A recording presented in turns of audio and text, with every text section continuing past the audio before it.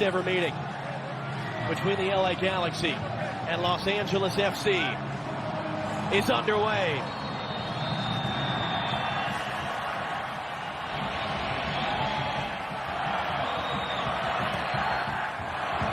Galaxy in white, LAFC in black, and the game will be stopped as soon as it has started,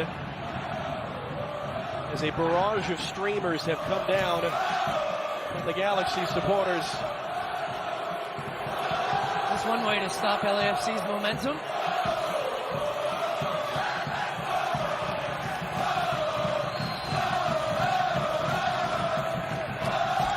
Something that Bob Bradley talked to us about yesterday. The rivalry has been in the front offices and in the stands for the last couple of years.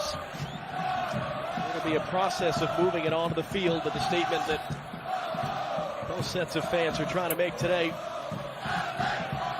For the Galaxy, this is their 700th all-time regular season game. Going back to 1996, and Ziggy Schmidt has been involved in a lot of those. They've won more of those games than any team in history. They've won more MLS Cups than any team in history. But for Ziggy Schmidt and the Galaxy, they're now trying to rebuild from their worst ever season a year ago. A win at home, a loss in New York, a draw in Vancouver so far. For LAFC, winners in each of their first two games, only Bob Bradley's '98 Chicago Fire and Ziggy Schmidt's '09 Seattle Sounders have ever done that. Neither of them, though, won both of those games on the road. LAFC today not just trying to match the '09 Sounders for the best ever start by an expansion team, but make a statement of intent in this battle for soccer in Los Angeles. Speaking of battles, the one I'm looking for today, John, is right in the middle of the park. Barry Kitchens, Rondo Carrasco up against Vela, Kay, and Benny Feilhaber, who's on the ball. Who's going to win that battle is going to determine who wins this game today.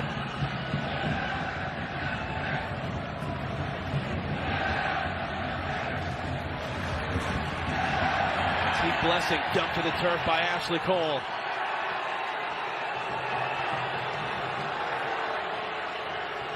Don't think for a minute these guys that have long resumes in Europe don't take this game seriously, because they understand as well as anyone what these games could mean. Great footwork by Carlos Vela, able to keep it. Kitchen trying to recover across to the far side. A comfortable opening touch of the game for David Bingham and the Galaxy's goal. Right in the middle of the field, just what we were talking about, Carlos Vela, what he's able to do. He skips past Barry Kitchen. And then these were the runs that Bobby Bradley talked to us about yesterday. Those darting runs from out to in from either Rossi and Blessing, and the timing of the pass. That time, the timing of the pass from Vela was excellent. The service not so good from Rossi. Back up now. Diego Rossi, 20 years of age. Cross for the team. Blessing, 21 years of age. On his favorite left foot. Second save early for Bingham. One of the most active goalkeepers in the league. He made the move from San Jose this winter.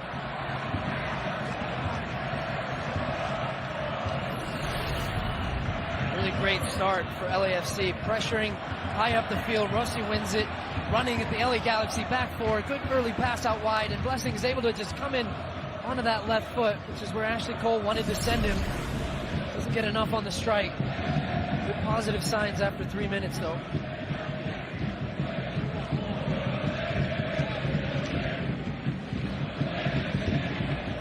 Anthony Kay, young Canadian international, sandwiched off the ball.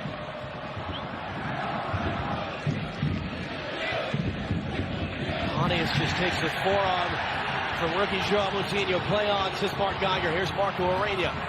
Scored the only goal as Costa Rica beat Scotland in the international break. Rossi trying to return, took a deflection, fell to the feet of Arena. Needs some help, dropping it back off. And in the end, Feilhaber didn't get it back out wide for Vela. Not get a second chance at it.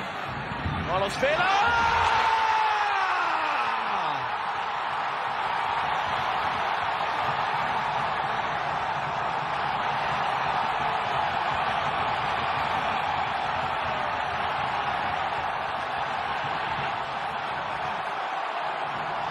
That's how you score the first goal between LAFC and the LA Galaxy.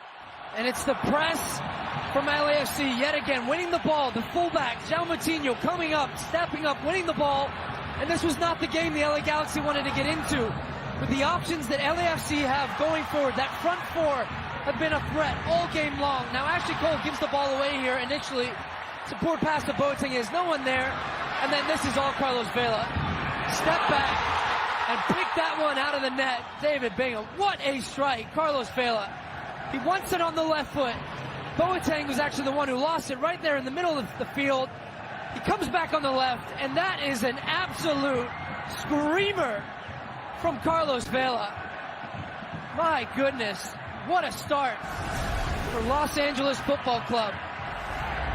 Second goal that he's scored already. We asked him yesterday, why'd you come to LA? Why'd you come to MLS? He said, why come? It's LA. Why would I go anywhere else? I've been in Europe for a long time. As a teenager when he moved to Arsenal. I've been with Real Sociedad for a number of seasons, said I was ready for a new change.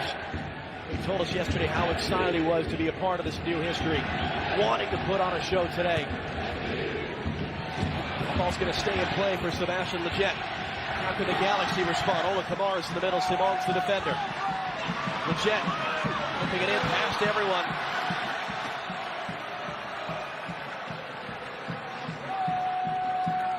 MLS on Fox is sponsored by Audi. The Audi Player Index tracks every move, every match. To learn more, visit MLSsoccer.com/Audi. Sebastian Lletget and Carlos Vela are the subjects of our Audi Player Index today.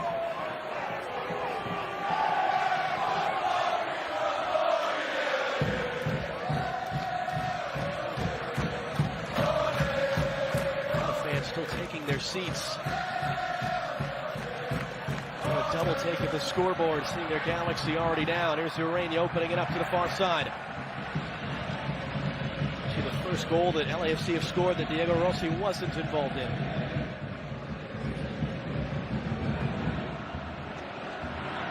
Vela taken off it by Kitchen. Lletget has got Kamara in front of him. Orozco didn't see Vela coming in from behind. Carlos Vela. Urania running off him. Blessing had to wait for it. Back into the middle. Rossi through traffic. Knocked down. Shelvick.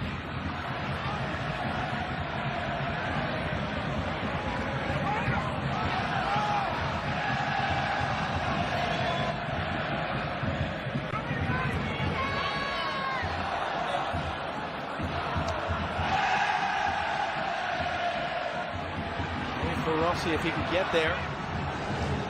Here's the defender.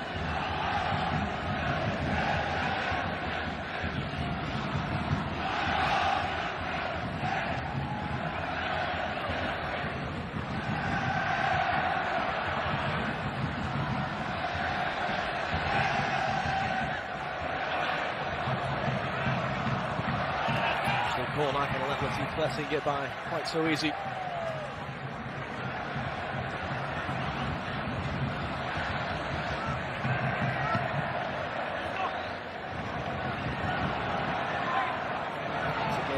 And Kitchen combining to help win it.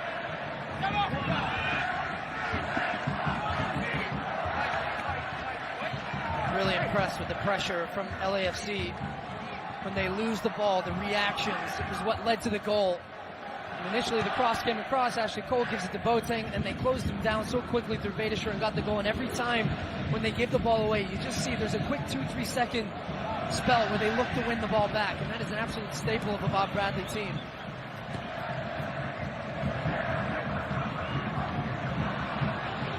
They talked about the early starts they had had. Fastest goal by an expansion team in league history. 11th minute in Seattle. They actually went down in Salt Lake City the following week. They were 2-1 up at halftime. Part of a 5-1 victory. Worrying for the Galaxy. 4 goals they've allowed in the early season. 3 of them came from either giveaways or poor clearances.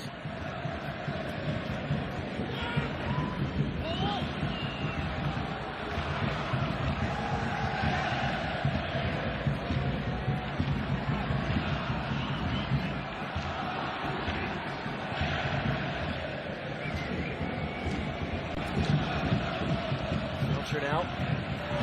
Step on Rossi for the and able to get it away from Pontius. Cycles it back. Lletget wants it in the middle. Vedasher gets that away in front of Kamara.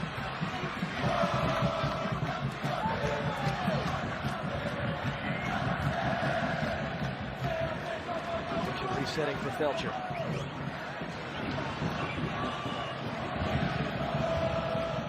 Carrasco. Martinez let it go for Felcher.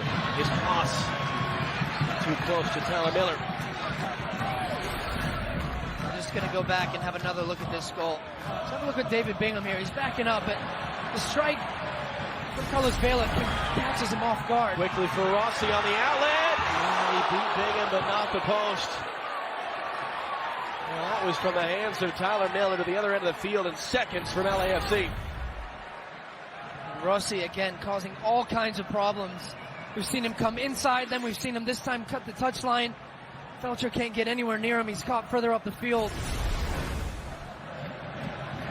There's 3 goals and 3 assists. It's actually an MLS record. Nobody had ever been involved in 6 goals in their first 2 MLS games. If he were to score twice today, he would tie the all-time league record for most goals in the first 3 games of an MLS career. The second youngest designated player ever signed in this league. Turned 20 the day after the game against Seattle, and Mark-Anthony Kaye taking a shot to the back of the head. Mark Geiger immediately waving the play dead and waving the trainers on, but Kaye pops back to his feet.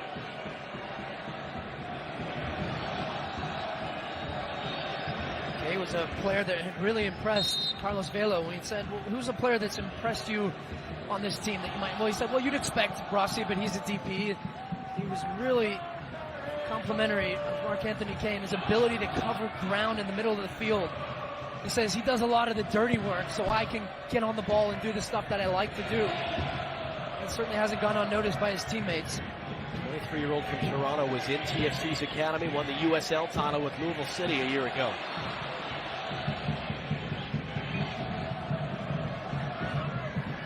Pontius trying to find a way through. Pontius does get away, reversing it in. Simon slides it out in front of Kamara.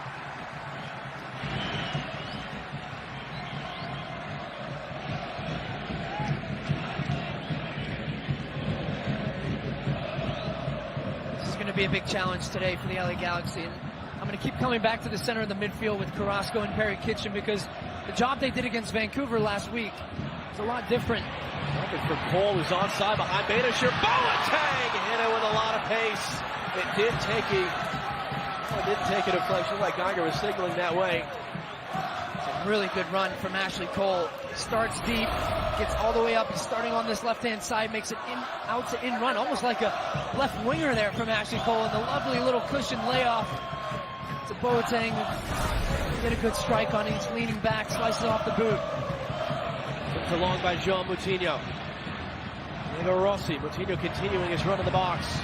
Rossi trying to play for him. Felcher cut it off. Goes to ground, wins the tackle for an LAFC throw.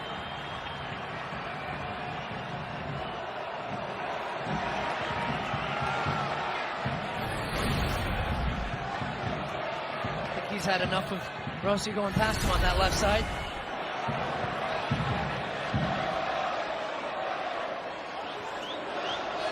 Rossi again.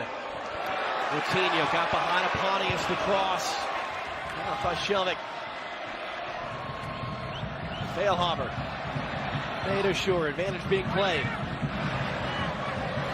Urania. Just read the whole way. Silvano Carrasco to get it clear. Simon. A comfortable save. Just to finish that earlier point, John, about Carrasco and Kitchen is the job they did against Vancouver. They were protecting a back three on the road. Ziggy Schmidt knew how he wanted to play in that game. Today, one of those two players is going to have to join the attack a little bit and start to play some passes forward that break the lines, because you don't have a Gio Dos Santos, you don't have an Alessandrini, you don't have as many players that are good one against one, and really have to pose a threat so you can create overloads and get Ola Kamara some service. Blessing able to outduel the Jet. A return pass from Boateng.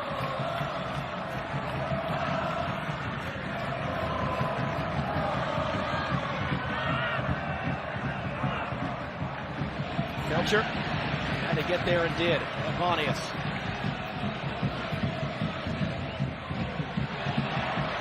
Ball's out. LAFC throw. Just in case this isn't enough, we've got Cristiano Ronaldo and Lionel Messi on your TV screens Tuesday and Wednesday on FS1. That man knows a thing or two about big clubs playing in the Champions League. And the expectation is we will see Zlatan Ibrahimovic in the second half. Ziggy Schmidt said we got to be careful with him. What's his fitness level? He's come off a 10-hour, to be fair, private jet, but it's still a 10-hour plane flight Thursday night. Take him a little adjust to the weather here. I mean, it was great to see him out at training yesterday, and at times had that look of a big boyish smile and just enjoying being out on the field with new teammates, new surroundings. Visibly frustrated at some of the touches after getting off the flight and the rust, and hasn't played a game since December, so they are going to take it slow with him, but make no mistake about it, everybody's here to see when Zlatan's going to get on the field.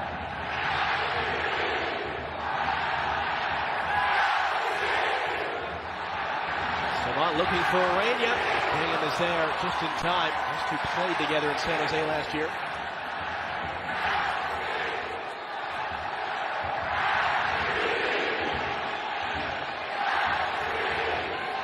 Good tackle by Josef Martinez.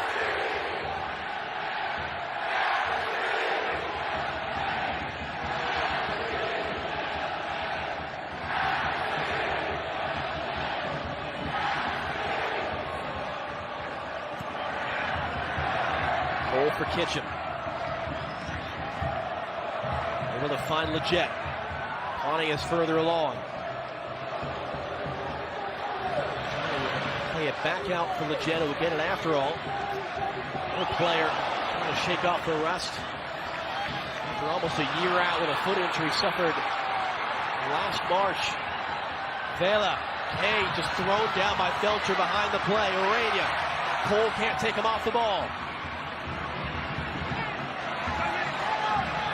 Anthony Kay, he'll tee it up. Didn't miss by much, but Beckham seemed comfortable with it.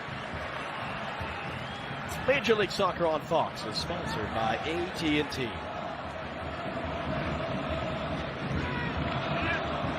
And we mentioned the goal he scored for Costa Rica against Scotland, scored both goals in the game that, as much as the Trinidad game sunk the U.S. hopes for the World Cup. Costa Rica beating the U.S. in New Jersey in September. Score for LAFC.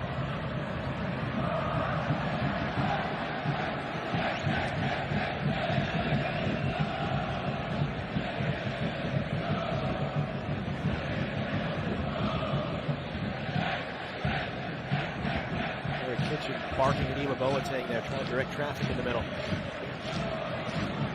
Kamara dropping in just to get a touch on the ball.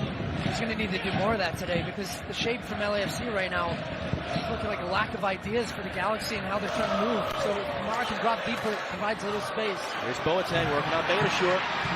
Blessing had to get that tackle right. Fans howl, but Mark Geiger immediately sprinting upfield.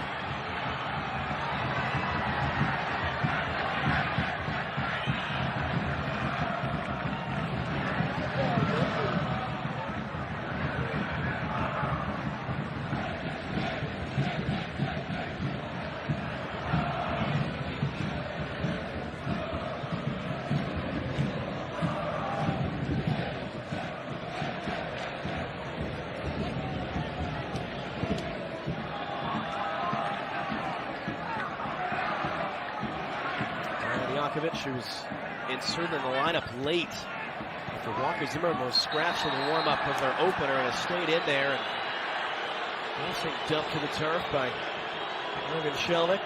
Norwegian acquisition in this winter, and a warning by Mark Geiger for it. Blessing seems to be in some real pain. Took a hard challenge there, but I've been impressed with Blessing over the first 20 minutes. He tracked back a minute or so ago and made a challenge in his own box. This time Shelvick catches him late. And he's been very active. Up and down that right side, leading the break, showing good patience a moment ago to hold up the counterattack. It's given LAFC an attacking set piece. Vela takes it short for Failhaber. Kay, tight corners there. Rossi was cut off. Galaxy passed their way out of it. No.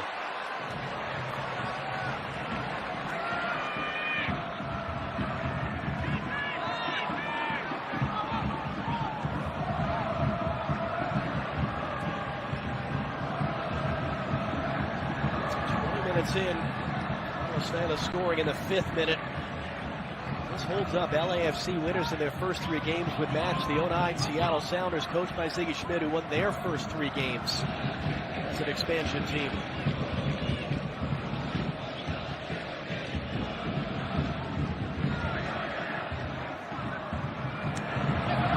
Boateng interception in front of Vela. The Jet turns it back for Cole.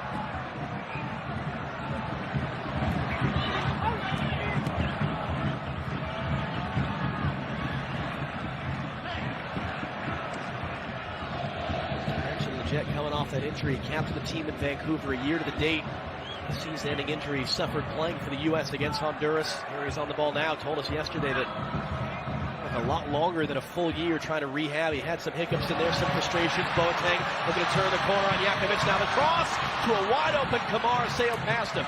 Felcher able to pick it up on the far side. Pressure for Blessing, who's now on the left. Rossi's come to the right for LAFC.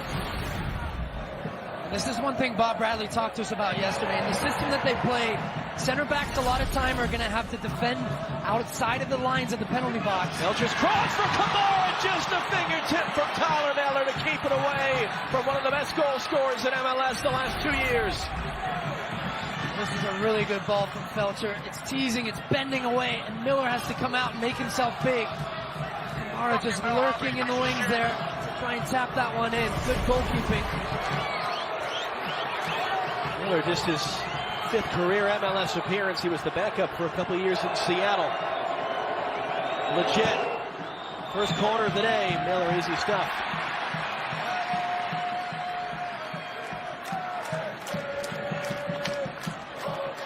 Let's get some sounds for the field. Just get around them. Get around them.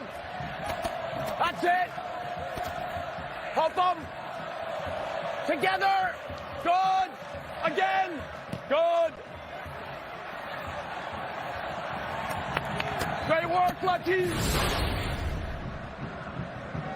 You played for him in the 2010 World Cup. I was having flashbacks there. Both training and games.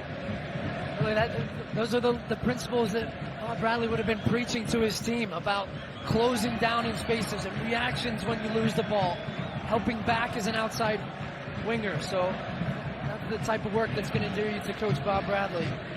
Katie, what else are you hearing from the LAFC boss? John, standing back behind the LAFC bench, Bob Bradley most concerned with their shape and making sure they're where they need to be. You heard him calling out to Latif Blessing on the defensive side. He's telling him to press the Galaxy inside, take away the outside flanks. Then when they're on the attack, I've heard him call out to Blessing, make sure you're out here on the touchline. He did a few minutes ago call out to Juan Simon on the defensive line and tell him better ball movement, more passes. Logan Sheldon given a warning there by Geiger. On the verge of a persistent infringement yellow. So here's Rossi now setting up on the right. Kitchen right on top of Kay, but he gets it away for Beitashour. Rossi 1v3. Losing out. You touched on it earlier, John, about Rossi Blessing switching side. That's something we're going to see a lot of from those front 3 interchangeable. Renya will always be the high one, but I saw it against Salt Lake last week, or a couple weeks ago now, with all the breaks. But Rossi had started on the left, switches to the right, gets himself a couple goals, so both comfortable on either side of those flanks. Had a good chat with Diego Rossi yesterday. Rapidly improving English. He studied it in school as a kid. About this wave of young South American players that he says we can make MLS better. Increasingly attractive option for players like he. And his family and friends in Uruguay didn't quite understand, though, the concept of an expansion team, a brand new team. You have to remember his previous club, Peñarol, biggest club in Uruguay, was founded in 1891. But this is LAFC's 3rd ever game. And then he smiled and said he has a chance to make history. She is certainly doing so far. Anias for Leggett. Nutmeg Mutiny to find Felcher. Now Felcher's cross behind Kamara. What a promising moment for the Galaxy. She gets to really test Tyler Miller. Here's Marco Urania. Able to keep it on Cole. Rossi had to wait for it. Into the middle. Carlos Vela!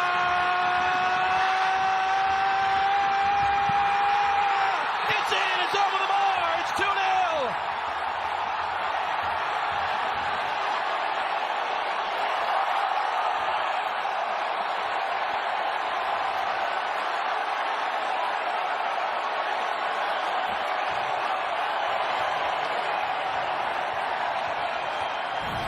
We might have to call this the one-way Trafico because it has been all LAFC in this game. Urania is causing fits with his movement outside of the middle of the field. He draws over two defenders. Rossi keeps his movement going, finds Vela, and he does the rest. Look at the way that Carlos Vela peels off at this back post. He recognizes it's not on right now. He takes his time, the composure, and then lifts it with the right foot. Up and over, in off the crossbar. And LAFC are absolutely flying right now with the Galaxy stunned. They're enjoying themselves.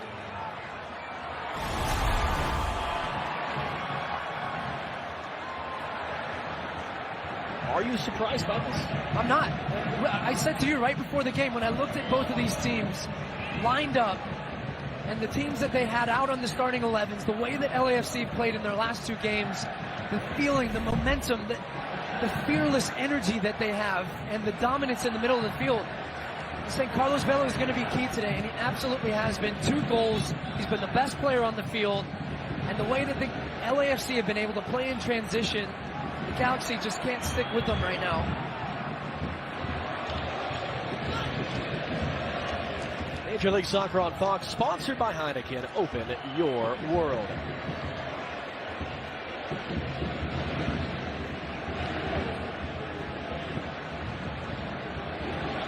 And we can't forget that LA Galaxy are missing Jonathan Dos Santos, Giovanni Dos Santos, and Alessandrini, arguably 3 of their best players. But still, this is a group that performed admirably up in Vancouver, got a point on the road. Here at home, it was always going to be a different game, a rivalry game. They just haven't matched that intensity from the first minute.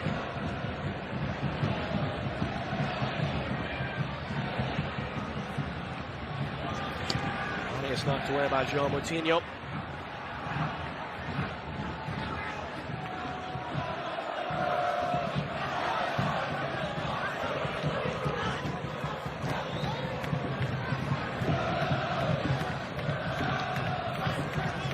Looking for space on Blessing, got away.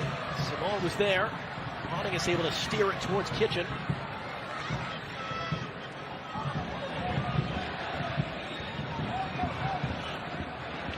Felcher again, crossing from deep. And Miller's there to get it. LAFC bench hopping up and down. They wanted Miller to go quick. They thought they had an advantage. They can find Urania, which he can't. And they did. As soon as Tyler Miller picked up the ball, I had a look upfield here, and it was 4 against 4. The front 4 for LAFC, because of the numbers and the problems that they've been causing. The Galaxy are going man against man, and if they can find that first outlet like they did the last time where Mourinho draws 2 defenders, they're going to continue to have joy. This would be a 10th home loss for the Galaxy since the beginning of last year. The prior 4 years combined, they'd only been beaten 6 times in this building. Cole stepping in there. Boateng. The one early chance. In for Leggett. Play across. Coutinho heads it away.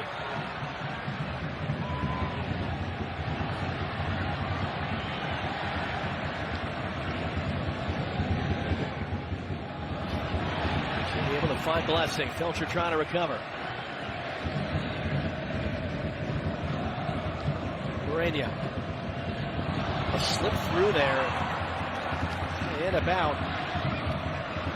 The obvious comparison begins To start with Atlanta, what they did last year, losing actually their first match to the Red Bulls, plastering Minnesota the following week, becoming the first expansion team since Seattle in 2009 to make the postseason.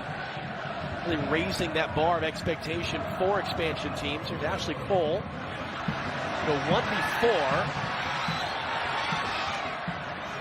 Rossi looking to come away. Kamara running with him.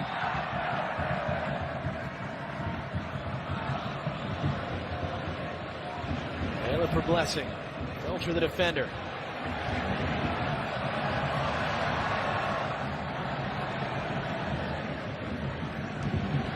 I think the obvious comparison is, other than the coaches and Tata Martino versus Bob Bradley, two experienced, good coaches, but you have a good mix of veterans, and then you have spent money on quality in those wide areas. And whether it's a 4-2-3-1, 4-3-3, whatever you want to call it, there's definitely similarities between an Almiron and a Carlos Vela or Diego Rossi or these types of players that are real difference makers in this league. Dale Hammer, Marco Urania, if he can get control of it, Bingham made the save. Still a chance here for LAFC. Vela. Cole got a foot on it. It looked like he was turned around. Rossi's touching the space. Mutiny a long way to go. He's not going to get there. It's worth mentioning the ultimate bar set for an expansion team was Bob Bradley's Chicago Fire in 1998, won the U.S. Open Cup and MLS Cup. You just see as Benny Feilhaber breaking between the lines. Urania with a lovely inside to out run off the shoulder of Shelvik, and then Carlos Vela just had a quick thought here. Well, maybe I can bend this one into the top corner again. Ashley Cole got a leg in the way. It's a good thing Carlos Vela didn't take an extra touch on that second goal, John. I thought you were going to pass out for a second. I already have one collapse love in my life. I need two.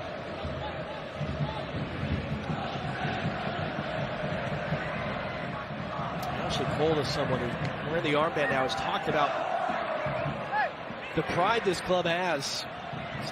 To us a couple weeks ago, last year was terrible. The fans didn't deserve that. The staff didn't deserve that. I didn't want to go out like that. I was taking the responsibility on of helping to build them back. But say all you want about it being just their fourth game of the season, the perception, the battle for hearts and minds just here in Southern California is the last thing they did. Kamara trying to get it along for Boateng. Beta cleans it up for Miller. Katie, what's the word for the Galaxy bench right now? John, earlier in the game, Stu mentioned maybe the LA Galaxy dropping Ola Kamara deeper into the midfield would help them. Moments ago, Ziggy Schmidt just called out to Perry Kitchen, telling him to get Sebastian Lletget to drop deeper. Yeah, someone, whether it's Kamara and Lletget, sometimes I've seen them interchange. I mean, I'm sure I could count on one hand the number of times Ola Kamara has touched the ball in this game. And you start to get frustrated as a striker. You want to get involved in the game, and if he's going to be the one that's continually pushing the center backs a little bit deeper, then someone has to drop in that hole and get the ball. The other part of that is they need service too. So Sebastian Lletget's going to come and try and find the ball between the midfield and the center backs.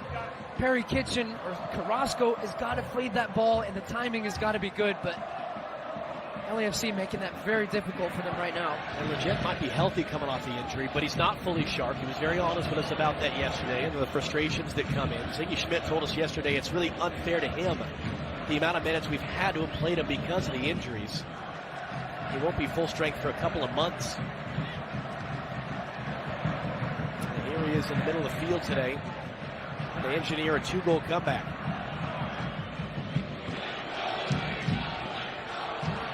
Is his touch not finding Carrasco.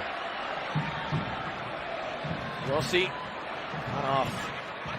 Shelvik there as Urania thought he was off and running, and Shelvik did well to keep it in play. As Norwegian countryman Kamara caught by Jakovic.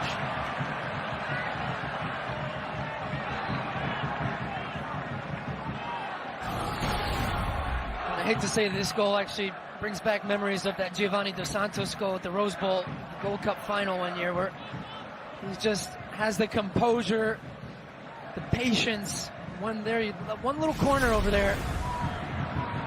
Lexi and Rob talked about it. They've been here for a couple hours, turning up in great numbers. been rewarded by the performance from their team. It's become one of the other great traditions in MLS rivalries. The last, really since Portland and Vancouver came to the league in 2011, is the away ticket allotment and the fights that go on amongst the front offices and the supporters groups for how many of the away supporters will be allowed in that type of section. But they've made noise. They've enjoyed themselves today. Knocking it away.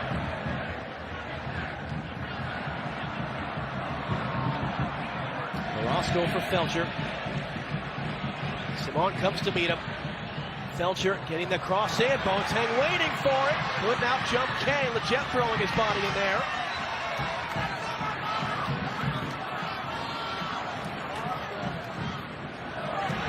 Blessing allowed by Felcher. It'll be an LAFC throw.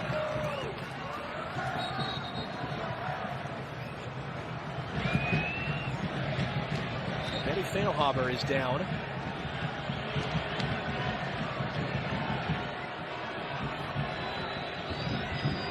Katie mentioned in that interview pregame, Feilhaber, born in Brazil, but went to high school here in Southern California, went to UCLA, was a walk-on for the Bruins. Then the U20 World Cup, played in the Bundesliga, the Premier League. 5 years with Sporting Kansas City, including a 2015 in which he was one of the best players in the league. Making the move back home to LAFC.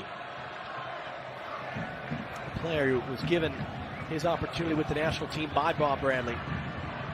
Scored that amazing 2007 Gold Cup final goal to beat Mexico. One of the teams that had some success in South Africa, the Confederations Cup and then the World Cup.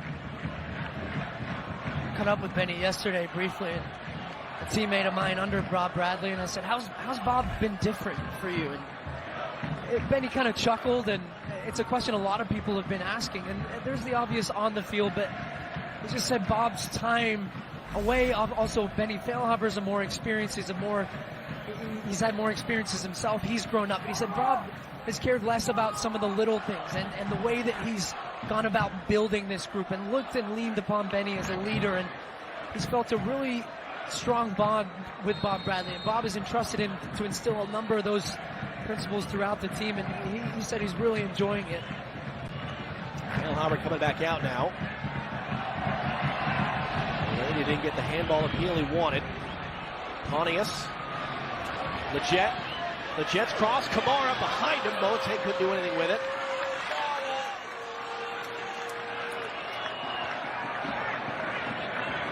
It is an interesting contrast right now. You've got Bradley, who continues just to prowl around, constant motion, noise, clapping his hands to the edge of his technical area. And Ziggy Schmidt just remains seated in his.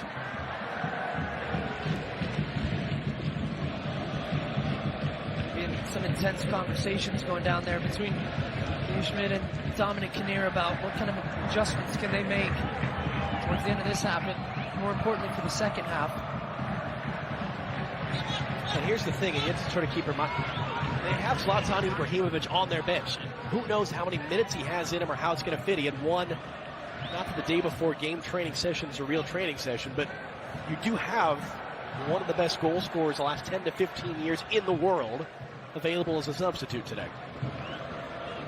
But you also have one of the best goal scorers in MLS over the past 2 years, Ola Kamara, on the field, who's barely touched the ball. So it doesn't do much good to have Zlatan Ibrahimovic out there, even though he can create something individually.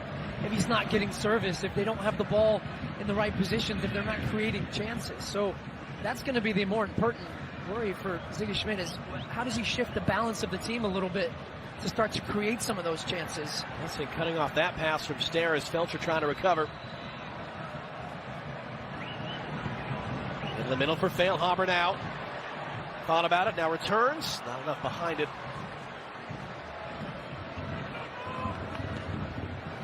Simon looking to ping that one across, just too far for Rossi. Cleared it.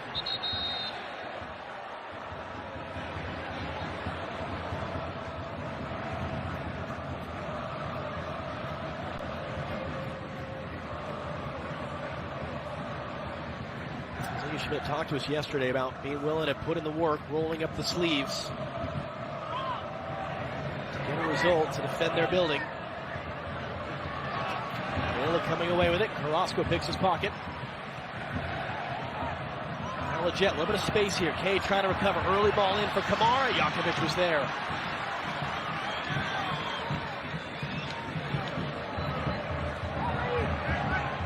DC United defender day on Jakovic.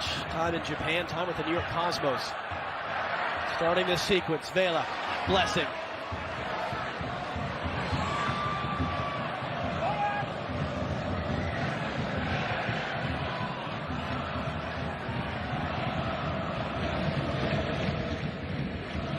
Vela again, he's on a hat trick. Charging through, got knocked away. Oranga just beyond him.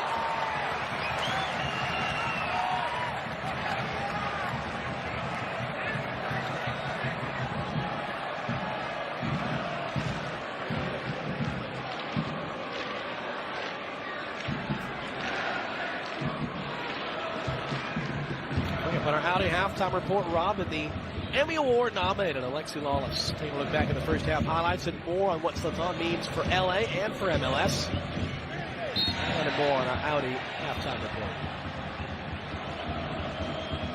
Does this change for Ziggy Schmidt? Do you maybe not play Zlatan, though? I mean...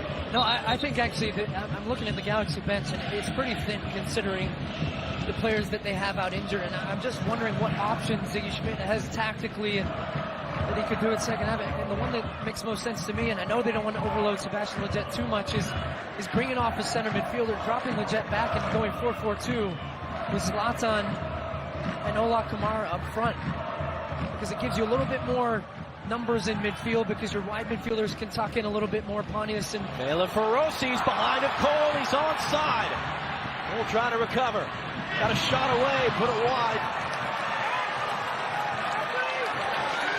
One of the few things that hasn't gone right for 20-year-old Diego Rossi in his first few weeks in MLS.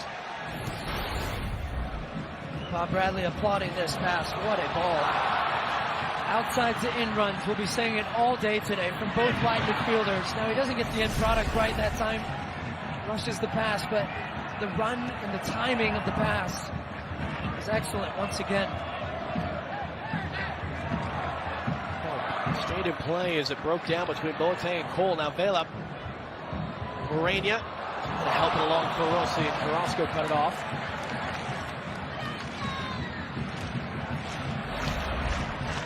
Rossi leading the league.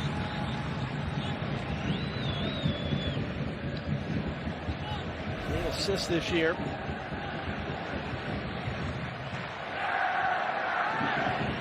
For Vela. Juan Carlos Osorio in the building in the World Cup looming. Not a bad day. And the type of game he's had so far with 2 goals, although unhappy with that pass.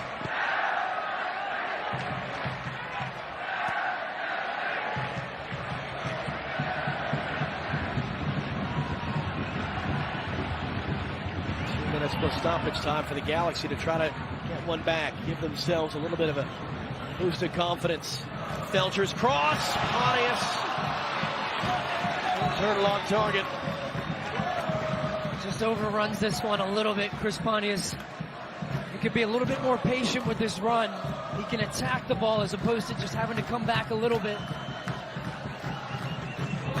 He adjusted to get it on target.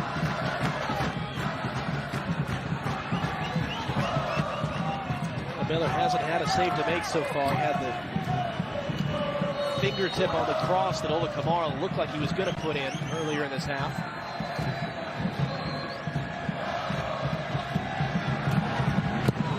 Only started 2 games in 2 years as Stephen Fry's back up in Seattle. An unknown quantity, though, to LAFC to make up their first pick in the expansion draft when he was a goalkeeper at Northwestern. Their GM, John Thorrington, was going to grad school there. Nadisher's got to deal with this in front of Boateng. Ante Razov, LAFC assistant, part of the coaching staff in Seattle when Miller was there, for that matter. Former Sounders midfielder Andy Rose, it's Bob Bradley's son-in-law. So he had a couple good scouting reports on Miller to be given the keys in net for LAFC.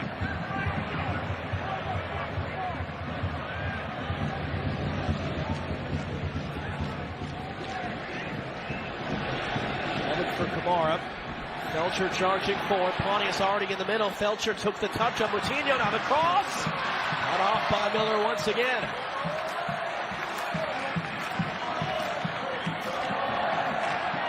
Simon leading the charge. Steris, good tackle. And Arena. Kitchen barking at him to get back up. 2-minute stoppage time on the way. Belcher again looking in for Kamara. Sent away by Jakovic. We'll see. Able to find Beta short. Just hitting that up in the air.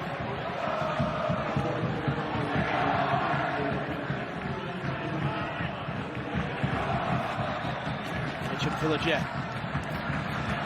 Good hit for Kamara. Speaking of Kamara, 10 touches in the first half. 10 touches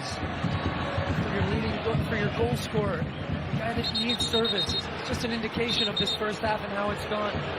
Blessing got hit on the head there in a collision with Leggett. Mark Geiger, as referees were instructed to do, and he had injury.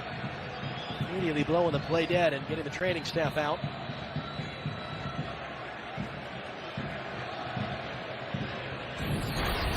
He's taking a few knocks today.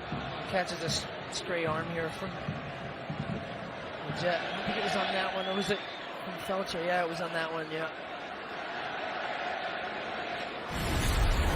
Taking his time. They want to get into halftime with a clean sheet. It's been a pretty complete performance. I wonder what those two are trying to devise. Figure out a way back for the Galaxy.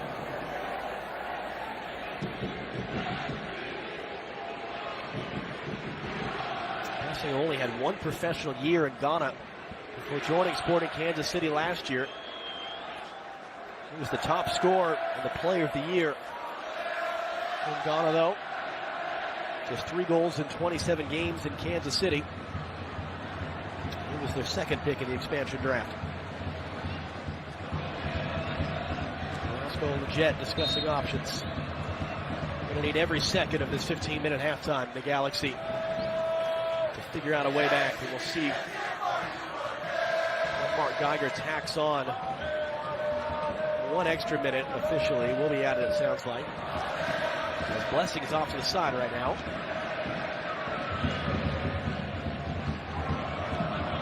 It was being waved back on, but he wasn't looking at Mark Geiger, so we didn't know for a moment.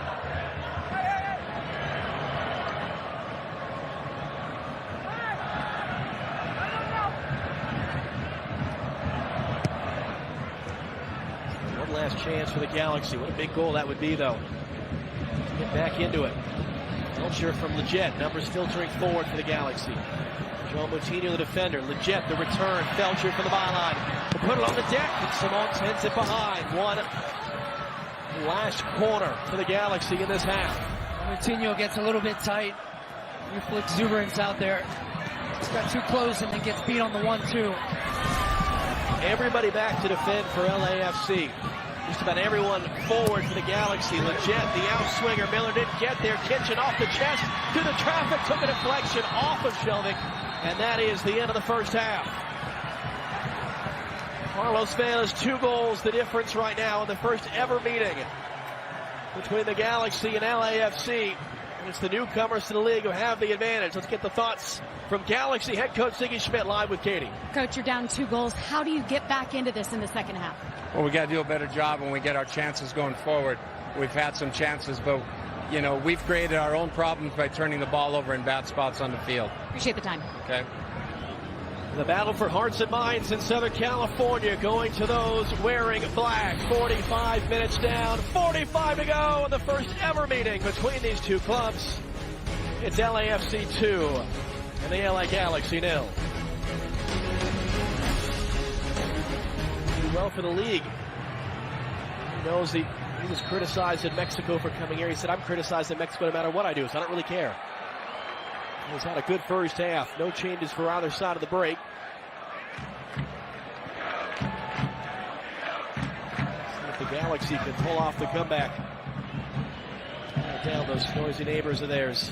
Just about 12-mile drive up the 110 freeway. Boateng on the run from Kamara. Leggett. He's got Pontius over who had to wait for it. Pontius now looking for space. Got in the way. Good save by Miller. First of the day.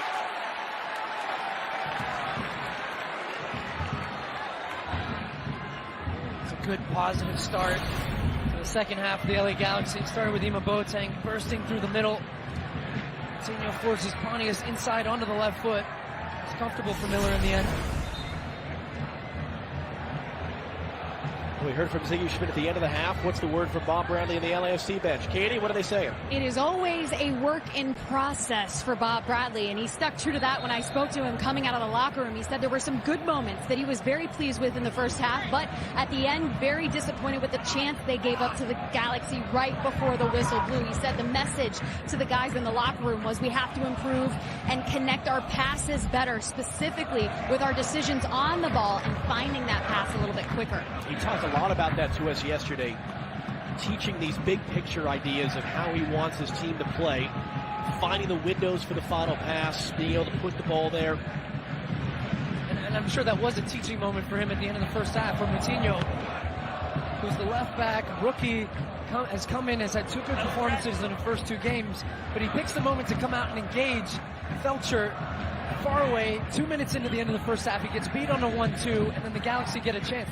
That's one where you keep it in front of you, you make sure that you force them backwards. You don't need to win the ball in those situations. So Bob Bradley, being a perfectionist, always looking to improve his team, and I think he's been a little harsh because they had a really good first half. Well, Simon coming across to take that off goal of Kamara. Sure, again, he's running a lot of crosses today, but a lot of them ended up in the hands of Tyler Miller. Quick roll out to Latif Blessing. Orania on the run. Trying to catch Shelvick. Orania using his body to get there. He's got Vela open in the middle. If he's, it's going to be an own goal instead. It's been that kind of a day for the Galaxy. Been that kind of a day for LAFC. They're now up 3-0.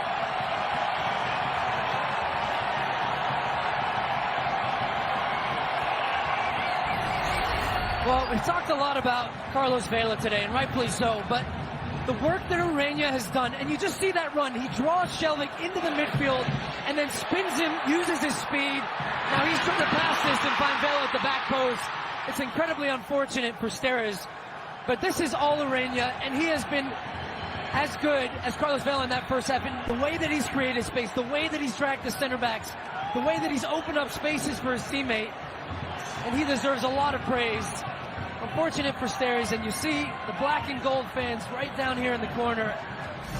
They're enjoying their afternoon, and LAFC 3-0 up, 49 minutes into this game. Wow.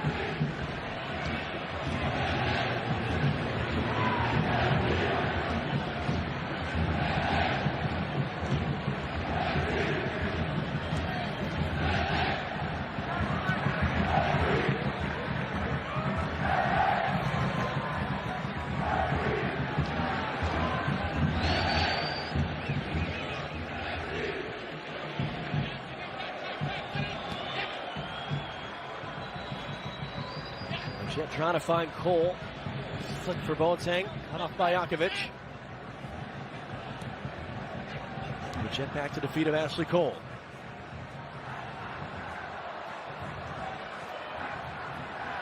Joining up in the attack. Ran away from him, though, on that first touch. And Benny Failhopper's got a lot of green grass in front of him right now.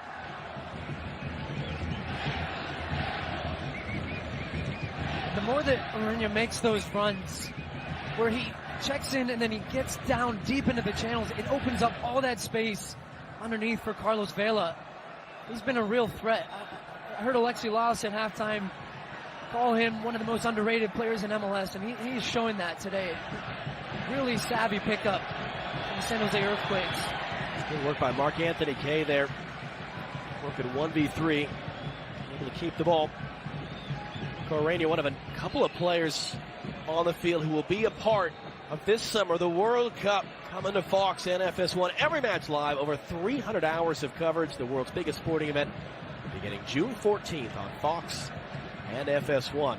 Orania's now been starting consistently for Costa Rica. Laurent Simon didn't get on the field, but was at the last World Cup for Belgium. Talked to us yesterday about the conversations he's had with Roberto Martinez, the dream he has to get back to the World Cup, and the work he's going to do to try to get there. Ashley Cole left in Latif Blessing's wake. Pass was behind Rossi, though. It's of course to say nothing of Carlos Vela and the Dos Santos brothers hoping to be there from Mexico. Way back to the far side for Beitashour. He was in the last World Cup with Iran. His cross cut off by Kitchen. Still Zlatan Ibrahimovic keeping the door open, at least his door, to be at the World Cup with Sweden, and they're in Mexico's group.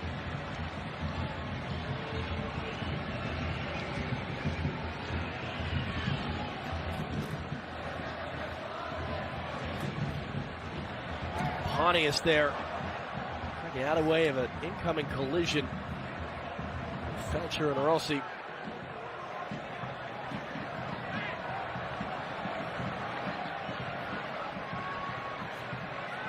Ola Kamara. Heading inside, heading back for the Jet, reverses it for Boateng, got himself onside. His cross in the deck sent behind for a corner. Sure, good recovery. Third corner of the day for the Galaxy.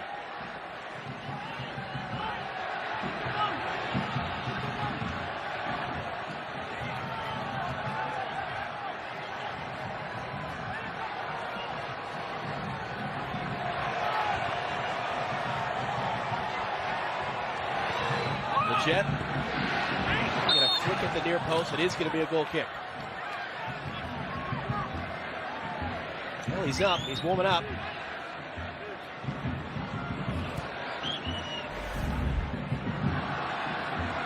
Say all you want about the age that he is now, coming off that knee injury, but it was a year and a half ago that he showed up with Manchester United. He was a 34-year-old, and he rampaged through the Premier League.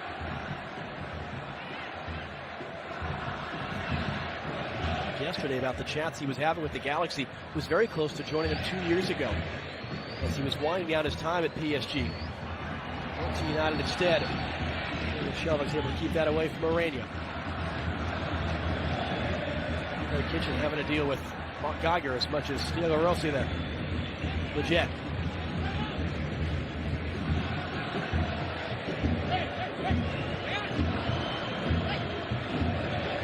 Boateng, Kitchen.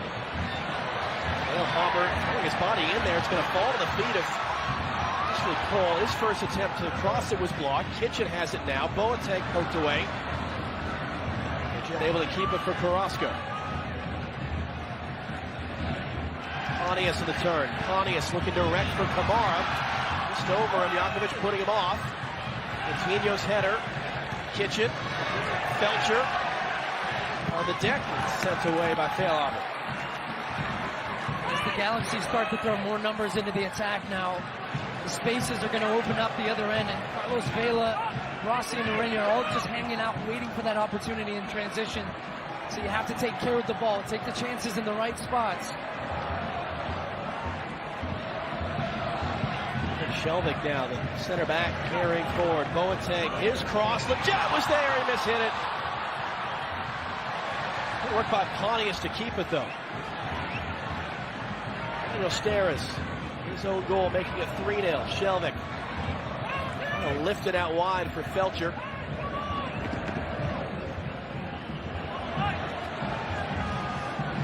Back in for the Jet.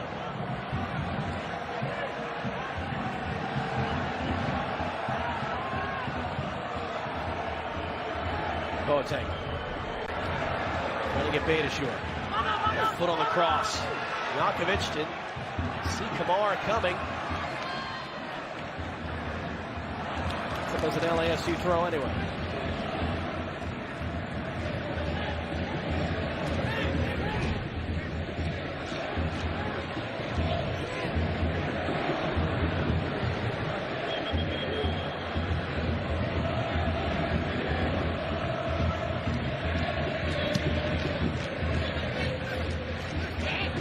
Taking it back from Wilson. Pontius on the turn. Felcher, long run to get there. Mutiny, he got there first. Took a bit of a touch there from Felcher, out for a goal kick.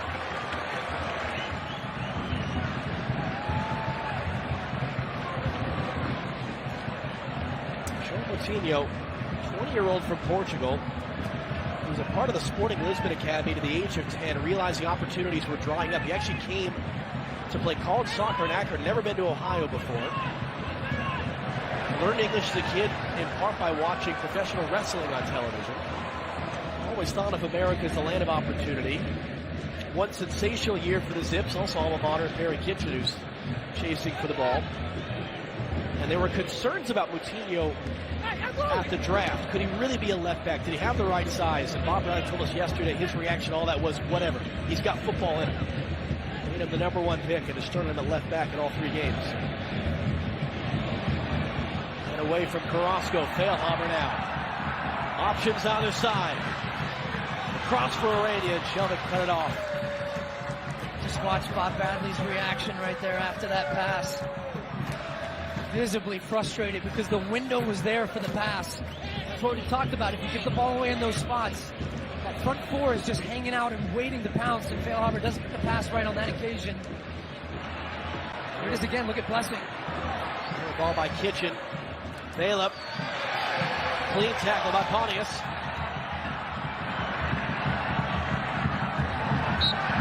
And Blessing commits the foul.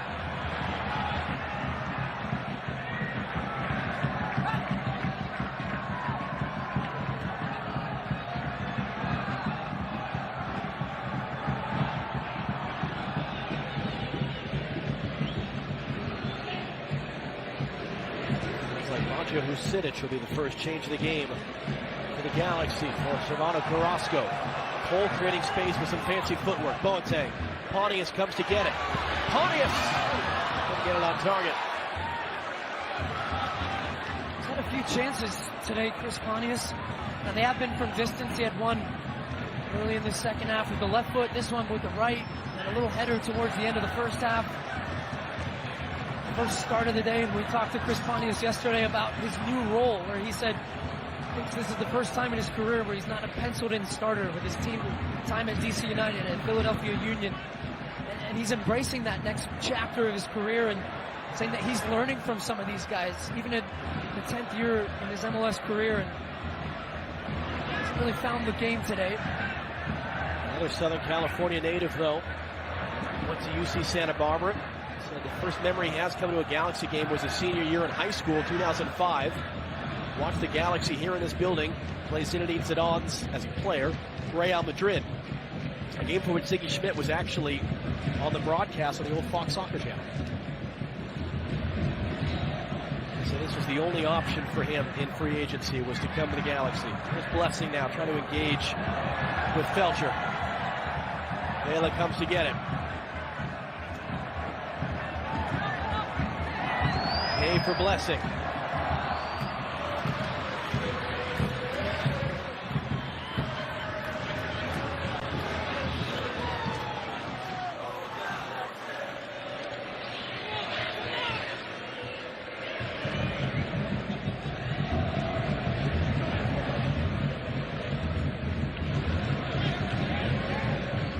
Boateng in the turn. Also trying to catch up. Boateng has the speed. If they find the right pass. Ronnie is forced backwards. Resetting for Cole.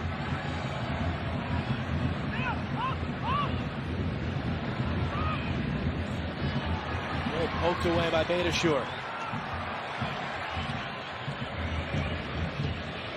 Taylor gave it to Rossi and steamed ahead. A Blessing.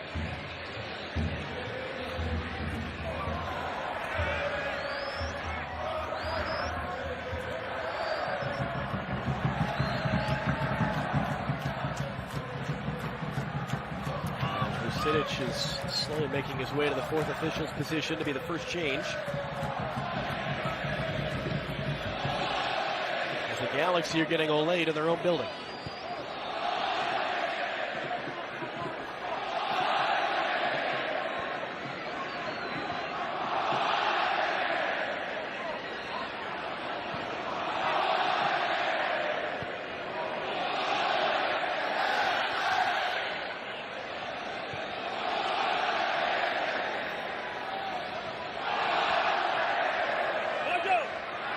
Carrasco had enough. Now can he feed an opportunity from Sebastian Lletget? To score his first Galaxy goal in over a year. Is it the start of a comeback? Or is it mere consolation? They've got half an hour to do something about it. Well, this is LAFC, and I think they got a little too caught up in the Olays and too comfortable to force pass into midfield. Benny Feilhaber gets caught on the ball. It's good pressure from Carrasco. And they've been crying out all game because Carrasco and Kitchen have been deep, allowing the midfield of LAFC to dominate possession. That time Carrasco steps up. It's a good challenge, a well-weighted pass into the path of Leggett, and an equally good finish. And the first time we've seen that corner over there very quiet. And it might just open the door a little bit for the Galaxy to get back in it. He was just coming into his prime as a player for both club and country when he suffered the foot injury in his hometown, or close to his hometown, at least in San Jose a year ago. That was Carrasco's last action. He is off, Vucinic is on. All right, here we go. Maybe. We're hearing they're trying to get Zlatan in, as you would imagine. Now let's see how LAFC react, because that was the reaction that Ziggy Schmidt would have been looking for. Just kickstart this team into gear. Vucinic, who as a child was a war refugee from his native Bosnia, came to Chicago as an 11-year-old, now in his 5th year with the Galaxy. On the ball. Kamara, wrong side of Pontius. Vucinic there first, lost his footing. Kamara, Leggett running inside. Felcher's driven cross behind Kamara. Samoa gets it away.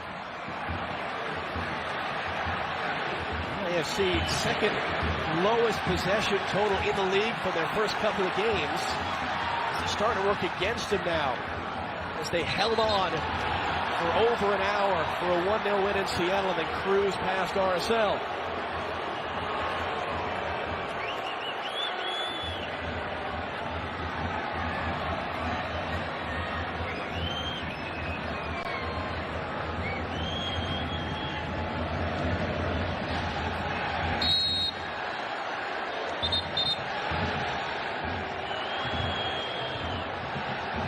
Kitchen tripping. That was Vela off the ball there. Kitchen pleading his case, wants him to have a look at it. Mark Geiger just having a quick word there. Reflection of the intensity that the Galaxy are trying to raise now. A long-time DC United stalwart. In MLS after 2 years in Europe.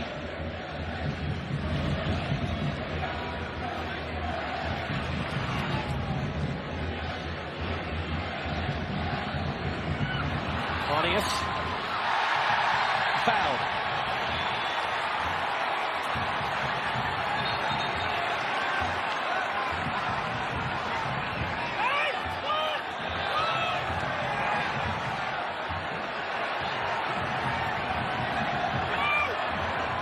Getting closer. Mr. Henderson. Let's see assistant coach giving him those instructions. Goal injected some life back into the building. I think we'll see LAFC make a change soon too. Try and bring some new energy. Leggett for the backside stairs in front. Kamara was the target. It's out for a corner. I think it was Mutiny, the rookie at the back post here, with the all-important intervention.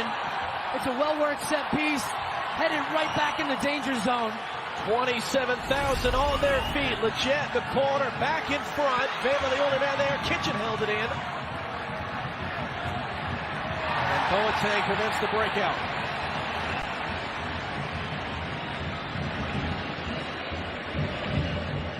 Major League Soccer on Fox, sponsored by Target. Expect more, pay less. 5 minutes left. First ever meeting between the Galaxy and LAFC. Are we setting up for a special finish? Vucinic from Boateng. LAFC preparing to make a change as Rossi's dumped off the ball. Vela has it now. Kitchen. A little bite at him. Couldn't take him off it.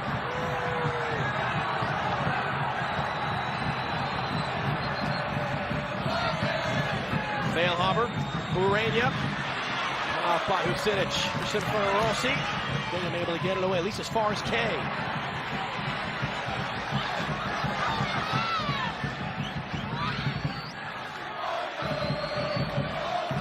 Edward Atuesta, who just joined LAFC in the last couple of weeks, getting set to come on. That ball to the action there off of Steris.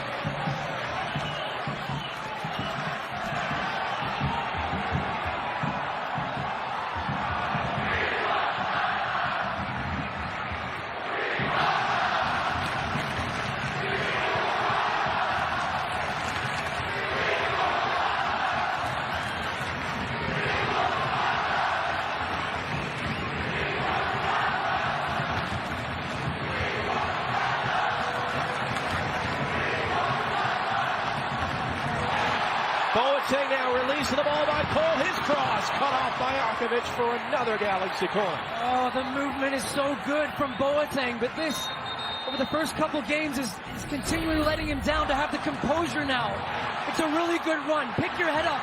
There's two players open. One is Pontius, and Kamara's making that run. It's excellent defending from Jakovic, but that's got to be better from Ima Boateng. First up of the day for LAFC. Katie, what's the word for their bench? LAFC assistant Ante Razov, the last to speak to Atuesta before subbing into the game. He just told me that they feel like everything's getting a little wild on the field right now. The reason they're turning to him is another body in the midfield, but the qualities that he brings. He's good on the ball. He's a smart passer, and the message to him was, we've got to gain back control. 20-year-old native of Colombia on the field, making his LAFC debut. Cole's cross met by Simon.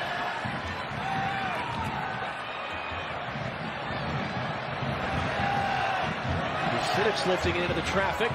Beta short. As far as Boateng. Boateng's cross looking for Steris. Felcher's there. Felcher's ball in. Kamara throwing his body around. Well, it for Urania. Throwing his body into Felcher, but Kovic rather able to see it out for a throw. It's a really good spell for the LA Galaxy right now. They can get some more quality delivery into the box, keep putting that back line under pressure. And off the back of Katie's comment, that's exactly what LAFC needs. They need someone to put their foot on the ball, regain some of the possession, moving the Galaxy around, forcing them to work defensively, use that flash bit of energy. Because right now, momentum is fully with LA Galaxy. Is that going to find Felcher? It is. Behind Mutiny, who's got to be careful. Felcher, what can he do with it? Not much.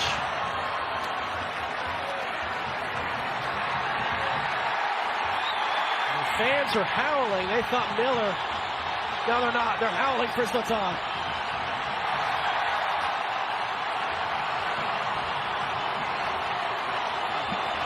It'll be Sebastian Lletget to make way.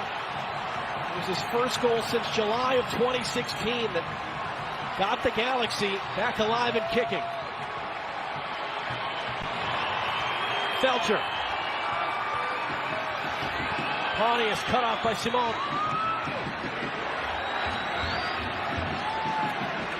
Since Zlatan Ibrahimovic is a man who likes to talk, and he trotted out a lot of the quips and one-liners he's become famous for yesterday at the press conference. But at every stop, in 20 years as a pro, he is back to talk up with goals and trophies. But coming off the most serious injury of his career, less than a year ago, can he do it again in Los Angeles? Welcome to Zlatan.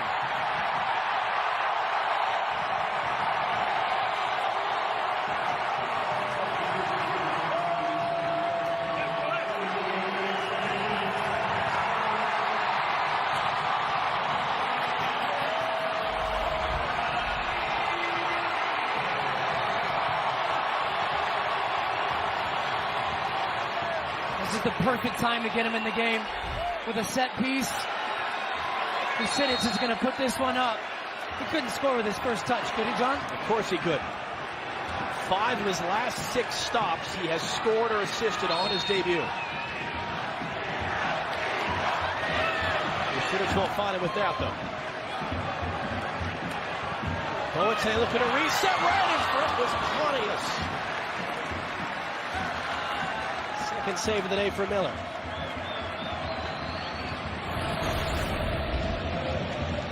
Boateng puts it in, and Pontius has another good look at it.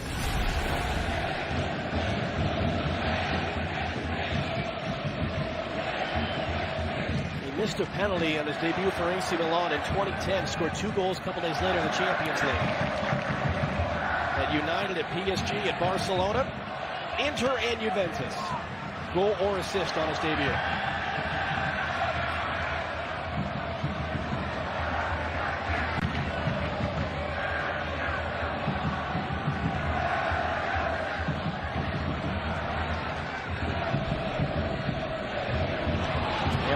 By Kitchen for Cole.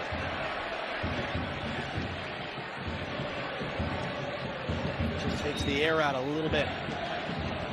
Those are the passes that let LAFC off the hook, relieve a bit of pressure. And we saw this LAFC team in their opening match go up to Seattle, get an early goal, and then sit back and defend. So they've already done that in their young careers.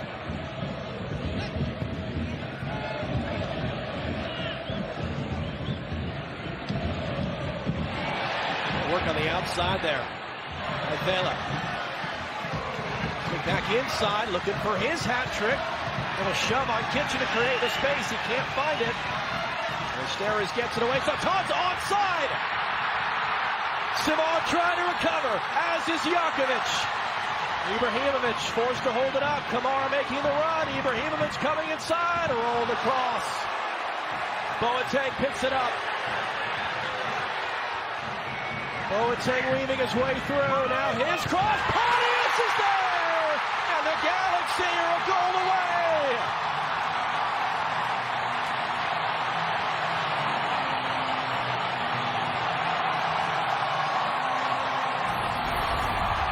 Well, Chris Pontius has had a number of chances today, and he's stuck at it. He keeps going. He's hanging out in the right spot. Boateng just drags the defender down, and this is a good quality service. Up in the middle, Pontius runs off the shoulder of Mutiny, and it's a thunderous header at the back post. Now, LAFC were initially caught in transition. So much space. Zlatan Ibrahimovic gets in behind, can't pick out the pass, and they keep plugging away. Mutiny's caught the wrong side there as a fullback. And Pontius smashes it home. Well and truly, game on now. First goal for Pontius for the Galaxy, 46th of his MLS career. Just the second assist by Boateng since April of last year. Pontius from Ibrahimovic. Cut off by Betashur. 16 minutes plus stoppage time to go.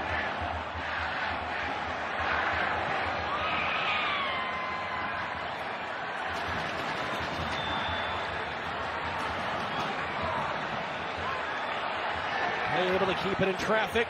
Felcher muscles Rossi off it.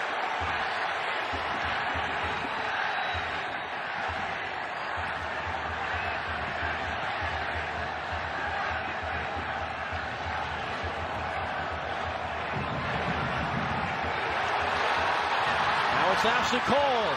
Ibrahimovic slowed up on the first touch. Back for Cole. He's back on side. He'll lift it in between Kamara and Pontius. Felcher comes to get it. Looking for space on Rossi. Up behind the cross. This is a much different LA Galaxy team in the second half, John. It didn't start well for them. The heads could have gone down. The reactions could have been different. But they've kept going. Vucinic has come on. He's made a big difference in the center of the field. But the most important thing, they've been forcing the wingers to defend. There we go, come on! Meanwhile, Pontius dances the byline. Pontius is crossed. Too far for the 6'5", Ibrahimovic. And then he trips up Vela.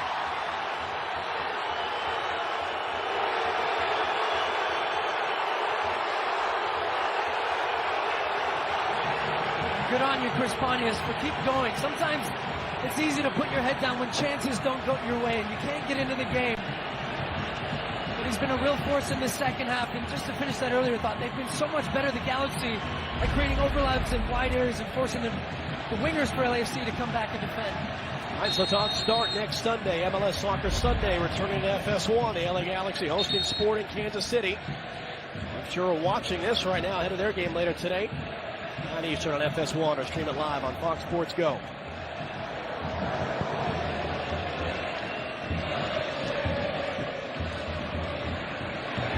Kamara throwing his body in. It's going to fall for Ibrahimovic. Oh, come on! Come on!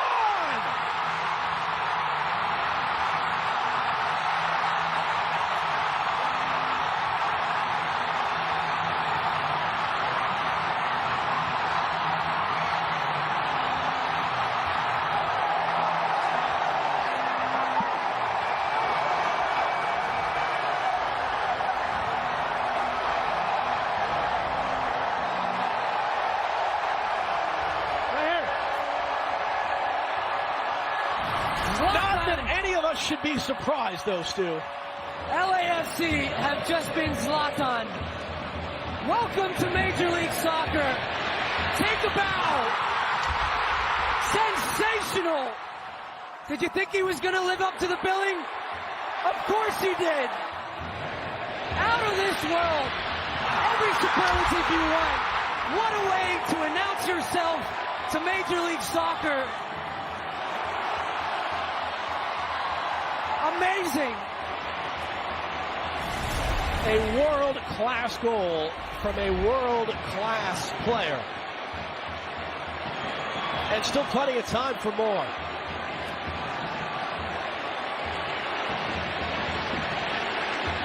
That's Atuesta working hard on the far side.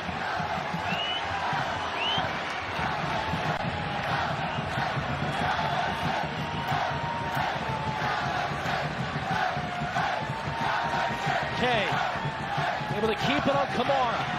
Finding Vela, blocked by Cole. Beitashour, back for Vela. His cross, met by Beckham. There have been just over 5,000 games in MLS history going back to 1996. This would be the 12th in which a team has come back from 3 goals down to get a result.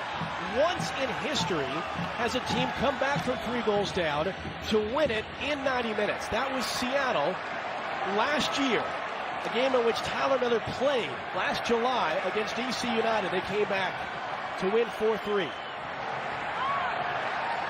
They already had a 4-3 game earlier today in Orlando. I still can't get over that strike.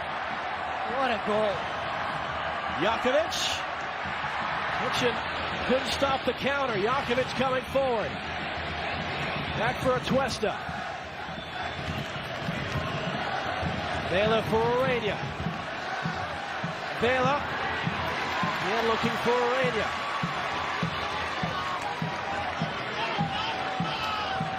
Christian Blackman preparing to enter for LAFC.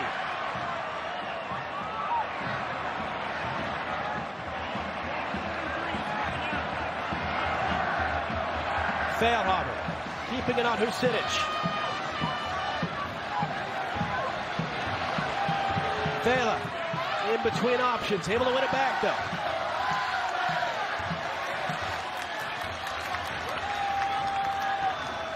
Safe to say this game's lived up to the billing, eh, John?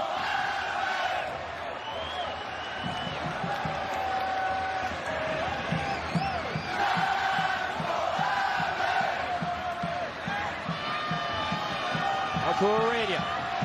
Skipping past one, handing off for Atuesta. Contact from Cole, free kick for LAFC.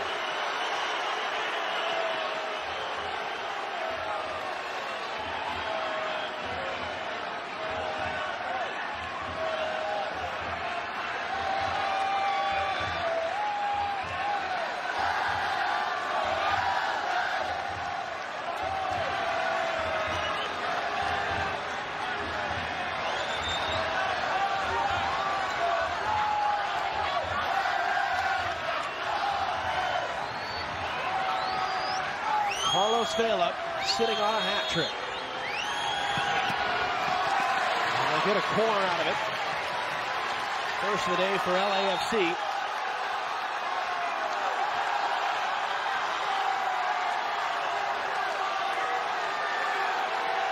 Blackman will replace Vela. And he knows exactly what he's doing as soon as he takes that bounce up. Are you kidding me?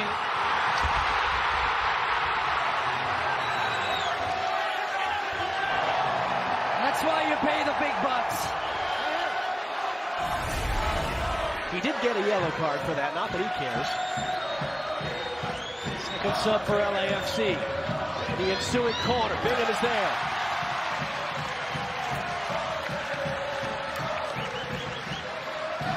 Tristan Blackman, a player they feel like has a high ceiling. Third pick of the draft, West Coast Conference Defender of the Year out of Pacific.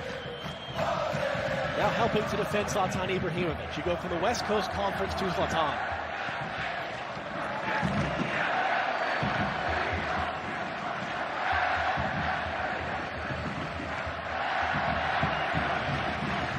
Shelvick looking long for Pontius. Couldn't get back to that touch. Simon's clearance only as far as Felcher.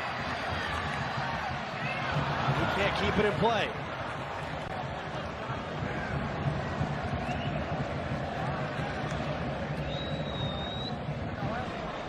Blackman, 21-year-old out of Las Vegas.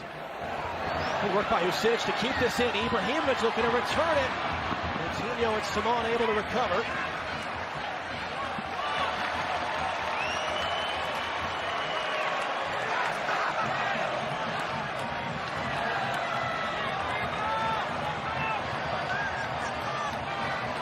This really is something. It's fun stuff. Felcher, that was a foul throw.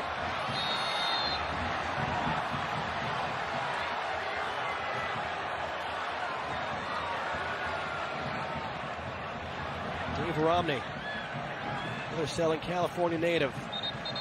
Brought up from LA Galaxy 2 a couple of years ago, getting set to come on. Pontius and his goal made it 2. He'll be coming off here.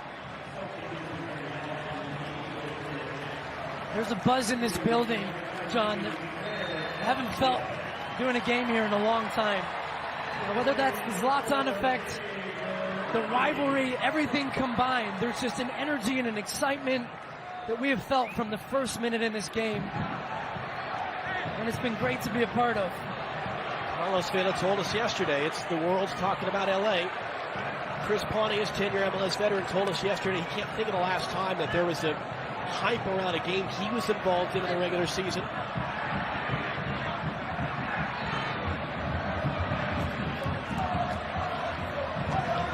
Is there one moment left? And will it be his? Ibrahimovic. Josef Martinez stepping in, can't take him off the ball. Boateng not going to get back to it. It's a goal kick.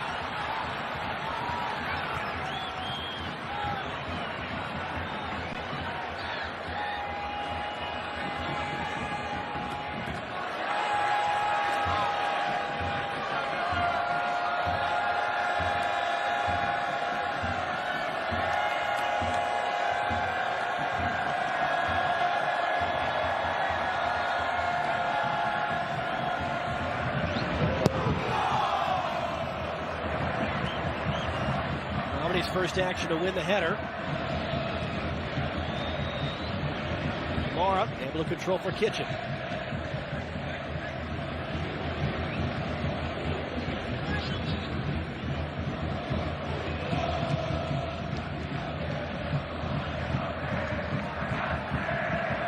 Looks like Romney's set up as a left back, and Ashley Cole's just staying upfield.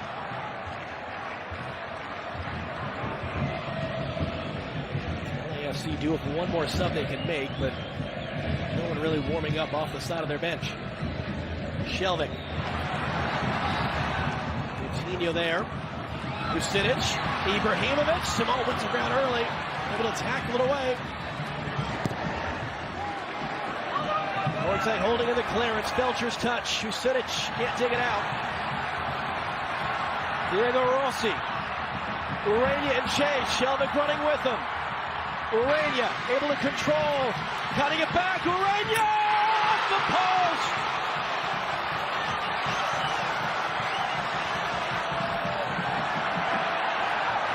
Boateng not going to be able to catch up. Urania almost a hero. And it's the same type of run. He's in to out. He drags Shelvick out. One-on-one defending here. He beats him. Comes back to Bingham's near post. And is inches away from putting LAFC back in the lead. Still a threat on the counter. The LAFC, the LA Galaxy, John, as you referenced, are pouring numbers forward, trying to find the winner. In a game that LAFC will feel they've thrown away in this second half. And one that, knowing Bob Bradley, will be incredibly frustrated how they've let them back in. It was a Benny Feilhaber giveaway. Carrasco won the ball. Leggett got this comeback started, and then it has been all Galaxy since. Simon there in front of Ibrahimovic. Vela and Rossi running in front of him. Took a knock from Vucinic. He's slow to get up. It was a foul.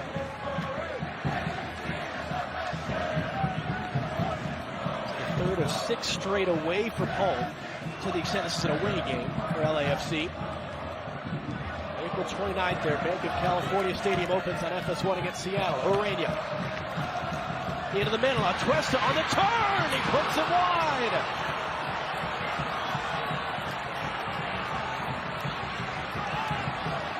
It's a really clever run through the middle from Atuesta. Just runs off the shoulder of Perry Kitchen, who stops and he finds a nice little pocket. Snapshot, dragged it wide of Bingham's post. Has not scored a professional goal. 2 years with Independiente in Medellin.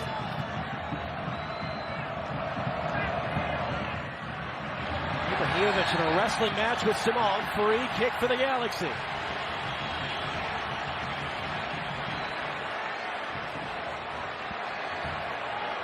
I think we'll see the Galaxy do what they did earlier in this half. Lob this one up to the back post. Look for a header back across goal.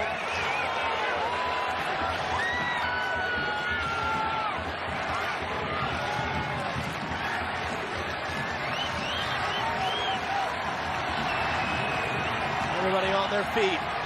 Vucinic all the way through.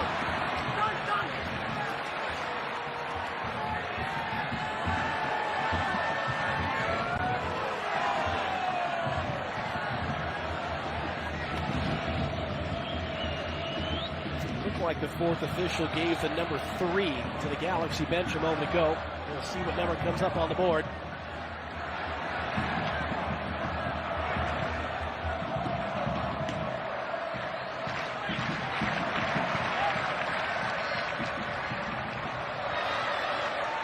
Able to keep it on Kamara. Doing really well. Vela dropping in. Wide for Diego Rossi.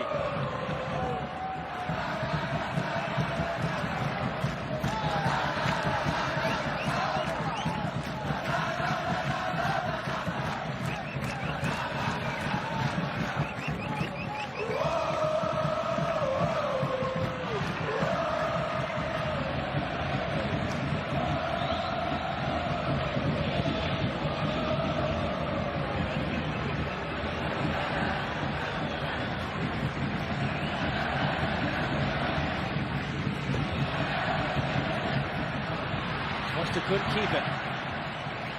Romney clipping it ahead for Kamara. Vucinic has Boateng open on the near side, instead looking for Ibrahimovic. He knew he was offside, he left it alone. Cole picks it up. Cole's cross, Ibrahimovic! Oh, are you serious?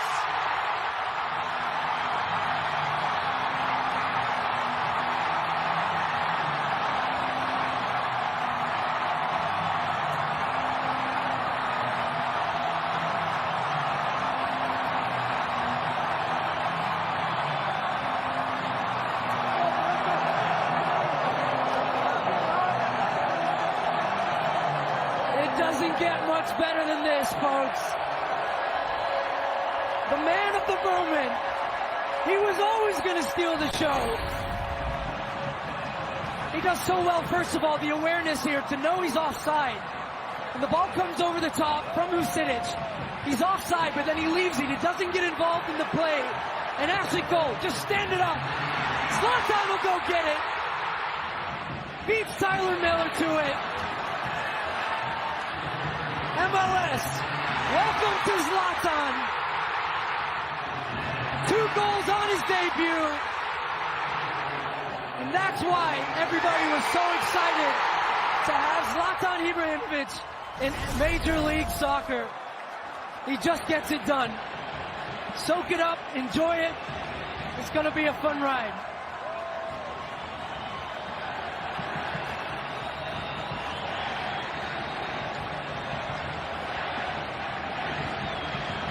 "90 seconds plus whatever Geiger adds on for the goal celebrations." Beitashour into the space. Urania going to hold off Shelvik. Gives LAFC a throw.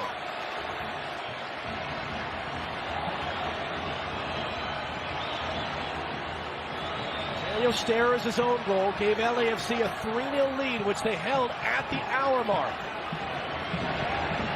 4 goals in the last 30 minutes for the LA Galaxy. As it stands, the second time in the history of Major League Soccer that a team has come back from 3 goals down to win a game in regulation.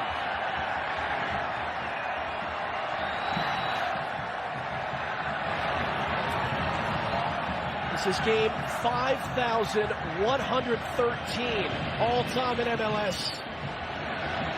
And number 2 that such a thing has happened. As Cole decks Beitashour. Just going to take one more look at this goal and see if he is offside. Oh, that is tight. He might just marginally be offside there. Is it clear and obvious there is an error? We have video review. Kevin Stott, who's been in the league since '96, is our video assistant referee. I mean, offside is not subjective. He's either off or he's not. And to me, he looked offside there. No review. I don't want to take away from the moment. They're checking every play. Don't let facts get in the way of a good story, I suppose.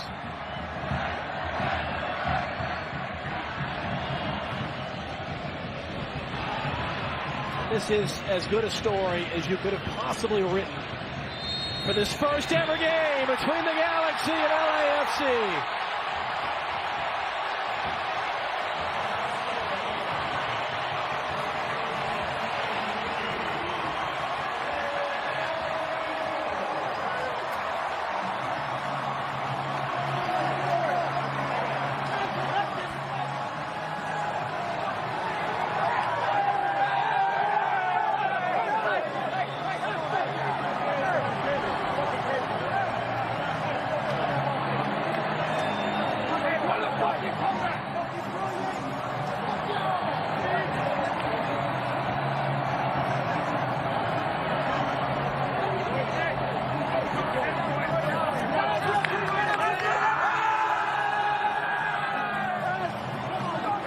The best team in MLS history tries to turn around from the worst season they've ever had a 3-0 loss to LAFC, sunk them completely. Might this be a day we look back on in December as a turning point for this club?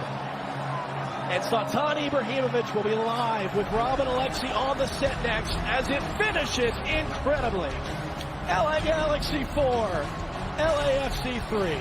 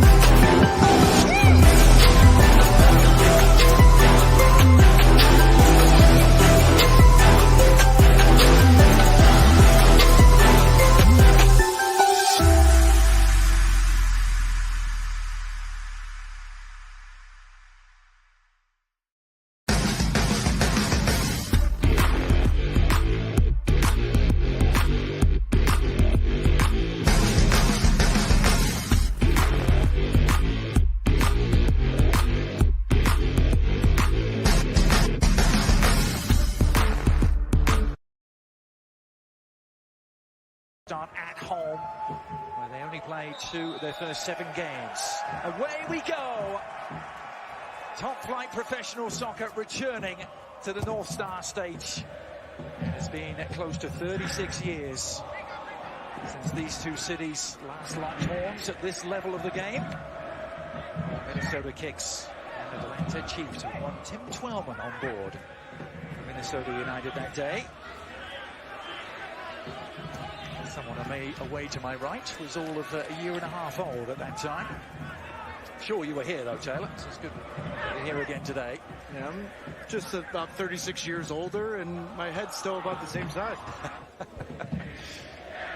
Well, this crowd has been willing it to snow, and that is no exaggeration, is it? They wouldn't have had it any other way. Actually been unseasonably warm here in Minnesota for the last month or so, but that all changed just in the couple of days leading up to this game. So much so that Atlanta changed their travel schedule. They were going to come up here and train originally, but then delayed their arrival. Now trying to get to grips with life on this slick surface.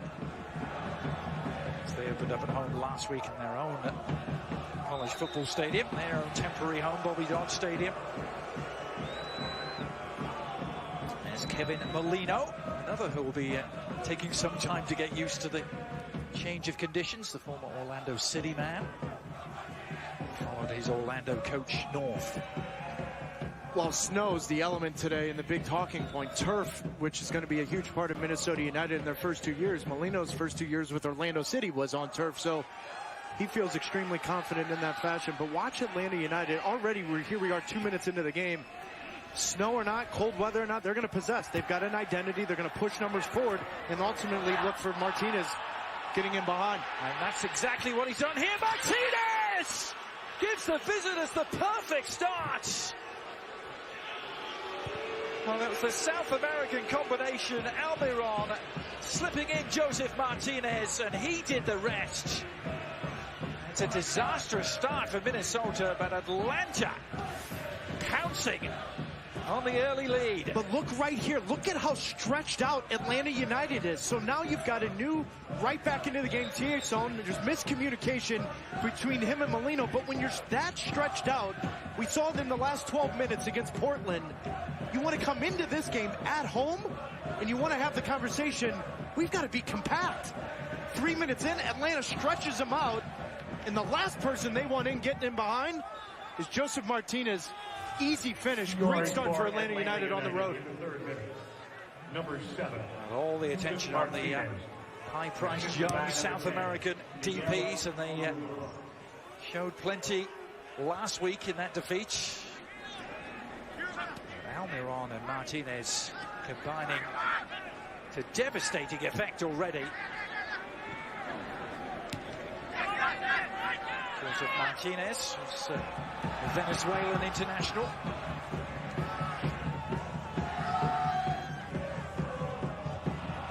Balloons trying to make their way forward. Johan Venegas out on the far side, the Costa Rican international. Played as the lone frontman, didn't he, for Adrian Heath last week up front, and then dropped back to allow Christian Ramirez to come on late. Yeah, I just think, you know, and I know what Adrian Heath was thinking in his staff, but your opening game, you're on the road, you just, that's a statement right away to your team, a mentality that we're almost going to play 6 midfielders. We're not going to play with a target forward, and I thought they really struggled. Yes, they had some possession, but how much of that possession was with a purpose? Well, 5 minutes in, they've had very little of the ball, and very little of the ball in Atlanta's third, because Atlanta's pressure and their ability to stretch them out has already impacted this game early on.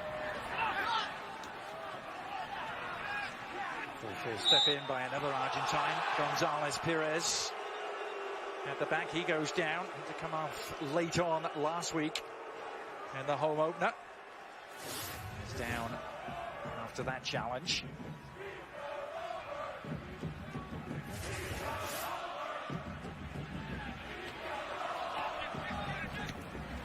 ECF Bank Stadium on the campus of the University of Minnesota.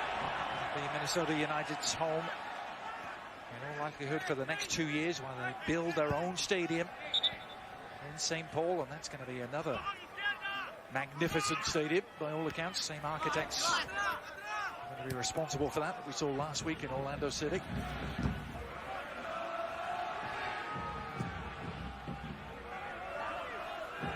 Of course, Atlanta awaiting the opening of Mercedes-Benz Stadium, which will come later on in the summer.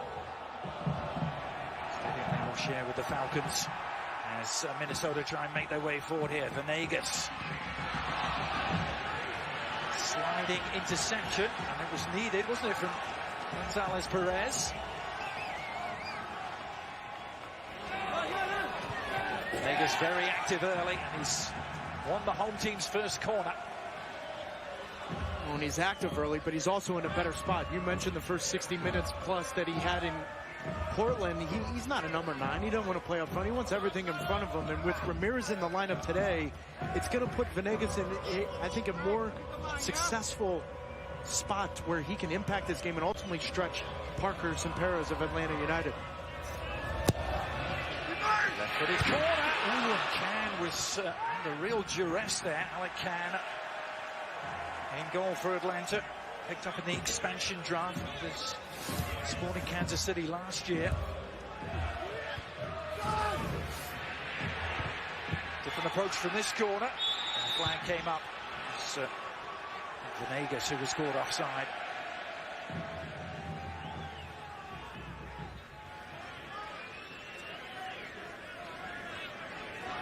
And of course, last week it left such a bitter taste in the mouth.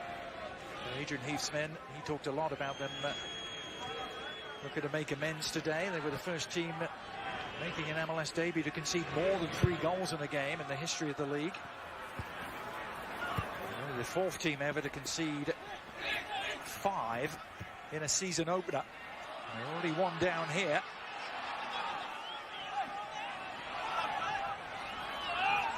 Almiron, highly coveted Paraguayan playmaker. So many big teams were interested in his services in the off-season.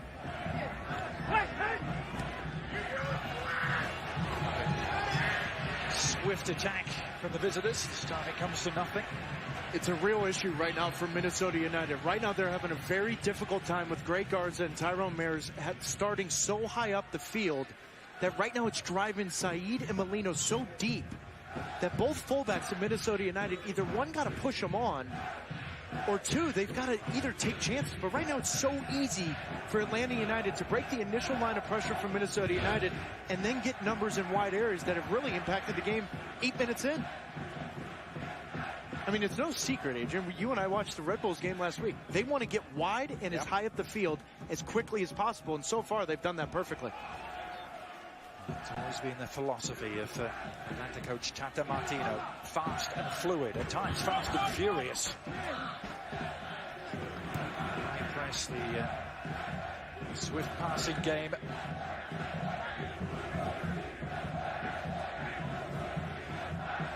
Tata Martino, the Argentine coach, arriving in MLS. More significant coaching arrivals perhaps in the history of the league. He said the last 2 teams he coached were named Argentina and Barcelona. Attracted by the challenge of building a team from the ground up. This team have made a perfect start to life on the road here in MLS, and here comes Almiron again. It's a great tackle from Francisco Calvo. And I felt he was one of the bright spots last week in Portland. And you can see it, obviously, Costa Rican national team player. But if his understanding with Demidov becomes better and quicker, right, then all of a sudden, if Demidov wants to take chances and he can cover that space in behind, that's a great example of big-time tackle. There is Demidov. Vadim Demidov, Norwegian international, hugely experienced in terms of his European soccer pedigree. Played in Spain, in Germany, and also more recently in Norway. This return from Said. Yes, on the new arrival, trying to release Molino. Molino going to ground. It's going to be a feat of engineering at times to stay on your feet this afternoon.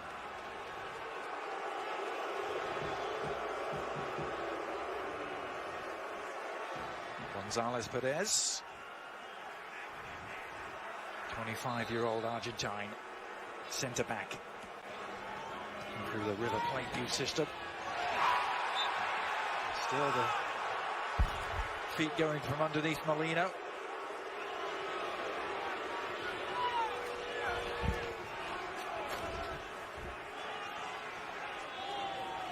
Well, the footwear would have been an interesting choice this afternoon, Taylor. Well, a difficult one as well. And I always felt, you know, when you're playing on these kinds of surfaces, and even though the turf here is heated, the way the snow's coming down, it's obviously very difficult for that snow to go away. And you're seeing some players knock off the bottom of their shoes trying to get rid of some of that snow. But you've got to be extremely careful and calculated with some of your movements. And that's ultimately going to lead to an uglier game. But you've got to be smarter. And so far, you've seen a couple touches from Perez, and then you're starting to see Molino get in behind. I just think on the defensive side of things, you don't want to make a silly mistake because you slip or the ball falls off your foot going the wrong way. But on the other hand, you got to follow everything through. Kevin Molino, Venegas, you got to follow everything through in case that ball comes loose. Jeff Laurentowicz in midfield. Tyrone Mears, who provided the cross for Atlanta's first goal in team history last week. The Emil Assad tucked it away quite neatly. Demidov had to hurry there. It was an awkward looking clearance from him.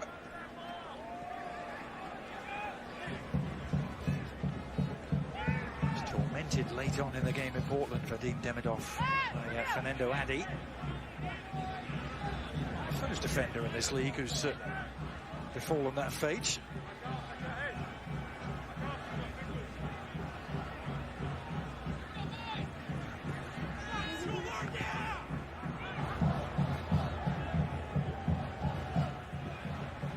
Now Greg Garza, another for whom the conditions will be a change. Almiron has found all sorts of space again. Oh, and he's rifled it into the roof of the net. Miguel Almiron with a simply scintillating finish. Some South American sizzle in the snow. And Atlanta are sitting pretty. Oh, and there's so much talk about Miguel Almiron and whether or not he's a wide player. He plays in the middle. But at Lanús in Argentina, he started wide, but he loved the freedom when he was in the middle. He'd come in the middle, find that channel between the fullbacks and the center backs, and kill you. His movement, what is he, 5'7", 140 wet? It doesn't matter. He doesn't stop. He's constantly on the movement. Very similar like Nicholas Ladero for the Seattle Sounders. How's this for a start of a team full of South Americans in the snow in Minnesota? Perfect. They have come out and made a statement. Almiron, who cost some $8 million to pry away from Lanús in the Argentinian First Division.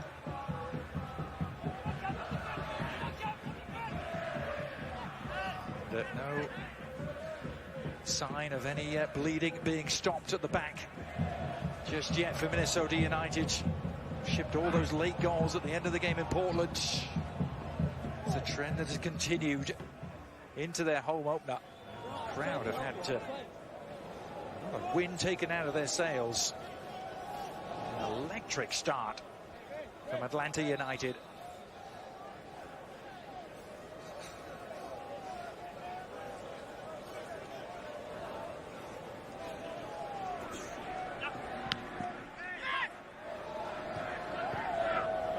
Summon up for a response here. The Loons on the back foot again. That's Martinez doing the chasing and harrying.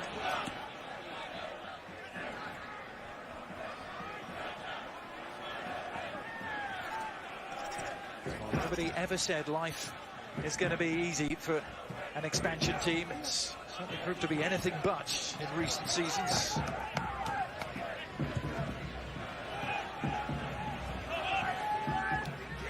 Teams, Taylor pointed out, has taken very different approaches to coming into the league.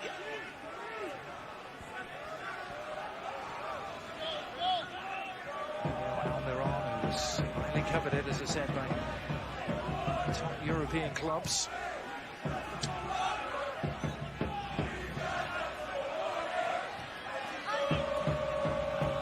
Lorenzo stepping in. Does bring the MLS experience. And Adrian, I just want to go back to the first goal from Atlanta United, and whether or not Josef Martinez was offside, but look at the top of your screen right here. Jermaine Taylor late to react. So as this ball's played in behind, Josef Martinez looks like he was a step on.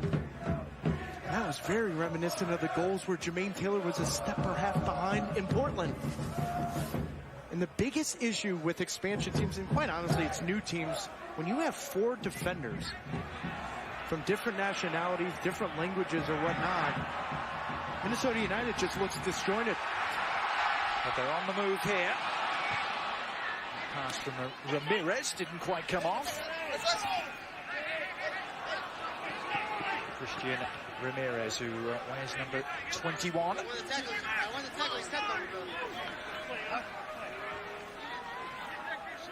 Ramirez actually the top American goal scorer in professional leagues in the last 3 years. Scored over 50 goals.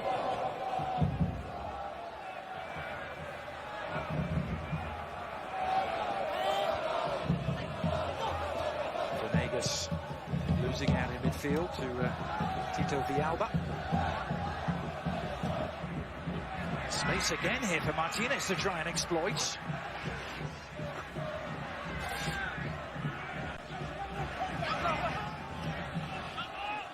Greg Garza joining the build-up. Bit of flourish there from Assad.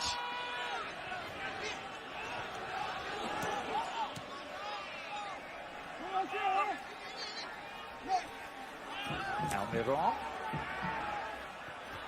With a possession by Molino, and his efforts pay off, and now the counter-attack could be on. It's Ramirez leading the charge here. Ramirez still going. And the cover arrived from Michael Parkhurst.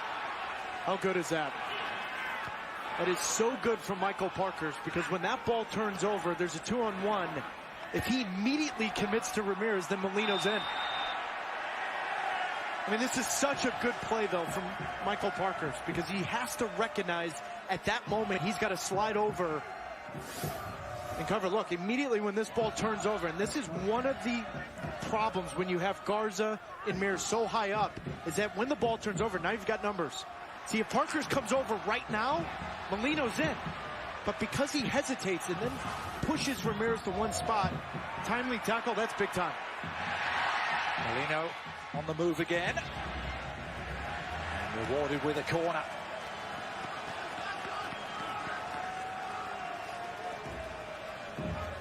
Parkhurst telling us last night what an honour it was. A cool honour is how he phrased it, to be the first ever captain of Atlanta United.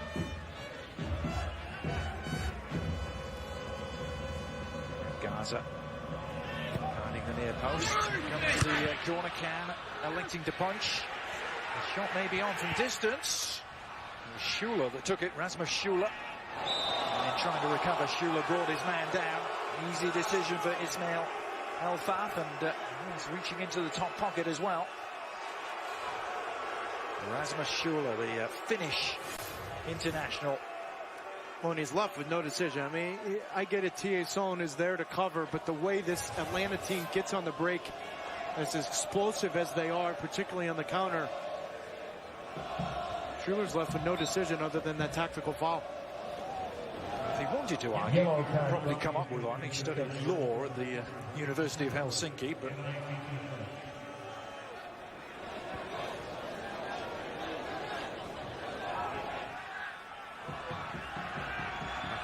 to Alan Khan. Of course, he has prospect of Brad Guzan arriving in the summer. It's Khan's job for now. Now Molino. A burst of adrenaline. Venegas on his left foot. Now Didn't catch hold of it with that left foot the way he would have wanted. No, but now you're starting to see Minnesota United wake up a little bit, because immediately when that ball turns over, if Molino can get in space and Venegas is running off for Christian Ramirez, you can catch Atlanta on the counter. Big goals at the international level, isn't he, for the Ticos of Costa Rica, Venegas. He's scored against the United States in World Cup qualifying, also scored against Spain and Colombia. I just think one of the question marks for Venegas is, can he do it for 34 games a year? Can he do it for 90 minutes a game? And he was out of favour, wasn't he, at the end of last year, the Montreal Impact, as they made their late run.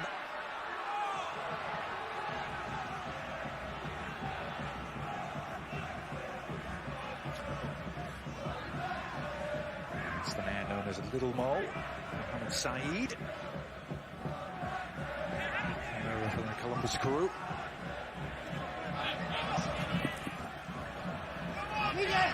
A searching examination in the first 20 minutes of Minnesota's defensive credentials. For more on that, let's go down to Julie. Adrian, I just had a chance to speak with Mark Watson, assistant coach from Minnesota United. He said we want to rally around this energy. We want to capitalize on our chances and be strong in that final third. But he said we cannot forget about the defensive aspect of this game. He said if we let in one more goal, it's out of reach. Thanks, Julie. Certainly not the start they would have drawn up for life at home. His promising work for them. Where'd Julie do that hit? From her igloo down there? Where is she? It's cold.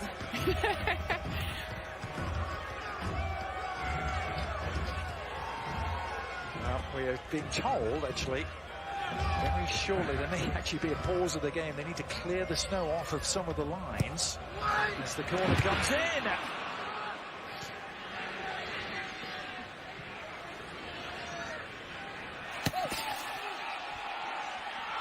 Atlanta able to tidy things up. No foul. Almiron coming up clutching his face. Here's Venegas.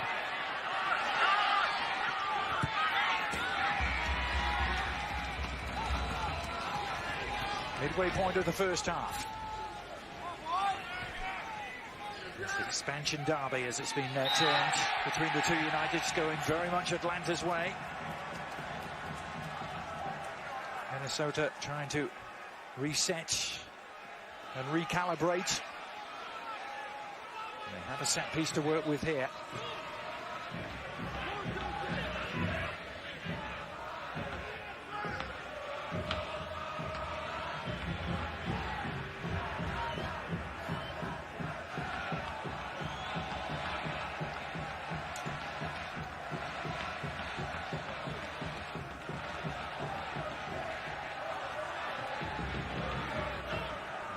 Struggling for footing, struggling to even place the ball. Keep an eye on this near post. Any kind of deflection's a nightmare for a goalkeeper with the snow. Saeed service, and well, that was rather Blair Walsh-like, to use some Minnesota sporting history. They'd rather forget. Remember the Vikings played here for a couple of seasons, 2014, 2015. And yeah, there are some lines underneath the snow. As you mentioned, Taylor, there is some under-turf heating here at stadium. Not enough to keep the snow off, so take a little break.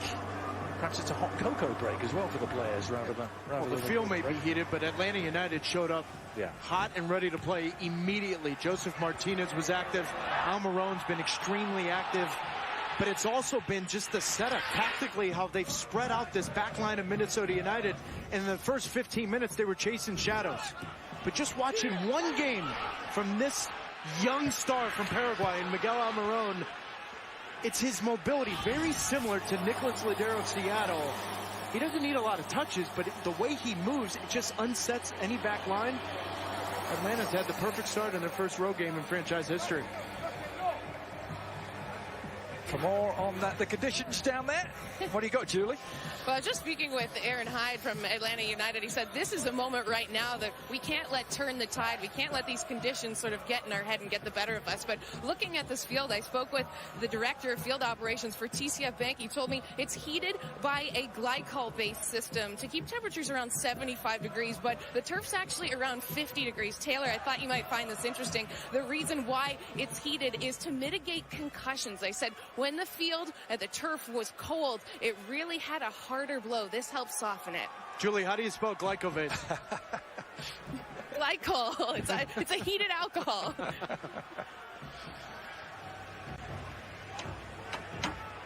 Stoppage for snow removal. We don't see that too often on any scoreboards around the league. Well, we have a moment. MLS Soccer Sunday on ESPN is presented by Audi. I know how to spell that, Taylor, in case you're wondering. What a start for Tata Martino and his team. I think for week one and what we've seen in week two, exactly as advertised. The Argentine manager promising his fast and fluid style. But I don't think they're shy of the expectations either. You know, even though around the league people kind of want to tone it down and say expansion teams making the playoffs is so difficult, I'm not sure that man right there, Captain Michael Parker's, they all kind of reiterated, no, we should make the playoffs. Oh, they're through again here, and it's free! It just gets better and better for Atlanta. And it's more misery for Minnesota.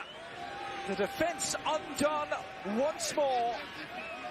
And it's Martinez with his second of the afternoon.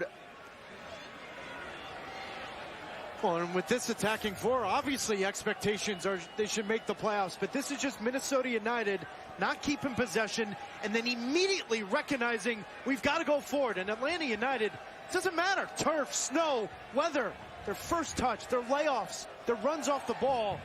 They've been on point from the opening whistle and have completely played Minnesota United off their home field. We heard Julie just a few minutes ago saying that Mark Watson, assistant coach for Minnesota, saying one more goal could be fatal. Well, lo and behold, they have conceded another goal, and that's now 8 and counting through the first 2 games. Not even in a game and a half, really.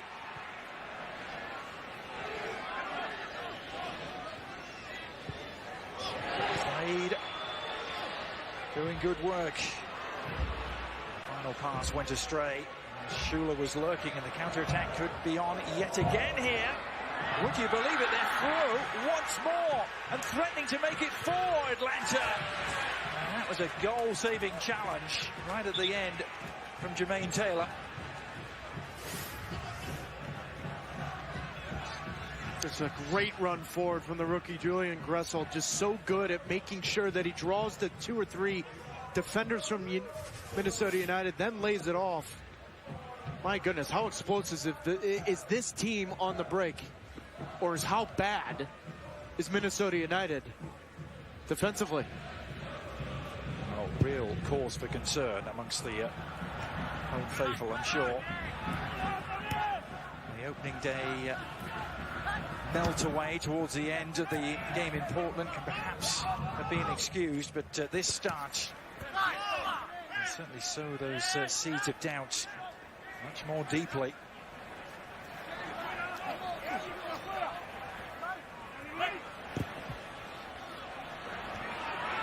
Minnesota, the 6th club to become an expansion team in MLS, having played the prior year in either USL or NASL.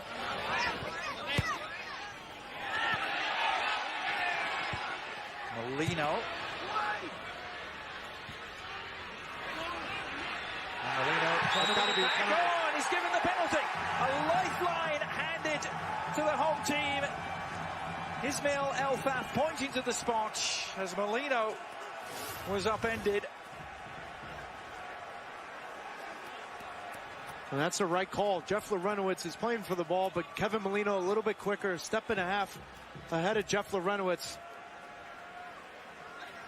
No doubt that's the right call from the referee. A lunge in from Larentowicz, who didn't play last week And comes at the cost of this penalty. Can Kevin Molino restore some hope here for Minnesota? Right at the half-hour mark. Molino having won the penalty to take responsibility. Molino against Kevin Molino, as cool as you like, rolls it home. Minnesota United on the board. Just going back to the penalty, it's great recognition from Kevin Molino to beat Jeff Larentowicz to that ball, drawing the penalty in difficult circumstances to keep your footing, not slip running up to that penalty. He gets kind of going the other way, brings some life and some energy into this Minnesota United home opener in Major League Soccer. Well, Molino, the man, they spent a fair degree of money to bring north from Orlando City. That's $650,000 worth of allocation money. A figure that raised some eyebrows around the league. Taylor, his manager, said he thinks they've gone cheap.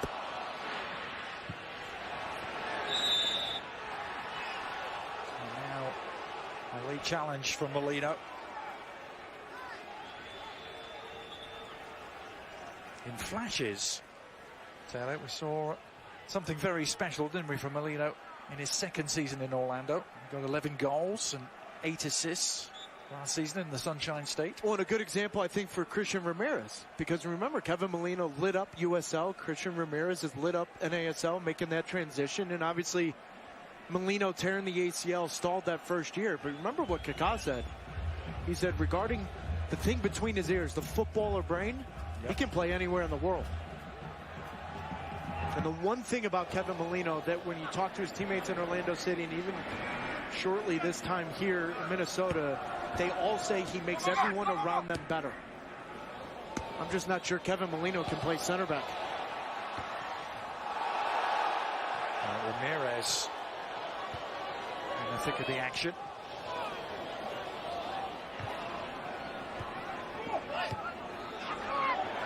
It's pounced upon.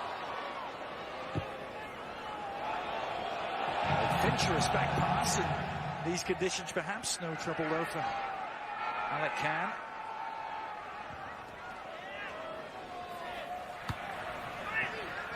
Lovely control from Yamil Assad. Searching crossfield ball was hauled in by Taylor.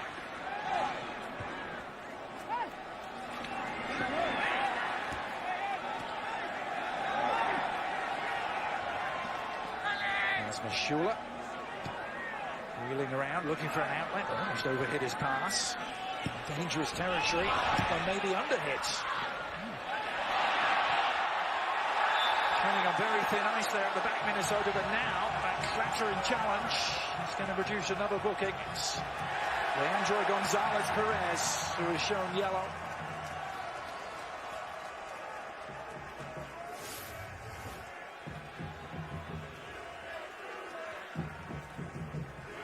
And Venegas sent tumbling.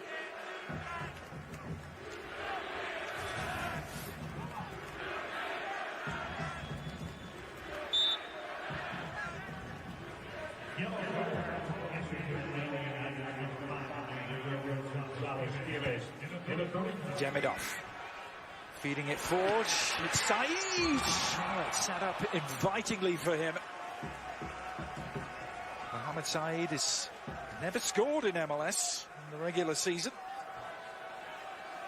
2 years with Columbus, a team that made MLS Cup back in 2015.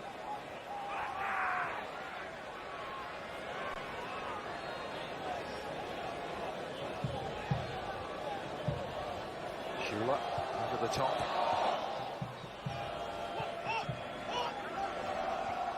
Oh, so clever on the right-hand side.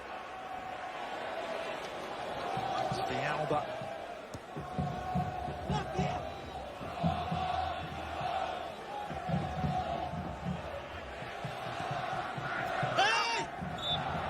That just trickled out of play. next MLS Soccer Sunday presented by Audi will be on April the 2nd. A bit of a later start time for you at Providence Park on ESPN2. It'll be the Portland Timbers against the New England Revolution. Again, Sunday, April the 2nd, after the international break. See also the game on Watch ESPN and the ESPN app. Almiron, who will be a active participant in that international break.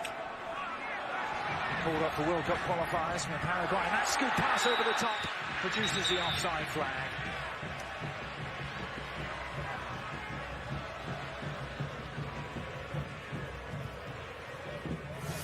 Some signs of life on this Minnesota United back line, but that's still close. I just too often, Jermaine Taylor is a step or two behind Calvo and Demidov. Molino trying to make things happen. Another strong challenge in the penalty area. There's a shoulder charge.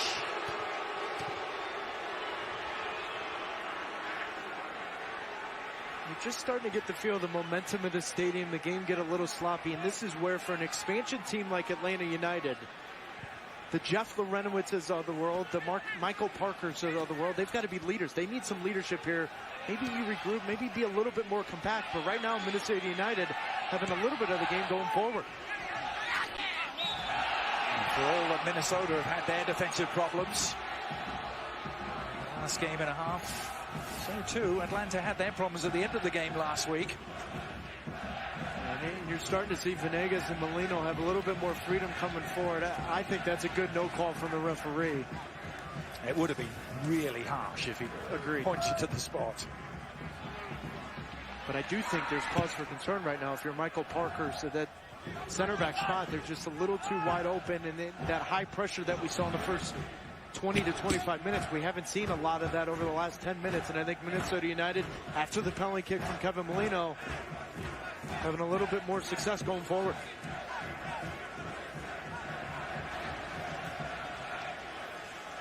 There's Martinez.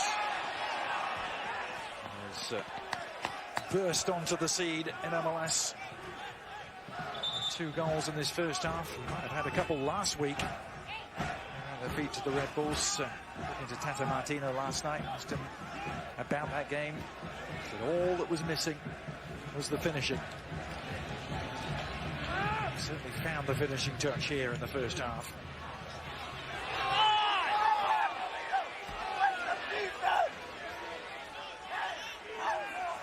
And that's going to be a goal kick. And they had their chances, but they also didn't finish the game.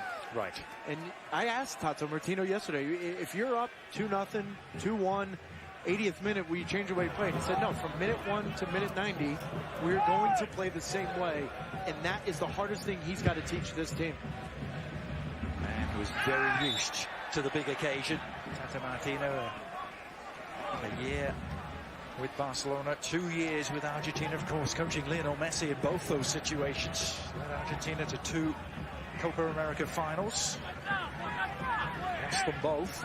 And one of those big storylines that I'm going to watch this year, because if he's successful immediately, I think there's some ownership groups in Major League Soccer that will look at going to get, with big money, going to get a manager, a teacher like Tata Martino. Yeah. And that's the word. And he likes that word to be used, doesn't he? Teacher. How about the smile on his face when I asked him if he's a manager or a teacher? Yeah. Minnesota trying to make their presence felt. Molino! It was a great opportunity for him. He wants the corner. He's not even going to get that. It should perhaps have been a lot more. And there's some frustration right now in this back line of Atlanta United. They're all out of sorts, and Molino's really found the game over the last 12 to 15 minutes, whether he's coming in central, whether he's wide running off Ramirez and Venegas. Everything going forward for Minnesota United is going through number 18, Kevin Molino. Shake of the head for the Trinidadian. He knows that was a gilt-edged opportunity. Get across the face of goal rather than really testing Alec Khan.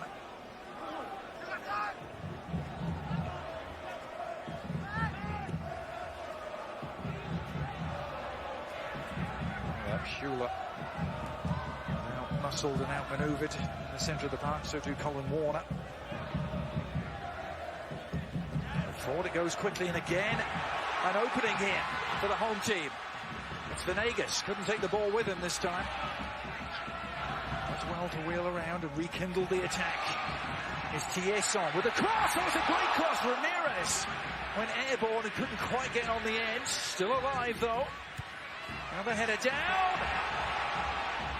And Atlanta just about holding their defensive nerve. Still struggling to complete the clearance. Really good spell of play here for Minnesota United.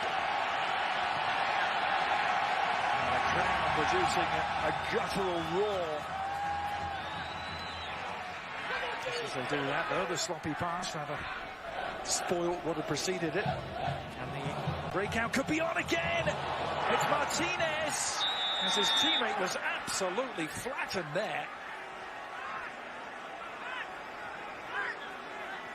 It was Villalba who was trying to release Martinez with this little touch. Well, and they called Josef Martinez off, but on the bottom of the screen, Demidov was late to recognize that. And there's no doubt that's a foul, but at the end of that play, the referee rightly, because the assistant referee, look at the bottom of your screen, Demidov was late. Josef Martinez was onside.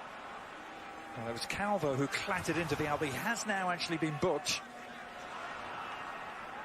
As Ismail Elfaf produced the yellow card for the Costa Rican centre-back.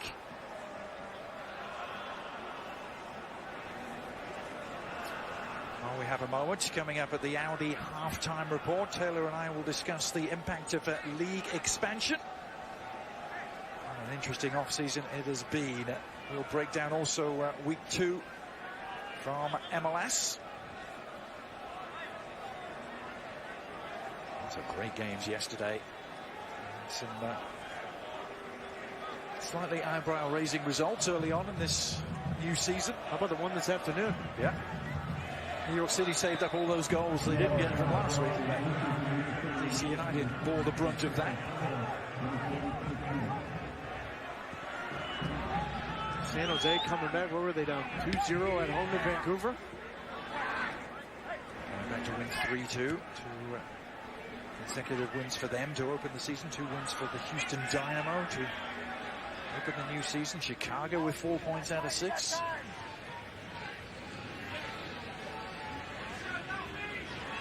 There's a league where it is possible to turn around your fortunes very quickly. I just wonder, with MLS expansion and more teams coming in, what is the likelihood of seeing what Seattle Sounders did in 16? I think that diminishes every year you add 2 teams, and it's going to be more difficult if you don't get any kind of results, any kind of points in the first 2 or 3 months. Seattle remain the benchmark, don't they, in terms of expansion teams? They're only one of the last 11 to have qualified for the playoffs at the first time of asking. It's the task facing these 2 teams this season.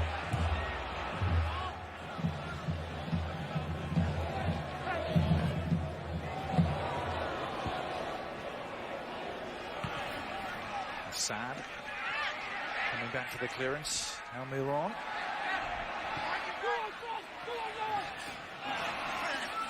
And then Gaza stepping in. Or rather, it's Gonzalez Perez.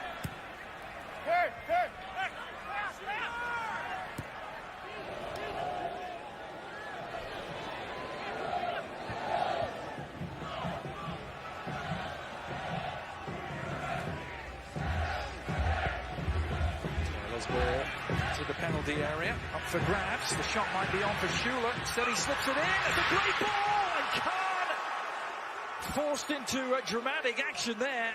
The Atlanta keeper to go sprawling and keep Minnesota at bay. For as ugly as the surface is and the weather right now, you're seeing some unbelievable 1- and 2-touch play. Look at this intricate passing between Minnesota United. Mohamed Saeed makes a great run. Great first touch here. Parkhurst can't get a touch, but Khan has to come off his line. Coming up with a big play, but we're seeing some great touches in some difficult elements.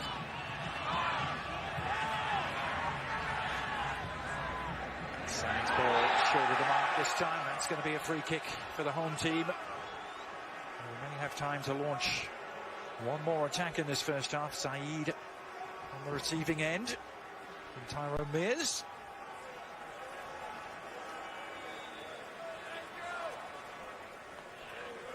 Trying to take the restart too quickly. We'll have to do it again. 2 minutes of stoppage time to be added on here at TCF Bank Stadium. Minnesota United starting live at home in MLS against the other expansion United. Atlanta dominating the early proceedings, tearing through this Minnesota United defense almost at will. Down to a 3-0 advantage, but a little bit of hope restored for the home team. Let's see if Kevin Molino's penalty. And Molino's on the ball here.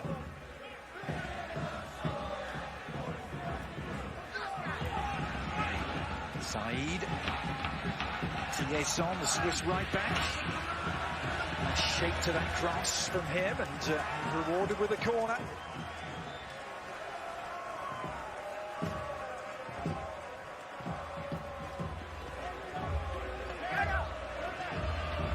Saeed seeking firm footing and seeking to trouble this Atlanta defense as well. And it comes, oh, it's up for grabs still! The shot deflected and back off the bar! They cannot force it home! Minnesota United so close to getting back within touching distance. And a big, big let-off for the Atlanta United defense.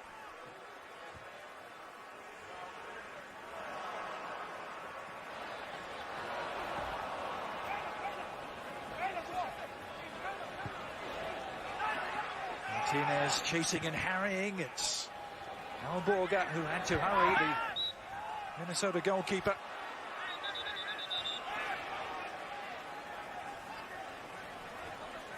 Well, you said it, Taylor. So often in these conditions, it's the attackers that struggle and the defenders can have the upper hand. It's been exactly the opposite here. It really has.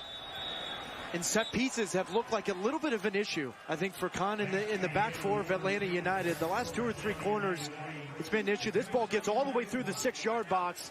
He gets a first save here, but then it's the quick reaction from Jermaine Taylor. But I think the last 10 or 12 minutes, Adrian, it's something for Adrian Heath. Anything positive out of that first half, he's got to go with the last 12 or 15 minutes. Certainly a very different complexion to those final 15 minutes of the first half. Alex Cann may have got a fingertip to that shot from Jermaine Taylor to send it onto the crossbar. If he did, that was a wonderful save to keep his side at 2 goals to the good. Atlanta by a 12-4 margin. 3-1. The only statistic that really counts. Josef Martinez, the star of the show, with 2 goals in the first half. Getting the second half underway. The 5 stripes of Atlanta, the red and black. Going from left to right now on your screen. Up against the grey and blue of the Loons of Minnesota United. Julie Stewart-Binks is with us. She had a chance to talk to Adrian Heath. What did he tell you, Julie? Adrian Heath told me that we put ourselves in a massive hole, but he liked the last 25 minutes, felt that they did a very good job pressing in the final third. He said the next goal is a huge difference maker. He said if we get it, we're back in it. If we allow the next goal, this game is completely over. He told the guys at halftime, you have dug yourself your own grave. Now it's your responsibility to get out of it. He said the conditions are only getting worse. We have to play in their half. Thanks, Julie. So they started to dig their way out of that hole, didn't they, with that turnaround in the final 15 minutes. Can they keep things on lockdown at the other end? It's the chief concern I'm sure Minnesota United fans have. That man has been simply splendid, hasn't he? Josef Martinez. Played in the Italian top flight with Torino most recently. Scored for Venezuela in World Cup qualifier just last November against Bolivia.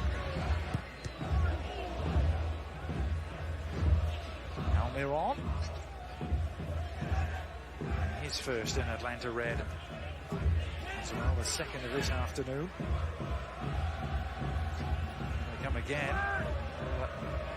Back heel from Assad, didn't quite come off the shot from distance. Alborga able to field it.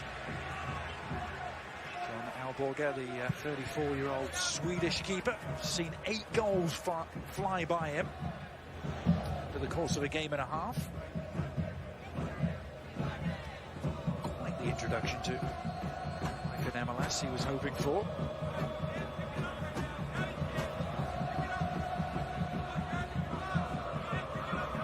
By the way, was the Swedish World Cup team in 2006, a World Cup team that also included one Zlatan Ibrahimovic, who was on a lot of people's radars this week.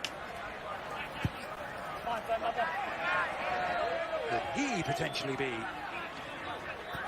the next really big name arrival? I don't think there's any doubt about it that he's obviously at the forefront of a couple owners in Major League Soccer that are willing to make him the most expensive player in MLS history, and I think primarily it's going to be a battle between 2 LAs. But right now, I think Zlatan, the way he's played, particularly the first 6 or 8 months with Manchester United, I don't care about the age. He obviously would have a huge impact in the league. It's funny, we're watching a team here this afternoon, and Atlanta United have taken a very different approach. Really what's viewed as the way forward for this league. Well, I think there's very few players that I just don't think the league, and this is what I talked about at halftime, is it's a huge step. It's leaps and bounds. MLS making soccer decisions. They're not bringing over retired players. They're bringing over who's got value on the market, who's going to come in the prime of their career and play. I just think Zlatan may be might be the exception to that rule. He's both, isn't he? He's a soccer decision and he's a marketing decision. Minnesota, of course, have gone a very different route. They didn't have nearly as long as Atlanta United to plan their entry into the league. And only officially announced as an expansion team last August. Bill Maguire had been charting that path for them for the preceding 4 years. Adrian Heath not appointed until November. Here's Venegas. Didn't have long to put this team together. There were only 2 players on his squad as recently as December. And that's also why at the beginning of the show, Adrian, I think it's an apples-oranges discussion comparing the philosophy of Atlanta United versus Minnesota United. Minnesota United's owner, Dr. Bill Maguire, it's over $300 million he's putting in for the stadium and the expansion fee. So they want to assess where they are. They want to get their feet into Major League Soccer. And then when that stadium opens, I can guarantee you Minnesota United will have at least 2 designated players on that roster. That stadium looks like it will be up and running for the 2019 season. So, looking at 2 years here at this facility. The University of Minnesota Gophers. Well, I'm wondering after this game if that new stadium's going to have a Zamboni. I mean, are you as shocked as I am that they don't have the mechanism to blow off this at halftime? It's an interesting deal they've had to strike with the university here, isn't it? They have to play a big chunk of their games in the middle part of the season, the summer months. They'll play 5 in a row at home here in July and August, but it's bookended by some long road trips. 5 of their first 7 on the road. And that's the increased urgency to get something out of today. A mountain to climb. Saeed feeding it in, though.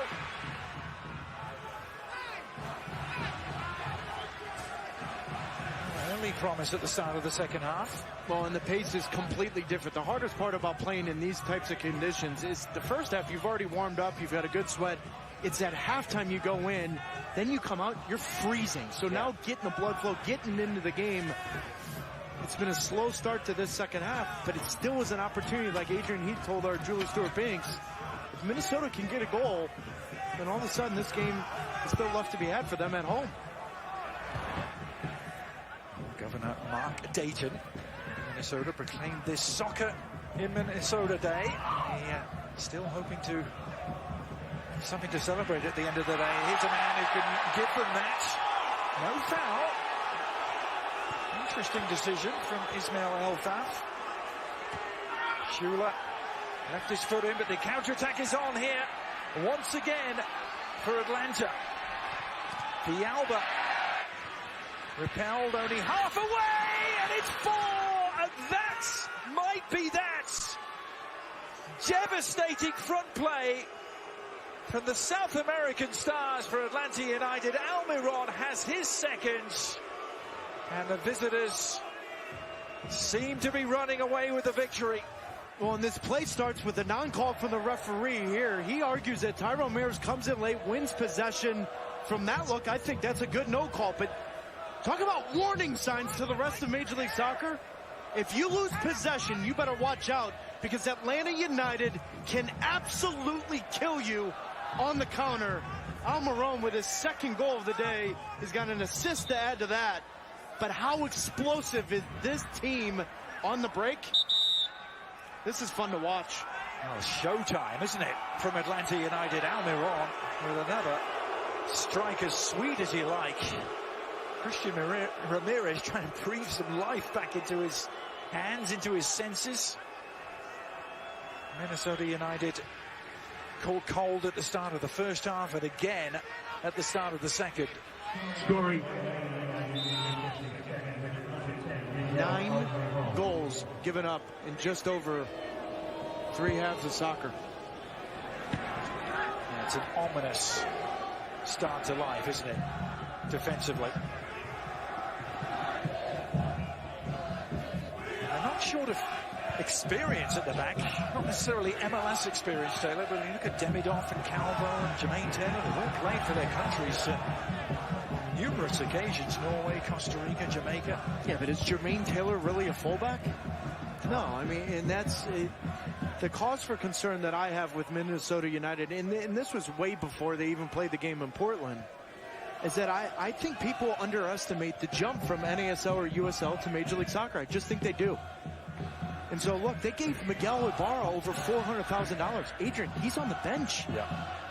So as the first 6 months of this season go on, they've got to be very careful in the summer window, if the season goes the way this is, that they don't compound it by making mistake on top of that initial mistake. But I'm not sure this team looks fit enough to be a good team in Major League Soccer, especially defensively. Well, Molino has been a flicker of hope for them, and his diligence there wins another free kick.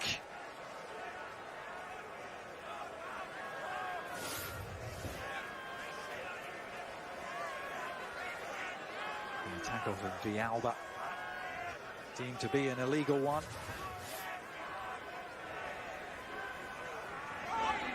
Molino has been at the heart of everything good that Minnesota have produced. Now standing over the free kick as well. Actually, he's left the free kick for others.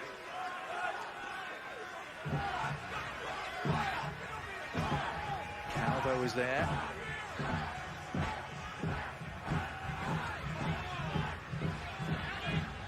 So Venegas, Mohamed Saeed. They're trying to sweep away the snow to give themselves some footing on the run-up. Who will it be to take this? It is Venegas. He killed it. Couldn't begin to keep it down.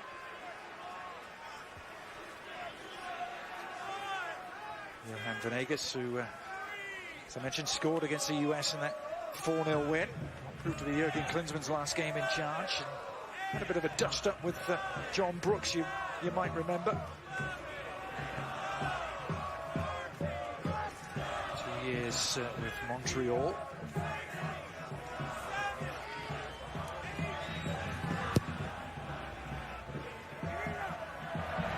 The short lead-in time that Minnesota had to get this MLS project together. Atlanta, of course, were given much more of a glide path into the league. They awarded their expansion franchise back in April of 2014.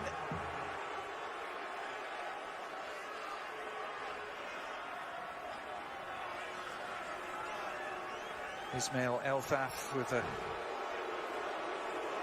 yellow card in his hat. Looks as though Kevin Molino is the recipient.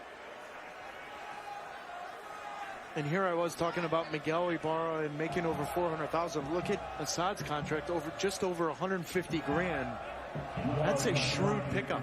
And another thing that Atlanta United did that was very interesting is that Jones and McCann missed last week in a week of training because they were getting their green cards. Yeah.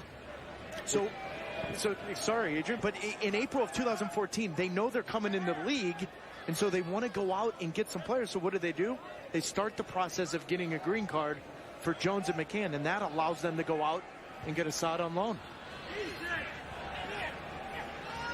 Yeah, very interesting maneuver that.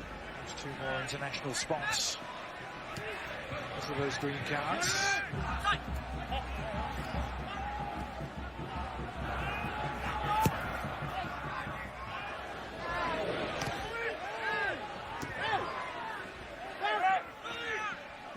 Well, last week was a tasty opening in many ways, except the result for Atlanta United. This week, in terms of a follow-up, must have fans down there just salivating. And I think it's fair to say a little unexpected. You and I drive into the stadium, we see the snow, we see the weather forecast, we're like, what kind of team's going to show up for Atlanta United today? And I've been obviously surprised from the opening whistle they were ready to play, but it's the commitment to the way they want to play.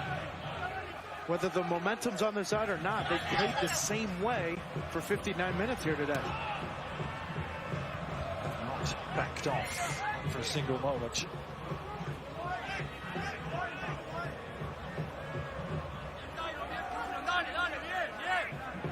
And playing 7 players in their starting 11 today.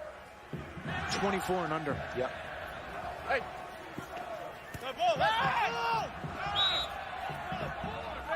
Sprinkle that with some MLS experience from the likes of Michael Parkhurst and Jeff Laurentowicz, Tyrone Mears.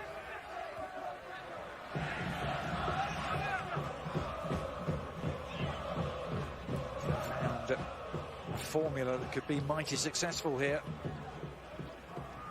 Darren Eales was appointed president in September of 2014. Carlos Bocanegra appointed shortly afterwards, and working on this project for well over 2 years. It was bringing Tata Martino on board that brought everything together. And under the radar, Paul McDonough has been a huge part of this. Remember, Paul McDonough was with Adrian Heath at Orlando City, so now this is McDonough's second time of going through the expansion process, maybe learning a couple of things of what he did in Orlando and changing those here in Atlanta. But those 3 gentlemen have done a great job, not only getting Martino acclimated, but also understanding. Even Tata said yesterday he wants to learn the salary cap. He wants to learn the roster rules, and he's going through that with those 3 gentlemen. But listen, it's 4-1 today. It's in the 60th minute. Who knows what happens the rest of the year, but it's been a perfect start for Atlanta.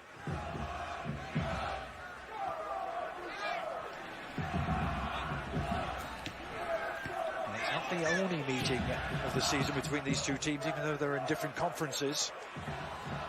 We'll meet again on August the 13th. It will be very interesting to see where the 2 clubs are come that point in the season. The game will be after Mercedes-Benz Stadium has opened for business in Atlanta. Tyrone Mears, who of course won MLS Cup last year with Seattle, and was released the day after.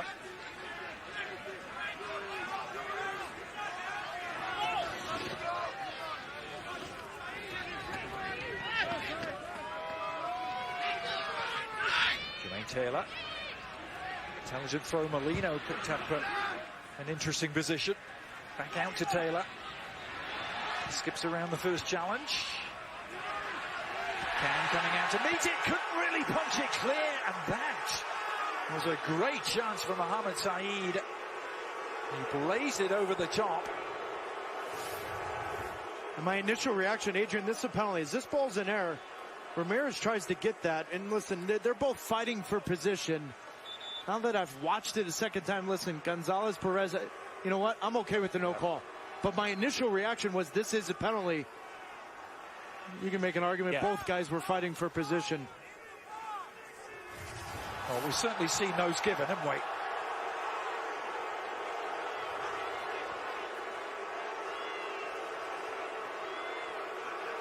Well, and just talking yesterday with Michael Parkhurst about his relationship with Gonzalez Perez, and it's just, they're not the most athletic bunch, but there's one thing about Gonzalez Perez that Parkhurst loves is he's aggressive, he's combative. And that's where Parkhurst has been successful throughout his career, is when the guy next to him goes out, wins tackles, he can read the game, he can clean things up. I just look at this, you're looking at both. I mean, listen, we've seen it given, but for me, I think it's a good no call. Yeah, and Parkhurst was absolutely flattened, wasn't he, by his own goalkeeper, Alec Khan, in his hurry to get there. Parkhurst trying to recover on the near side. Alec Khan, who was the backup to Tim Melia, played 7 times for Sporting Kansas City last year. Mohamed Saeed, who had that chance fall his way.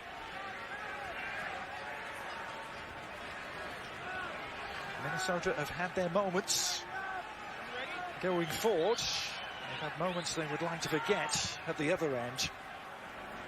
You guys are ready? Laurentowicz hooking that high. It's there, snapping at the heels of Molino to win it back.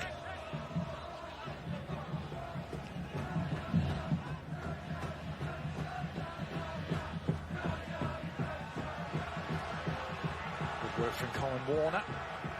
He's very used to life with expansion clubs, Warner. He's going for his 5th expansion team. Houston, Toronto, Montreal, and RSL.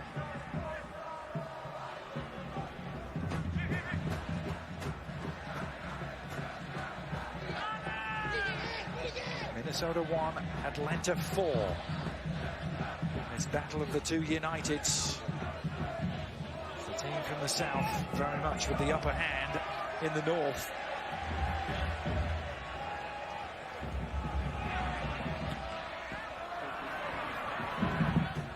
Ramirez with a little flick on towards Venegas. Spins the way of Molino here. Not been able to feed the goal scoring machine of Christian Ramirez at all, have they?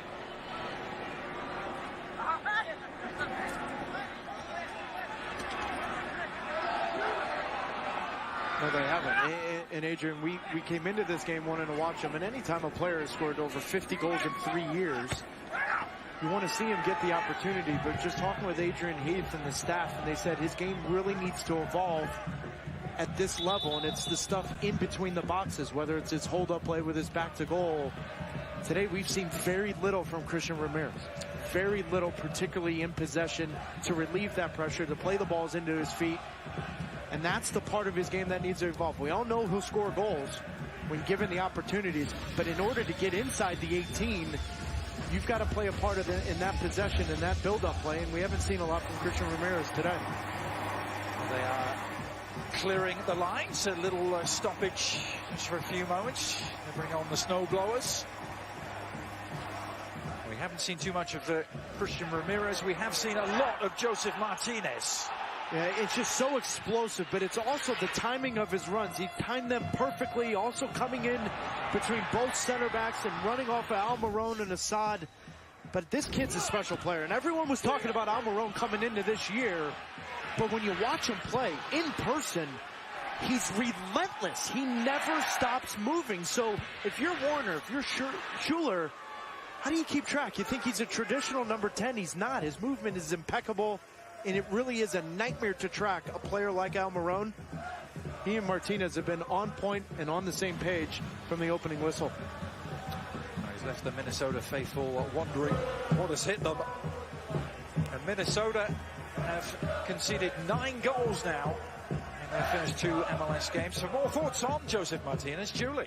Adrian, I found it fascinating. During warm-ups, every single player on the pitch was fully dressed up. They had long pants. The only player that wasn't was Josef Martinez. He was wearing shorts. I spoke with the coaches. They told me that he said he prefers this kind of weather. He insisted that he was going to wear shorts in warm-ups. He said because of the time he spent playing in Sweden, he said being in weather like this keeps you on your toes. It keeps you awake. Yeah, it keeps you on your toes because they're frozen. Well, Martinez has some pedigree, doesn't he? You really want me to believe he prefers this weather, by the way? Well, he played in Torino, where it has been, has been known to snow. Yeah, Minneapolis, Torino, that's similar.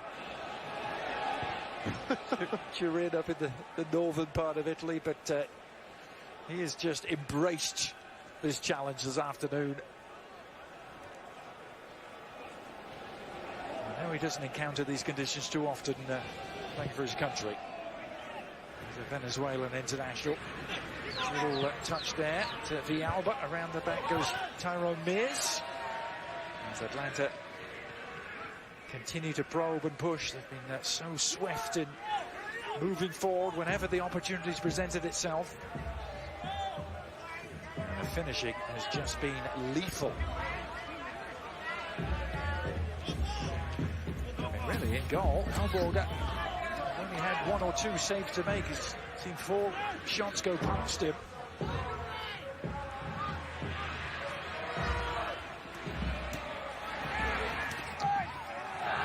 Mears. Swing back to win it. Parkhurst trying to elevate over the top. Parkhurst again.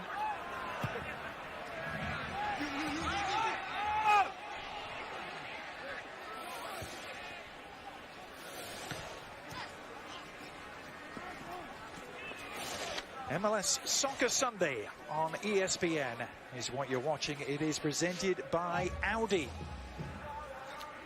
So glad you could be with us for week 2 of the new season. Adrian Healy, Taylor Twellman, Julie Stewart-Binks. Atlanta in pole position at the moment. Get their first victory as an expansion franchise.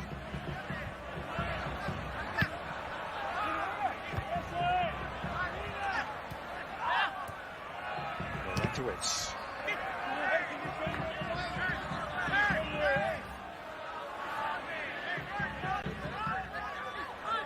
To won an MLS Cup in Colorado. 5 years, of course, with the Revolution. Just a year with the Galaxy before becoming a part of this expansion project. We have 320 regular season appearances.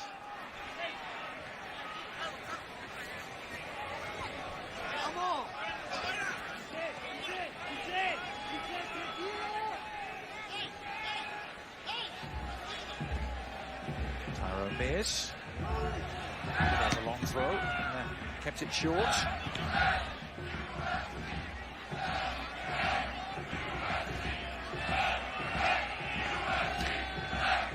And UFC, you can hear the crowd trying to play their part.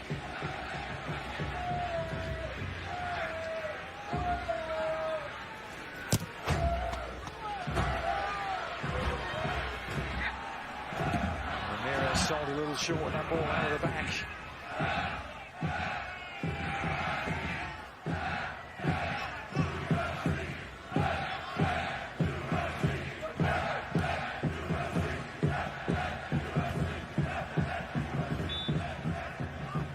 They were desperate to turn TCF Bank Stadium into a home field advantage, Taylor. They felt it was crucial here in Minnesota.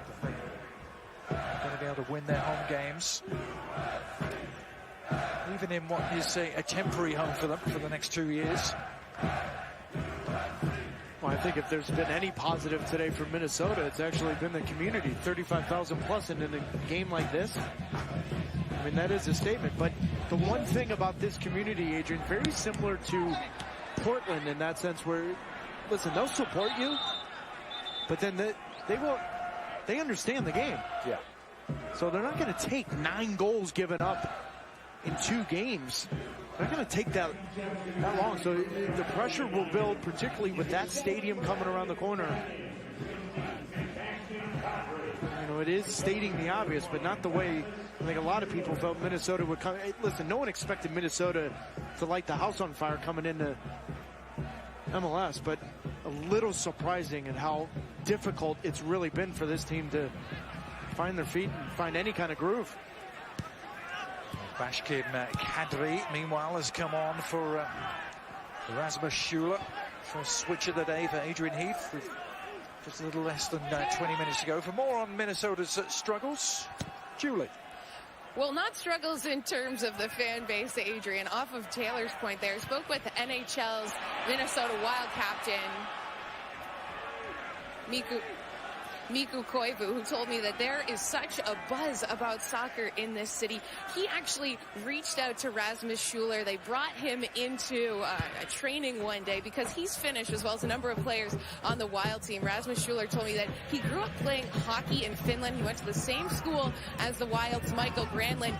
And when he was playing in Sweden, he actually took one practice out of the year, brought all of his teammates onto the ice, and they had a practice on a hockey rink. He said, I want to do that here. I want to teach my teammates how to play hockey. Thanks, Julie. It's certainly a major city in terms of sports, isn't it? Minneapolis, but they're under threat again here. Atlanta threatening to run riot. Oh, it was a delightful, soft finish, which was just wide of the mark from Greg Garza, of all people.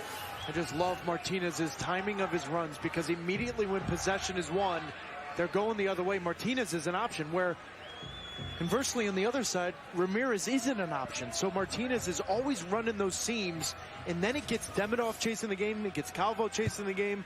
And anytime you play with a center forward that can get both center backs thinking one way while he's going the other, it's a dream to play underneath them, and we've seen that particularly from Almiron and Assad today. Assad, who finished so smartly last week against the Red Bulls.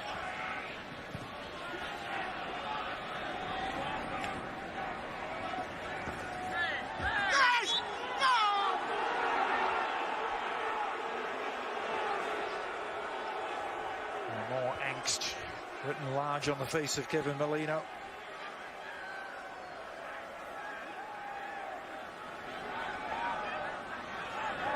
March the 26th is a date for your diary at 11:50 a.m. Eastern on ESPN2. You're home for a European qualifier for the 2018 FIFA World Cup. Azerbaijan against Germany in Group C. And then March 28th at 2:50 Eastern ESPN2 with France taking on Spain as they've broken through here again. Atlanta, and the finish is made, and this is just getting out of hand for Minnesota. Atlanta in dreamland.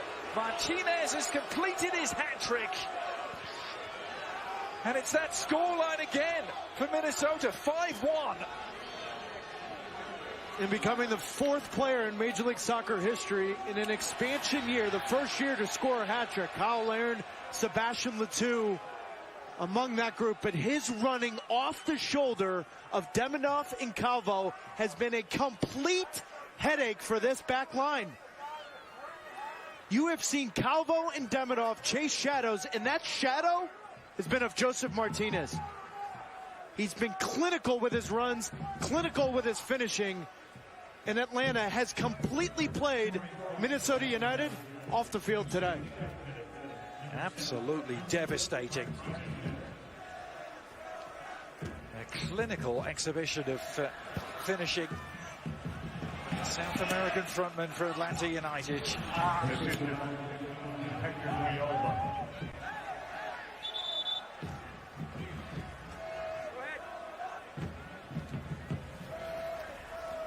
Kyle Larin, Sebastian Letou, and Diego Serna for the Miami Fusion are the other three players to score a hat-trick in the first year of an expansion team in MLS. Some pretty lofty company Josef Martinez has put himself in with.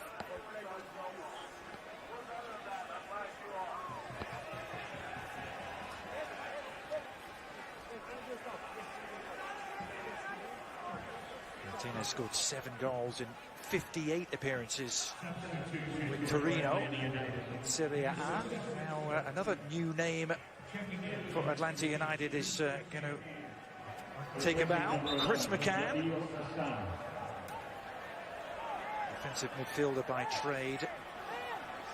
And replace Yamil Assad for the last quarter of an hour. So Chris McCann, who has made well over 300 appearances in all competitions in England, mainly in the Championship, the likes of Burnley and Wigan. 1 year in the Premier League with Burnley.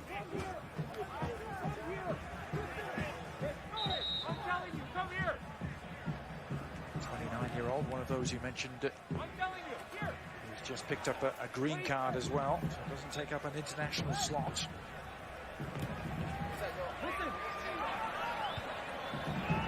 But I also think because of that, that process missing training, Tata Martino made it a point that, he's got to get back into the swing of things. But I think when Chris McCann's healthy, I think that center midfield, Carmona, McCann, that gives them some stability with those 4 attacking players in front of them. Look how much space there is again for Atlanta to exploit. Swaves of it as Martinez sends it across.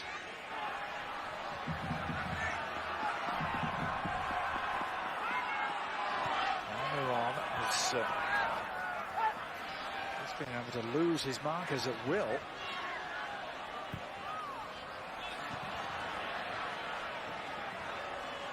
Have to be careful here, don't they, Minnesota? That it doesn't get completely out of hand. Not that it isn't already at 5-1. It's 5-1, Adrian. Yes. There's every sign that it could get even worse.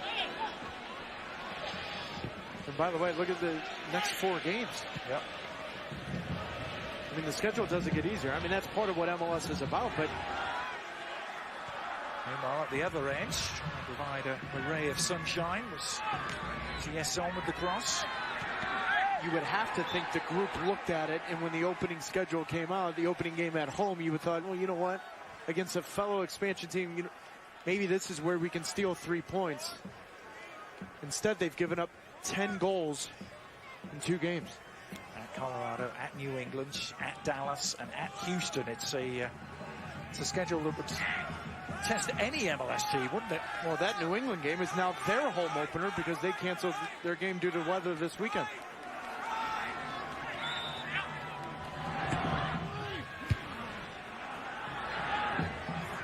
Molino, second time of asking. That's easy for Can.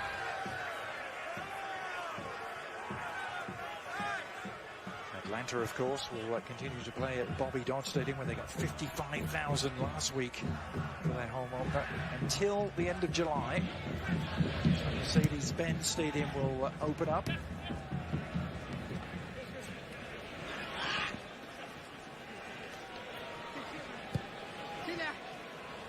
I'm wondering if Tata Martino's looking at it and saying maybe he brings on Harrison Heath to go against his dad. It's 5-1. He's made the trip. I know we'll see Jones at some point, but you wonder if he's thinking about it. We noticed that on the 18 that Harrison Heath was on the bench. Yep. Of course, he was with his father, Adrian, at Orlando last year.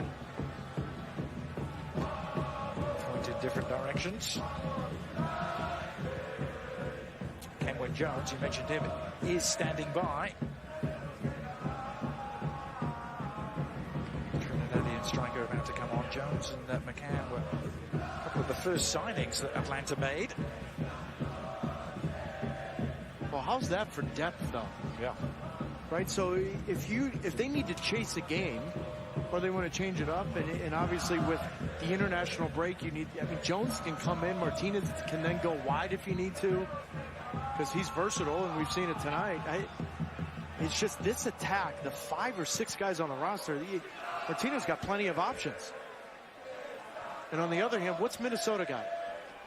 They're losing 3-1, 4-1, 5-1, and you look at the bench, Abu Danladi, a rookie from UCLA, is their backup center forward. Miguel Ibarra on the bench, who has played so little soccer in the last 18 months.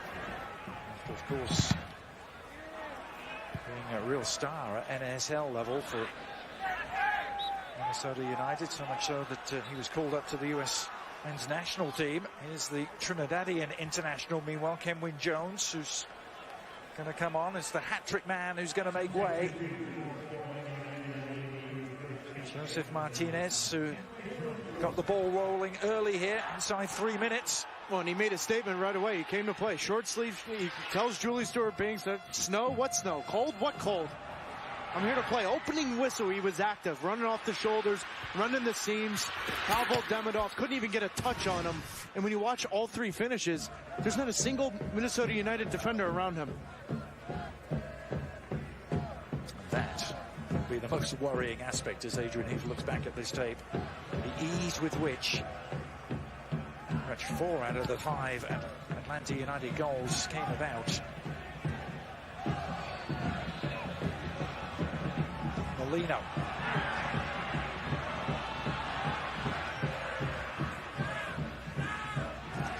There is a bright spark for Minnesota to take away from the afternoon. Very few of them, but Kevin Molino perhaps one of them, Taylor.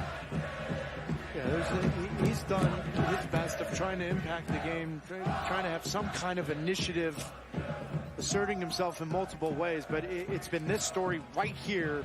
When the ball turns over, they go right through the middle of Minnesota, and then the back four is chasing the game.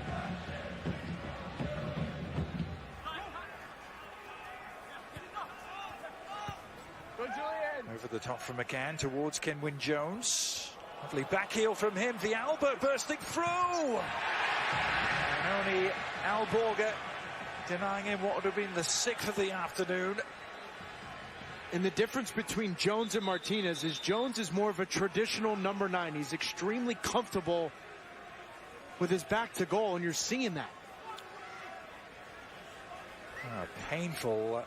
Well, it looks like a gash, doesn't it, Adrian? Yep. Just right there in your picture. Just a nasty collision. But again, going back to the difference between Martinez and Jones is comfortable in that spot. He's comfortable with his back to goal. He's more of a traditional number 9. Taylor trying to come in late here. Such a great layoff for Villalba running off him. And then the collision here. Taylor coming in late. This team has so many options, so many different looks. Atlanta United is going to be an exciting team from start to finish in 2017. Well, that was Villalba's final contribution to the game as he burst in on Alborga. He is replaced by Jacob Peterson. As Alborga, meanwhile, has the stretcher out. 34-year-old Swedish keeper on loan from Gothenburg in his home country.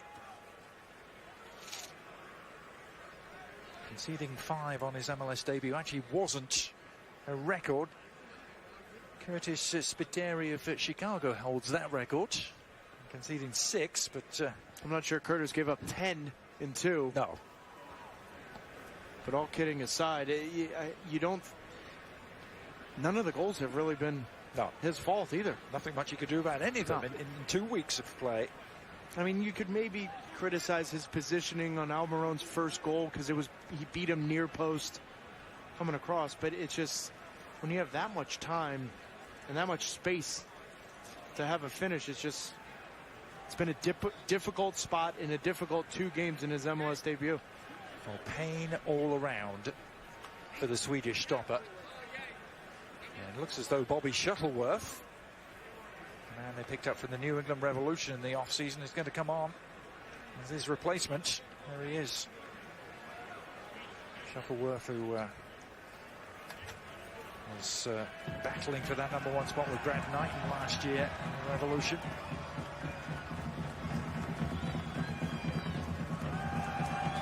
Alborga does indeed make way.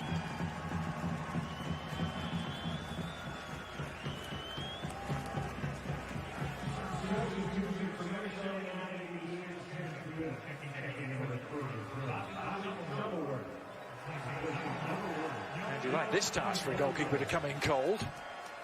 His side 5-1 down. But Bobby Shuttleworth went to University of Buffalo, so it's not the first snowstorm he's ever seen. That's for sure. Well, his first task is to try and deal with this corner.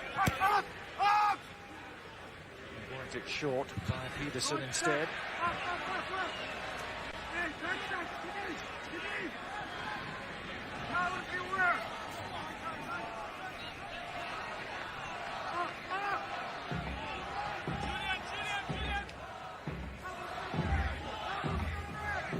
Jones.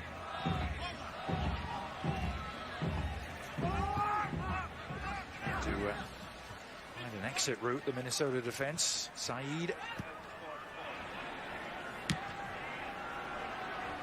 Counted forward in the direction of Almiron. Well, first time in MLS history that a team has conceded 5 goals in back-to-back games. Never happened before. It was now the 22nd season in the league. It's not the sort of history that they wanted to be writing here in the North Star stage. They waited so long this afternoon. Professional soccer had been sort of incubated over the years, Taylor, since it was last played at this level in the NASL days. Well, and this was a team where in the NASL in the late 70s, early 80s, they were a real good team. We've had some quality. I mean, you saw some of the players here tonight. Alan Willie, Steve Litt, Ace Netzalinge. You go up and down the list. That team was good. If not for the New York Cosmos, they may have won a couple soccer bowls. So this community's used to teams winning. Yep. And then recently in the NASL, Minnesota United was good. I think they underestimated the jump from the NASL to MLS. And everyone will look at Adrian Heath, but remind everyone, Adrian Heath was hired the middle of November in 2016. Tato Martino's had some time. He's also had an organization with Paul McDonough. Go up and down the line. That's why I just think, I think it's way too soon to compare because it really is apples and oranges when you look at the timeline. Yeah. And again, so look up at the owner's suite, Bill Maguire. And there, Arthur Blank alongside him. They've had very different experiences, haven't they, bringing these two franchises to life. Oh, and two owners that are going to and already have will make Major League Soccer grow a lot faster because they're now involved. Yeah.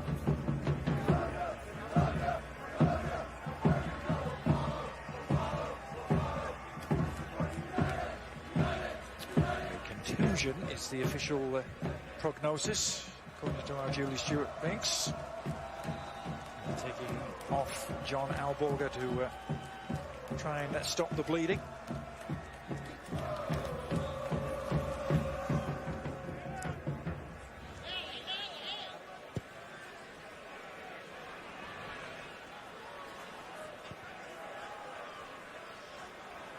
Stopping the bleeding has been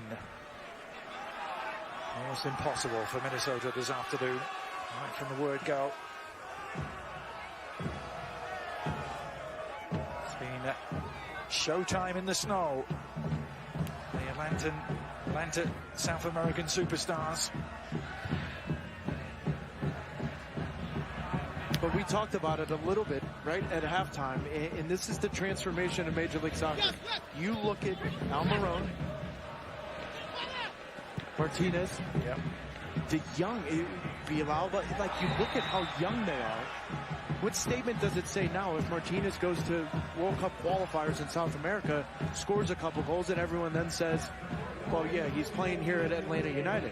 It's completely different than having a European player, with all due respect, the Frank Lampards and Steven Gerrards that are 37, 38, Andrea Pirlo. This is a bigger statement. So we look back on Major League Soccer 5-7 years from now, I guarantee you we'll look at it, and Atlanta United will be a big part of that reason. Molino scurrying to pick up the rebound from his own free kick. He's done really well. Flicks it across. A shot from distance. Cannons through. Molino decided to let that spin out of play for a corner. They're trying to at least finish with a flourish here in Minnesota.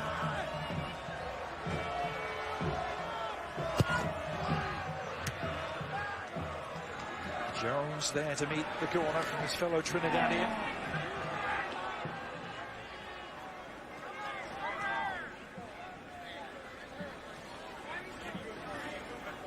I did feel one of the challenges heading in here in Minnesota was to really cement this club in a city where there are 4 major sports played. MLS becomes obviously the 5th.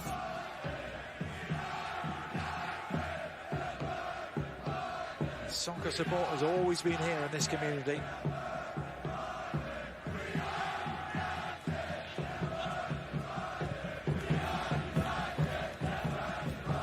I think that's getting a little far ahead of themselves, Adrian. I really believe their biggest challenge is the first 6 months of this year. Is they have to be extremely careful not overreacting. If they lose their first 10 games, then so what, take your lumps. But if you compound your initial roster mistakes with more mistakes, then you're in a hole that's ultimately going to take you 3-4 years to get out of. And it's going to be very, very difficult over the first month, if they keep losing games and keep giving up goals, to be so overreacted. Then the summer comes and you sign contracts that you really don't want to be in 12, 18 months down the road.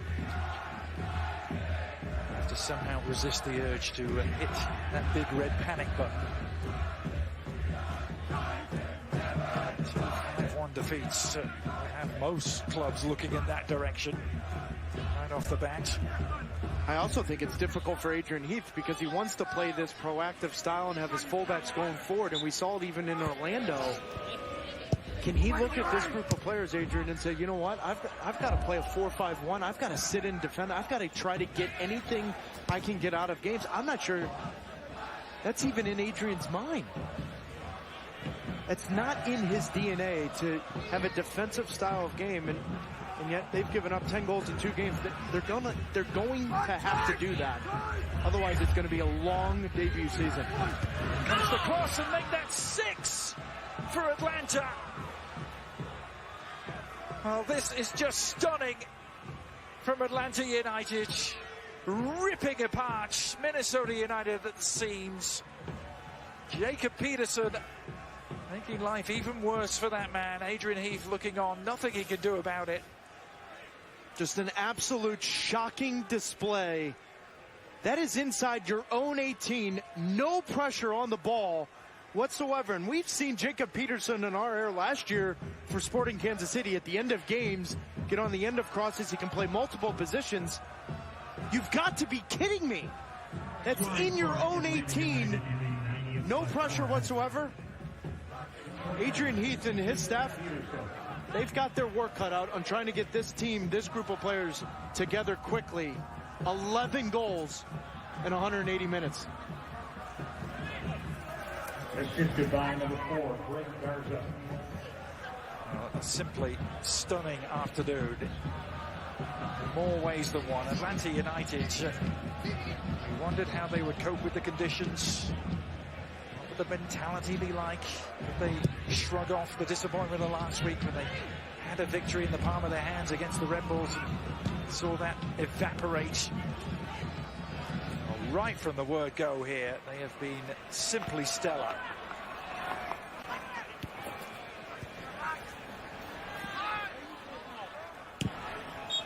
Parkhurst thumping it forward, but the final whistle has sounded.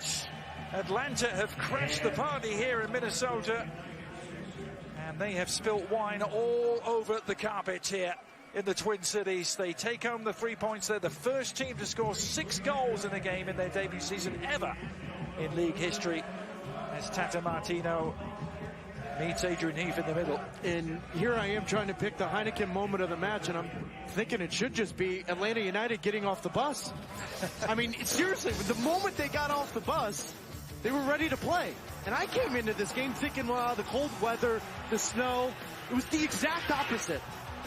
Josef Martinez from the opening whistle was a nightmare to defend. He scores a hat trick, and that got the game started, and that's easily the Heineken moment of the match. But I think it was the moment Atlanta touched down to Minnesota, they were ready to play. Well, it set the tone, didn't it?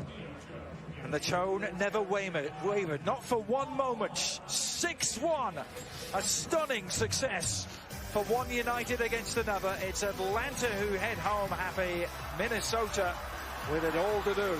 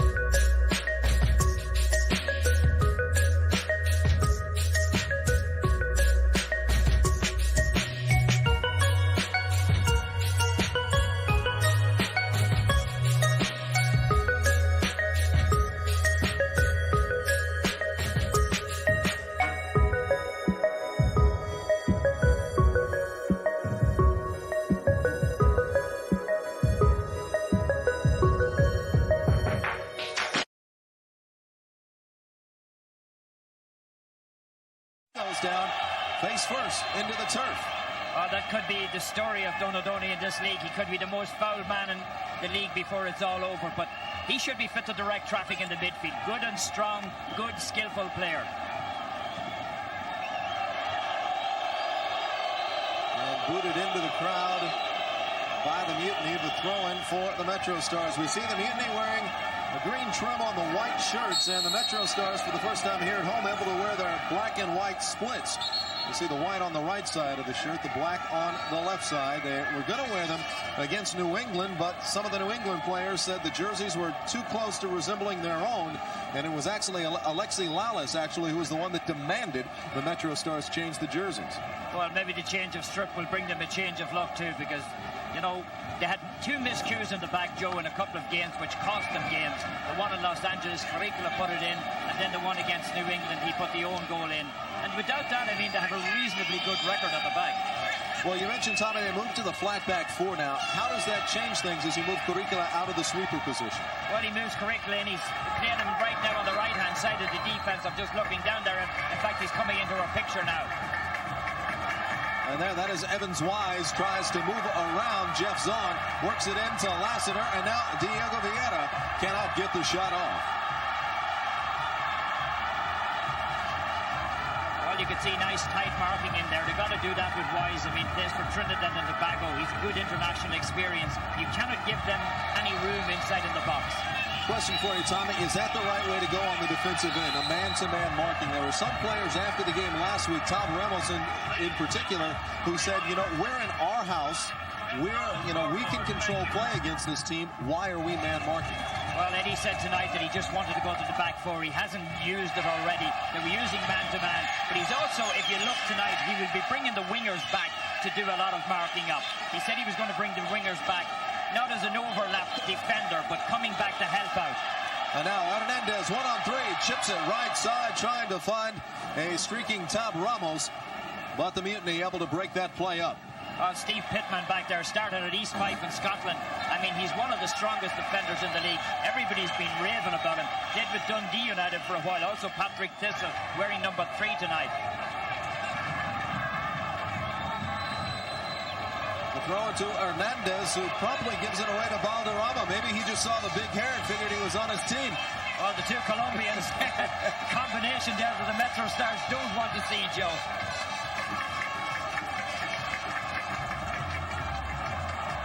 And it will be an interesting matchup in the midfield with the international experience we see out here this evening. We'll touch on that as the game progresses. Rhett Hardy now for the Metrostars as they try and work it upfield. And Ramos breaks free, works it down the left side. Dario Hernandez, Rubencho towards the net, but it is wide and able to save it from going over the end line for Tampa Bay. That is the defender, number 3, Steve Pittman. Pittman's that big, strong man back there.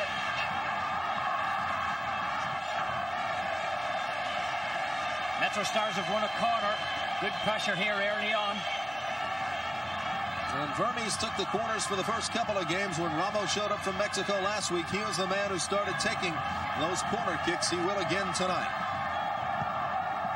And from the near side, Curricula, the header, it goes over the bar. He's had a couple of good shots off the noggin, Tommy. Just hasn't able to get it underneath the crossbar.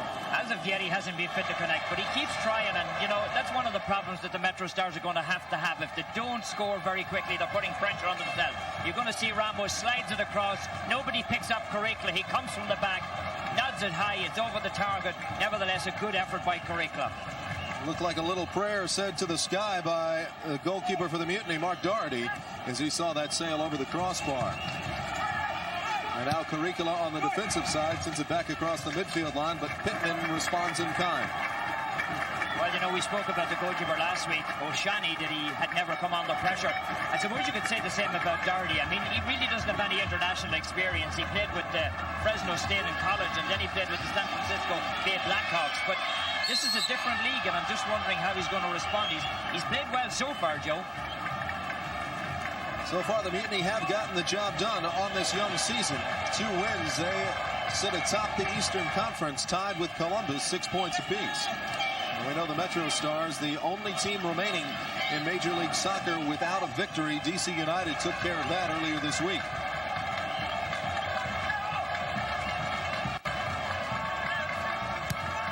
Now Pittman at midfield.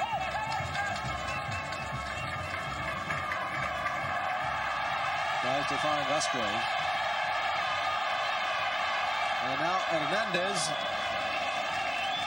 cannot keep it in at the touchline. Throw in for Tampa Bay. Oh, this is the man who so much is going to depend on for the midfield for the Metrostars, Donadoni. I mean, he had a tremendous game last week. Milan wrapped up the Scudetto. They beat Fiorentina 3-0. Donadoni set up Weah. He was taken down for a penalty, and then he set up the third goal as well. So, I mean, this is a man who can control things. And there you see Valderrama with 91 caps, 7 goals, and Donadoni 59 caps and 5 goals. I mean, Valderrama will control the midfield if he gets a bit of space. If you give him a bit of space, he definitely will control it. Remember, against Argentina in the World Cup qualifier, they beat Argentina 5-0, and I mean, Valderrama give an absolute clinic. But the difference in this league is it's a little bit quicker. Hernandez spoke about that tonight. He said, we don't get as much time on the ball here as we would in South America. A more technical game where you have to make your decisions that much more rapidly. And the other thing to note when we looked at that graphic, Tommy, we see the international experience with the two, and don't let the goals deceive you. You may say, well, 7 goals in 91 games, that may not be that much, but these guys are setup men. Oh yeah, he's the setup man. I mean, his job out there is not really to score. He takes the occasional foray up, but this is what he does so well.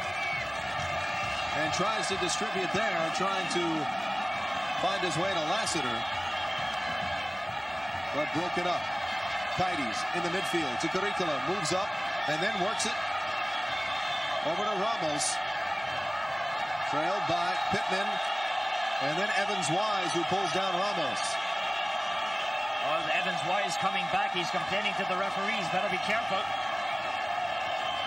Not sure how he can complain because he really just pulled the player down. He's a man who played in Mercer County Community College, an All-American in '94. Good opportunity now for Ramos. I would expect Hernandez to be on the back post, or maybe Donadoni. On the restart, Ramos into the box, headed away. Well, Ramos expected the same as I did, but nobody arrived to get the ball, Joe. Now Donadoni tries to find Hernandez, the kick a bit strong over the sideline.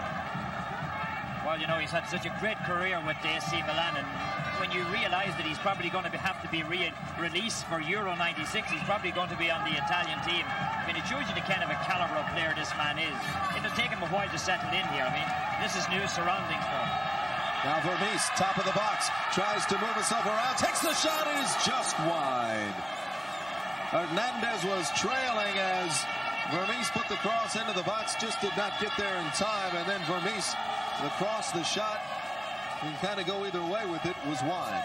Oh yeah, nice ball from Peter Vermees. He moved very quickly with it, and when he squared it inside, he was aiming for the far post. I'm not sure if he intended to put the ball on target, probably expecting the keeper to knock it down and maybe Hernandez to run onto it. And Doherty sends it all the way down for Tampa Bay, and now Zahn will have to regroup for the Metrostars. And then the play clogged in the midfield for a few seconds, and Tampa Bay plays it back to Doherty.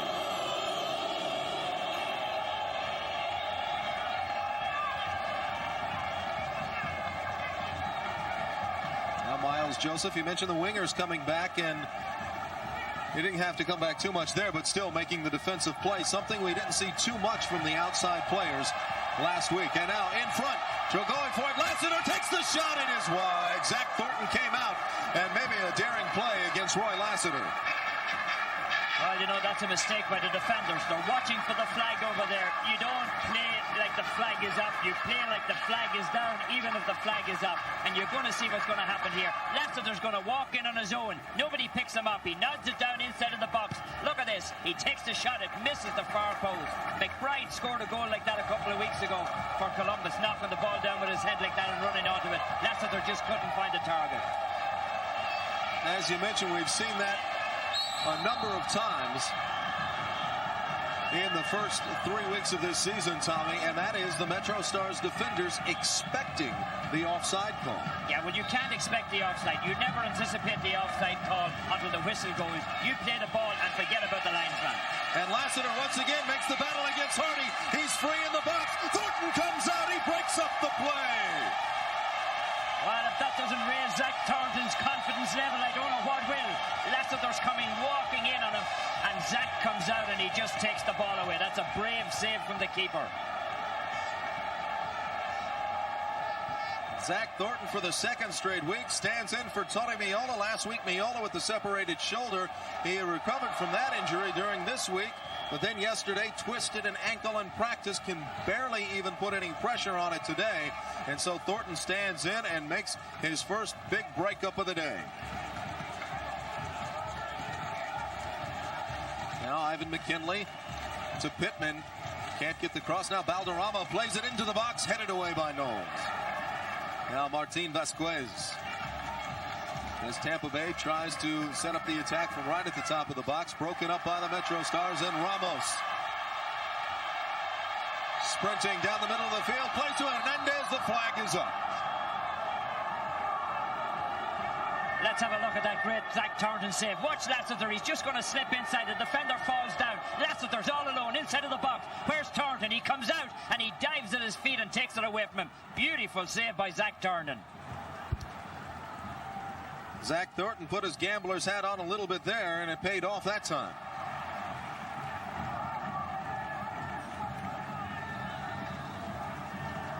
Wise for Tampa Bay. Tries to move around Zahn. Curricula there to help out. The tackle by Curricula. He gains control for the Metros. Backed into a corner by Wise, and then Curricula plays it off of Wise. Out of bounds throw in for the Metrostars. Well, Wise has had 25 appearances for Trinidad and Tobago. He played in Germany for a while. He's a very skillful player down there, Joe, and Curricula did well to take it away from him that time. The other thing he showed there is a little bit of persistence. Oh, yeah, he's going to stick with you. He's going to dog it. I mean, there's no way you're going to get away from him. Now Donadoni fake the long pass, move to Vermees. He works into Hernandez, touches back to Vermees, across to Ramos, alone, top of the box. Can he get the shot off? Tries to play it in the middle, and it's deflected away. A nice job by Ivan McKinley. Well, McKinley stays with him. Young man's born in South Africa. He gives up the corner, but he denied Ramos the path to get it across. And Donadoni is going to take the corner this time. That's a change. You mentioned how Tampa Bay gave up the corner to Ramos. Ramos gives up the corner to Roberto Donadoni. Into the box, and once again, knocked aside. Good solid men on the back line for Tampa Bay. And John Diffley, Steve Pittman, Clay Koyman, Ivan McKinley in there as well. And now in the box again, broken up. Well, I mean, everybody talks about Clay Koyman. When he went to Mexico, he was very, very unskilled, but he played down there with the Cobras, then he played with Cruz Azul, and I mean, he's had a tremendous career in Mexico. He's come back here as the complete player. Red Hardy had the attempt there for the Metrostars. He had a chance against New England a couple of weeks ago, Tommy. It looked like Mike Burns took it right from behind the touchline, behind the goal line, rather. One that may have been in the net. And that was one that came across on the corner, and he just, a lot of people said it was in the net. And now Zahn tries to play off Wise. He puts it into the side of the net. Jeff Zahn could not get just in front of Evans Wise, but maybe he got there enough to push him off to the side. Well, Valderrama's the man. At first touch, look at that, the beautiful pass inside. Zahn just gets enough of him. Look at that, he has a little bit of a grip of him. He let go before the referee spotted it. That was a nice play by Zahn. He just kept them off balance, couldn't set himself for the kick. And kept him just wide of the net to where when Wise took the shot with the left foot, it went into the side of the goal and not across the line. But the Metrostars, they're giving them too much room. I mean, they're letting them walk in on each corner. I mean, it's got to hurt you in the end. Eventually, the middle is going to open up, and instead of going into the corners, they're going to come across in the middle. The Metrostars got to close them down. They've got to get in quicker on them. They've got to be much tighter. You can see we're now 15 minutes into this match on the Marine Midland scoreboard as Vermees feeds Ramos. He's taken down from behind Martin Vasquez. And no play on is signaled from our referee. The this evening, Essie Bahamas. Well, these two players know one another very well. Martin Vasquez playing 8 seasons in Mexico, and let's see what happens. Oh, this is a free. There's no question about it. I mean, Vasquez chopped him. That should have been a free. The referee blew that call. But I guess you can't get them all right. It's easy looking at it from up here, especially when you have a replay. The referee's got to react just like that on the instant. Now Donatoni at midfield. To Kaides. And the man from out of New Haven, Connecticut, feeds on. He is pulled down atop the box. And play on again.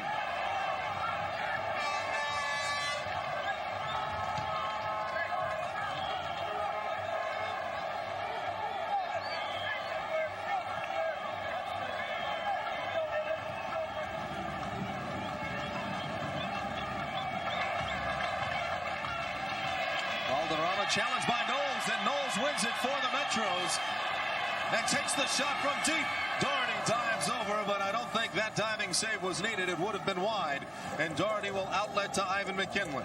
Well, Knowles does that so well. He can come off the field like that, and he's not afraid to take the shot. If you don't close him down, he will take the shot. And the keeper was alert to it. He picked it up early.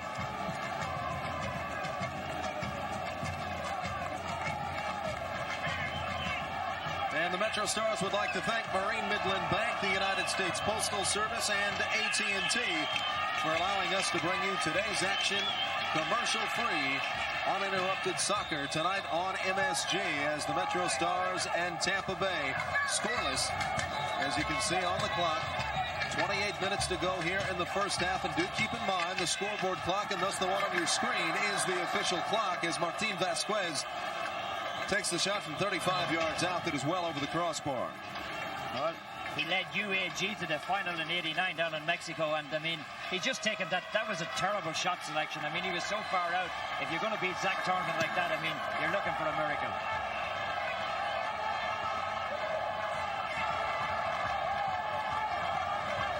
You can see the shots coming there. Look at 13 and 23, and I mean, nothing's just gone in, and yet now there was only 11 and 12 against them. Yet now they were beaten 1-0 and they were beaten 2-0. So I mean, it's just a matter of time for the Metrostars. You got to feel, Joe, if they score once, they can score a couple of goals because they're getting the good shots. I mean, the shot selection is good. Maybe just rushing a little bit. And that's the one thing they have to guard against now, not to pressure themselves in. Plenty of time left in this league yet. You got to wonder how long that little boy can keep his finger in the dike and keep the water off of him. 36 shots in 2 games, and still none of it able to find the back of the net. Now into the box, on to Doherty. He takes it on one hop and covers up. Miles Joseph, the Olympian, with the shot from the left side, and that makes it 4 shots on goal this evening.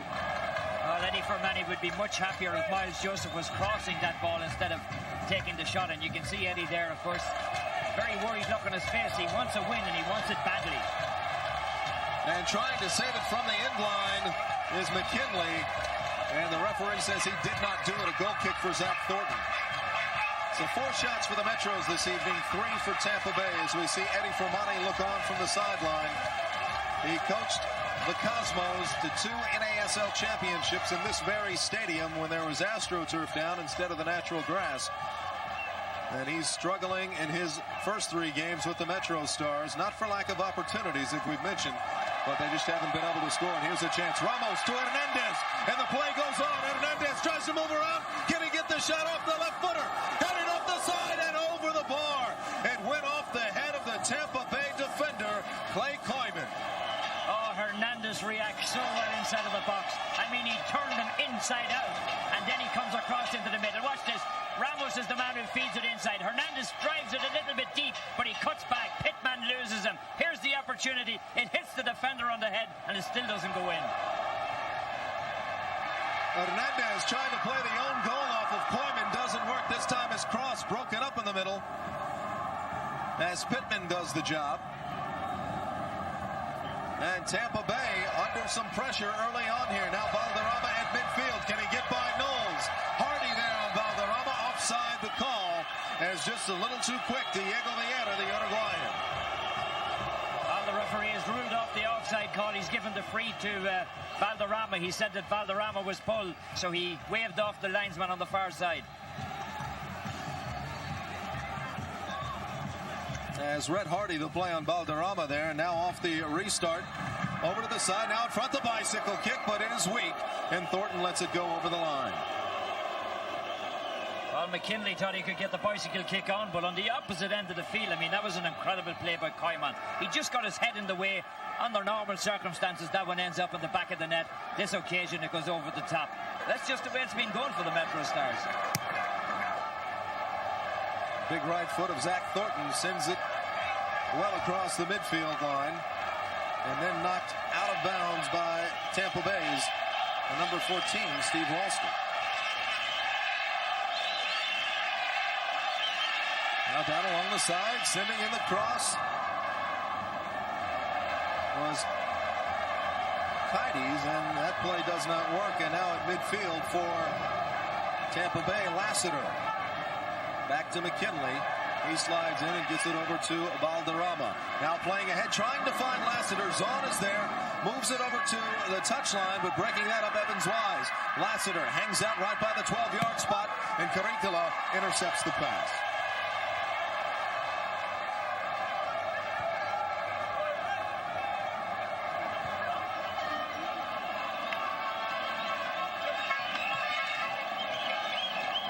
Tampa Bay regrouping at midfield. As there you see Frank Yallop, the Canadian, out of Vancouver, a man who played with Ipswich Town. Now Donadoni. Can he get something started for this stagnant Metrostars offense as he moves it to Tab Ramos? Now Hernandez in the middle. He's got Caricula on the right side, but Hernandez shot is high. Well, that's the combination that the Metrostars wanted. It started with Donadoni. He got it to Ramos. Ramos fed it inside to Hernandez. Hernandez just couldn't get the ball on target. First game he had 7 shots on goal. He must have 2 or 3 tonight already. Just can't seem to find the target. 23 goals in 24 games with Santa Fe in the Colombian First Division this year alone for Ruben Dario Hernandez is yet to tally here in Major League Soccer. Well, he's averaged 20 goals a game for 8 years, so, I mean, he knows where the net is. It's just that he can't find it in Giant Stadium. Now Lassiter again plays over to Evans Wise, and Lassiter, he pulls up, seemed as though he hurt the left foot. Now Wise tries to cross, no, slips, so Thornton comes out and scoops up the ball. Oh, Eddie Fermani has been giving his wingers a hard time coming back. He's telling them to come back and do a little defending. He's not at all happy the way they're playing out there, Joe. He's been screaming at them since the game started. Now Hernandez fights off the sliding tackle, works it down to Vermes. He cannot get to the ball before it crosses this touchline.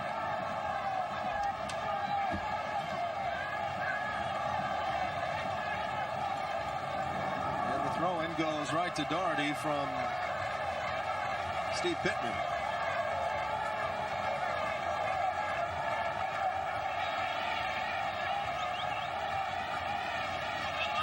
That the Metrostars have not scored a goal in the last 215 minutes, and the clock is still ticking, Joe. 21-13 left in the first half. We'll make it easy for your folks at home.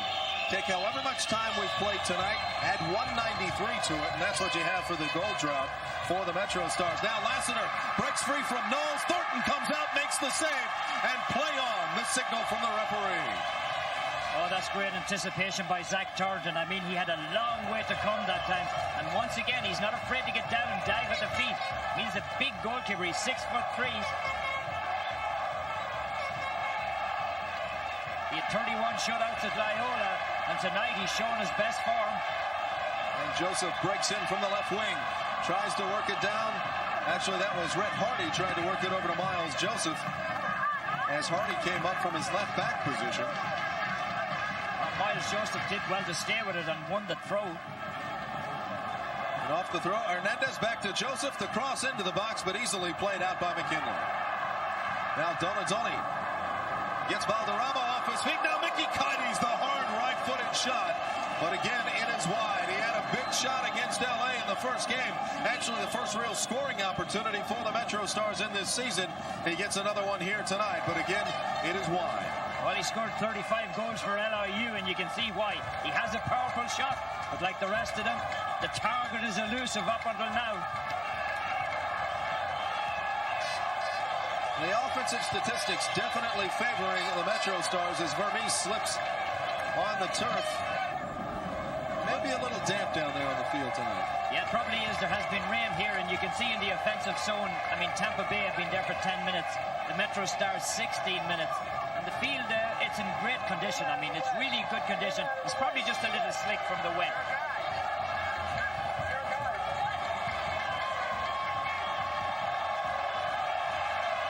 Now Paddy's to Donadoni. And he just bears down right on the box, tries to take the shot. It deflects off of Martin Vasquez and then cleared out of the box. 7 shots for the Metros, 4 for Tampa Bay, and corner kicks 4 for the Metrostars, and none yet for the Mutiny. So all the offensive statistics, shots, corners, time of possession, all in favor of the Metrostars, but we're still scoreless here. 18:40 and counting to go here in the first half of play. Well, you can see Donadoni now. He's controlling the midfield, but he's not pushing as far forward as we thought he might. He's not pushing as far forward tonight as he does when he plays with AC Milan.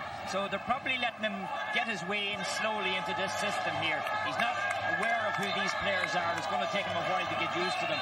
And you can see he's really patrolling around the midfield area. He's not really going forward as an attacker. That was one shot he had. We see on the out-of-town scoreboard, San Jose up on New England 1-0 in the first half. Eric Waldo Winalda, the goal for the Clash. Oh, we have a look at Peter Vermes there. Peter's back to his old role as a target man tonight. I mean, he's had 70 appearances for the US. He scored 11 goals in those appearances. He was tried out on the right wing last week. Now he seems to have the liberty to go wherever he wants to. The hope is that he'll be fit to knock it down and Hernandez will be fit to clean up. Peter Vermes definitely feels much more comfortable up front. He said that after last week's game. As Evans Wise on the left side of the box, can he get around the defender? Tried to make it around. Zone takes the shot. Thornton the diving save. Well, Evans Wise is working himself in on Zon. Zon's giving him a little bit of room, and he's taking advantage of it. He tries for the short side that time, but he just can't find it on the target. We talk about Vermes playing up front. I asked him after last week's game, Tommy. I said, you seem much more comfortable up there, and the offense seems to click a little more when you're up there, more chances. He said he'll play wherever they want him to play, whether it's the back line, midfield, up front. But he then quickly reminded me, I've made my living in this game playing up front. Well, he captained the U.S. team in the 90 Olympics playing up front, and I mean, that is his position. Now Balderrama for the Mutiny. Back and forth in the midfield. Diego Vieira there. Now it works down to Lassiter on the right side. Curricula comes in to defend and knocks it over the goal line. Oh, there's questions being asked at the back. Nobody picked him up. I mean, he walks right in. That's 3 times now he's walked in on the goal.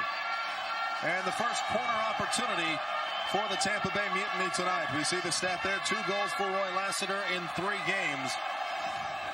Well, and you know he will set up somewhere where he can be nearby on this corner. They got to pick him up an awful lot quicker than this, Joe. They're giving him far too much room. And sent in and headed out of the box. Peter Vermes talked about his play up front. Well, he comes back and does the job on the defensive end. Now Donadoni against Balderrama. And Balderrama quickly moves it over to Diego Vieira.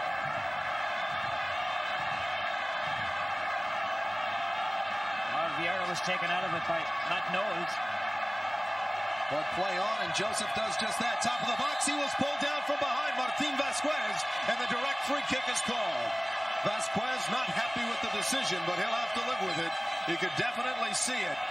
Reached out, was pulling on the jersey, maybe the shorts of Miles Joseph. That held him up.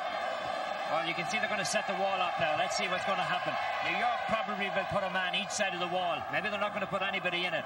It'll be a case of who's going to hit this one. I mean, Tab Ramos, Peter Vermes, whereas Hernandez has moved inside. So it's going to be between either Donadoni, Ramos, or Vermes. They're talking about it. They haven't had a lot of time to work in practice with Donadoni getting here so late this week. Peter's explaining to him that he wants to, he was trying to explain to him that he wants to hit it. And it looks like maybe Peter is the one that's going to hit it. He's going to come from deep. Could be a little miscommunication here. It'll be interesting to see what comes of it. And he steps over. Ramos fakes the touch. Valderrama moves up too quickly. Nothing whistled from the referee. And so now Ramos, he takes the free kick right on to Doherty, who covers up. Mark Doherty was there to cradle the ball. Maybe that's the play that we're working on. Maybe that was the deceit. Maybe they tried to get everybody confused by pretending to be confused themselves, because it didn't look like the free was going to develop that way, but in the end it was a good effort. That Hardy overplays Diego Vieira, but Kaides comes back to clean up, and now Donadoni to Miles Joseph. Can he split the defense? No. Valderrama now once again, Lassiter in the freeze, Zahn having to chase. Lassiter pulls up, Knowles comes in to take it away. Oh, that's what Zahn's got to do. He's got to slow him up. He's got to wait for the help to come from the back, and that time he waited. Knowles knew exactly what was going to come and stripped it right off him. And now Knowles tries to get around Evans Wise, does it more with the right forearm than he does trying to move the ball away. And Wise wins that battle. Sent into the box, Thornton will sweep it out to Curricola.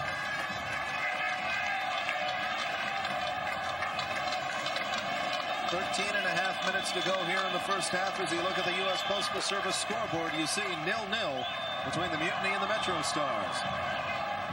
And there Clay Koyman sliding to knock it out of the box for Tampa Bay. And Ramos controls in the midfield. Donadoni, the high cross to Zahn, off the head. He can't control it. Evans Wise does for the Mutiny. Wise tries to play to Valderrama. He gets by Kaides. Valderrama all alone in the box. Chips it over to Vieira, and the header is wide. Well, this is a different look from Valderrama. I mean, the long ball working to perfection. Valderrama works himself inside of the box, and Vieira comes across. He finds himself right in front of goal. The man who played with Cerro Porteño in Uruguay. And I mean, he just had the opened opportunity. 91 appearances he has in 7 goals. And I mean, he has them out there now tonight. They're playing the typical South American game. They're moving it back and forth in little triangles. I mean, Valderrama has so much experience. He played in Spain, he played in France. He's played practically all over the world in the international scenes. I mean, you can see him out there now even, Joe. He's directing the traffic with his hand. He's showing everybody where he wants them to be. I mean, he's a great leader as well as being a great player.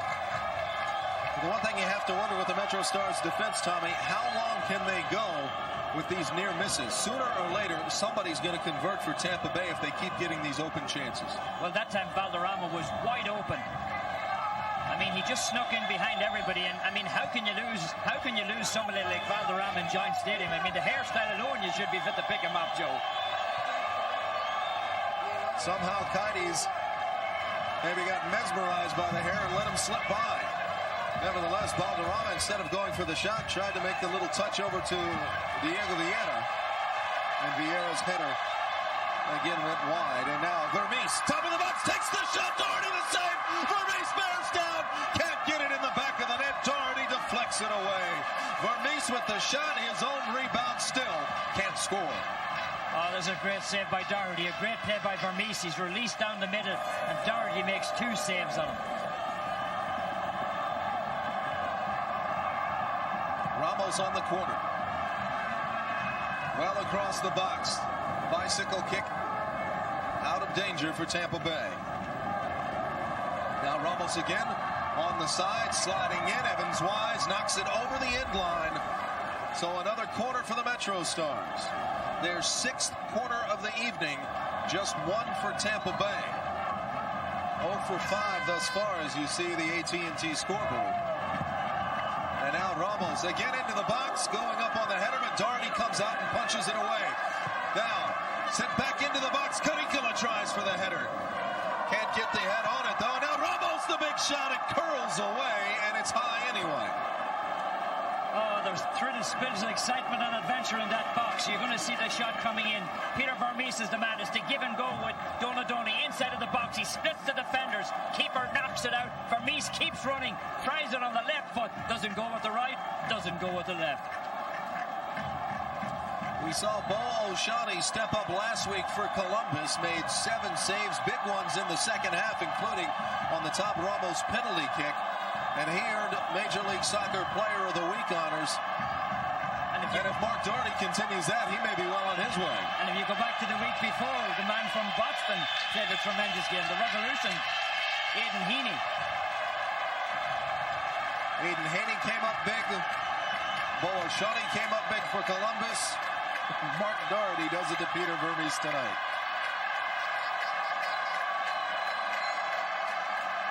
Now Ramos at the midfield line to Hernandez. He has been bottled up quite nicely by the Mutiny defense this evening, and that is why Vermes has had the couple of chances he has had. Now Wise right along the line. Nifty footwork, moves around Mickey Kites and tries to play it up to Vieira.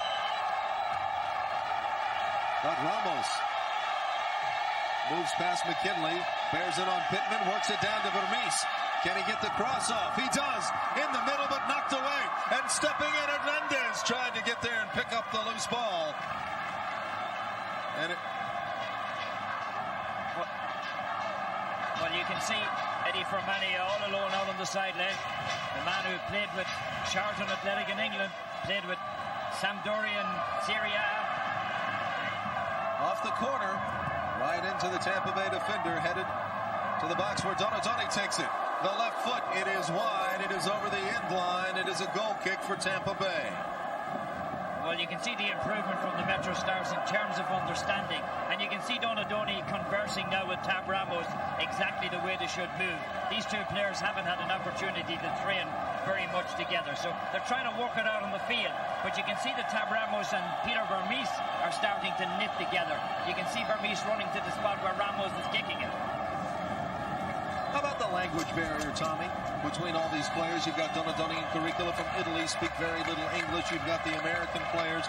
You've got Hernandez, who speaks very little English but Spanish. You've got 3-4 languages out there, all trying to communicate. Well, there's one thing that's universal: put the ball in the back of the net. They all know that, and you can see that they're using hand signals. I mean, they're trying to gesture where they should be. And it's also an instinct, Joe. I mean, it's an instinct. Look at where that pass went to. And Hernandez tries to play around play. Koeman can't do it. And Koeman works it up to Diego Vieira. And Matt Knowles steps in, plays it away from Vieira. And a little demonstration there on what Knowles did in the indoor game that earned him Defender of the Year honors. And there on Valderrama forces the poor cross. Well, Matt Knowles is probably the revelation of the defense back there. I mean, he's really played very well. He's very solid, doesn't give you any time on the ball, and he reads it very well. We go inside 7 minutes remaining in this first half, where I think you can safely say, Tommy, the Metrostars have dominated play here through the first 38 minutes. Well, they've certainly dominated, but, I mean, Tampa Bay have created a few great opportunities coming on the counter-attack, and it has really worked well for them. They've used this wing here with Evan Wise, and Valderrama, I mean, the one ball that he crossed into the middle, Vieira should have put it away. I know that the Metrostars have missed a few good opportunities, but they're lucky they haven't been scored on. 10-minute advantage in the offensive zone, but still nothing to show for it on the scoreboard. And the way things have gone for the Metrostars, you have to wonder if one of these counterattacks come through, is that all she wrote? And now tripping over the ball is Roy Lassiter, but he's able to get it back to Valderrama. Now down low, Knowles on Wise. Knowles sweeps it away, but right to Roy Lassiter.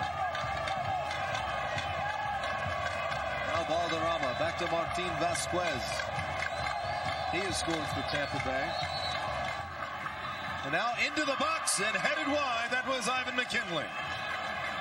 Well, what Tampa did there was they worked it very patiently. They stretched out the defense. They started here on the left wing, ended up with the ball on the far side, and McKinley ended up coming down the middle. That's what they were trying to do. They were trying to pull somebody out of position.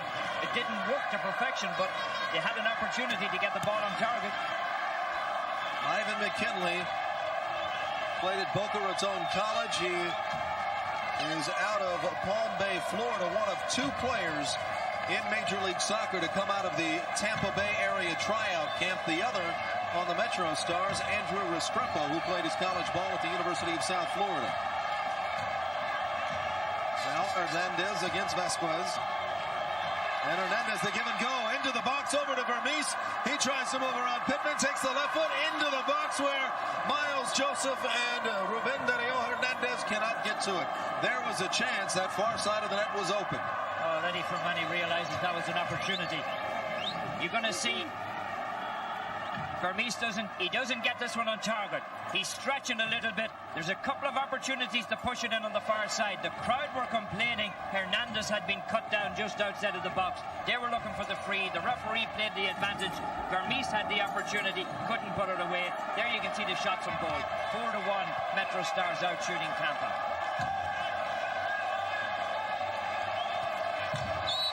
4-1 the shots on goal. Total shots, the Metros with 13. The Mutiny with 7.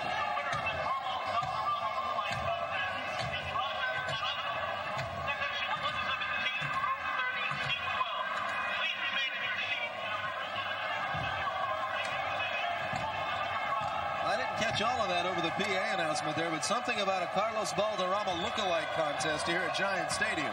I'm entering. I have my wig with me, Joe. I have it here. It's green, but... And it is Valderrama who works it into Lassiter, and Knowles hounding Roy Lassiter. And now Vermees pulled down from behind, but the referee says play on. Not pulled down, but he was definitely held up by Martin Vasquez. And now McKinley. He had the opportunity moments ago, and he works it down to Evans Wise. A lot of room given by Zahn. The cross into the box that Knowles heads away. 3:10 and counting here in the first half. We've seen some nice plays from Matt Knowles, Tommy. He's a guy who spent most of his career indoors. You have to wonder if maybe this will have some of the national team coaches keeping an eye out for Matt Knowles when future matches come up. Well, he's certainly been very, very strong back down there. But, I mean, the move that Tab Ramos just made on the sideline, I think McKinley lost his boots. He just faked them out of it. Look at Knowles again. I mean, he's reading it so well.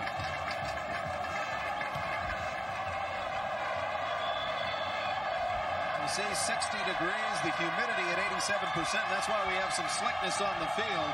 As moving over to make the play, Frank Yallop against Peter Vermees. And there was a lot of rain here in the early morning, so some of it has stayed on the ground as we have a look at Tony Miola. Tony's 2 different injuries, out last week with a shoulder injury, out this week with a twisted ankle. And now a forceful cross that goes off the head of Steve Pittman. Sent back into the box. But it will be a goal kick for Tampa Bay. You see Ruben Dario Hernandez. He so badly wants to score here in Major League Soccer. Well, something that we've been developing over the games, Joe, is the refereeing. And I think that the Metrostars have to realize tonight that this referee is going to let a lot of pulling and dragging go along. So you've got to play to what the referee's doing. It's almost half-time now. You should know exactly what he's doing. They've been complaining a lot to him. We are in the 43rd minute of this first half of play. Still no score between the Metrostars and the Mutiny. And again, another half of soccer as the Metrostars pick up where they left off against Columbus. A strong second half last week, an extremely strong first half here against Tampa Bay. Oh yeah, they've created all the opportunities, but once again, they're just not finding the target. I mean, they have kept Tampa Bay in their own half for a long time. And that is Pittman moving in. Comes up from the top of from the backline position, rather, top of the box. The left-footed shot goes up over the crossbar. And it looks like Trafico is the man who's down injured. He went to tackle Pittman, and something turned on him. He's getting up. He's going to shake it off. This man spent 12 years in Serie A. He's not going to be taken down by that one. I think he maybe pulled something in his thigh muscle, Joe. Look at this, no home team goal at Giant Stadium since 1984. Ricky Davis, the last man to score a goal for the Cosmos, and that was in their second last game here, because in the last game they didn't manage to score at all. So it's been a long time since the home team scored. Well, September 5th of 1984, and that was a Cosmos 2-1 win over the Toronto Blizzard, where Davis scored that game winner, and now Pittman alongside the box for Tampa Bay sends it upfield. We have 20 seconds to go here in the first half. Vasquez over to Valderrama. And then Ralston on the far side. As time winding down for 3. Evans Wise, 1 second. And there's the whistle. That does it. 1 half of play in the books. A half of soccer that the Metrostars did a very fine job with, Tommy, but really, again, as we've said for so long, nothing to show for it. Well, they've created the opportunities and they've managed to curb this man. Valderrama's been kept out of the game so far.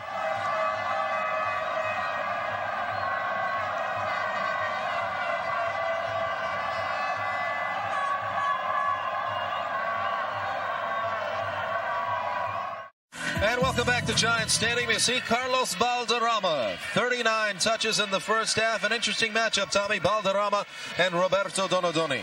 Well, we didn't think they would come together as often as they did in the first half, but certainly Valderrama is getting the more touches on the ball. But I think once again that the quickness of this game, maybe not the skill level is involved, but the quickness of the game, he's been closed down a little bit too quick for him to show the kind of mastery he does when he runs the midfield. I mean, he's been referred to as the Ruud Gullit of South America. I mean, Gullit ran it for Milan for so many years. In fact, there's talk that he may even become the manager of Chelsea now that Hoddle has decided that he's going to manage England. But he certainly hasn't showed us the Ruud Gullit touches tonight. In fact, he hasn't even showed us the Carlos Valderrama touches. But there's 45 minutes left. He had his chance on that one in the first half, Tommy, where he chipped it over to Diego Vieira, and Vieira just put it over the bar. Yeah, that was the best opportunity they had. Vieira just got a little bit too anxious to try to put it in. And I think maybe that's one of the problems that the Metrostars are having as well, too, Joe. They're just being a little bit anxious. Big crowd here once again. They're trying to score that goal. The longer it goes, the more frustrated it gets, and the more difficult it becomes to score a goal. And the more frustrated it gets, not only for the players, but the fans as well. And we see the setup as we get ready for the second half here. The Metrostars started the game with the kick, so Diego Vieira in the middle with Roy Lassiter. Tampa Bay will get the ball to start our final 45 minutes of soccer.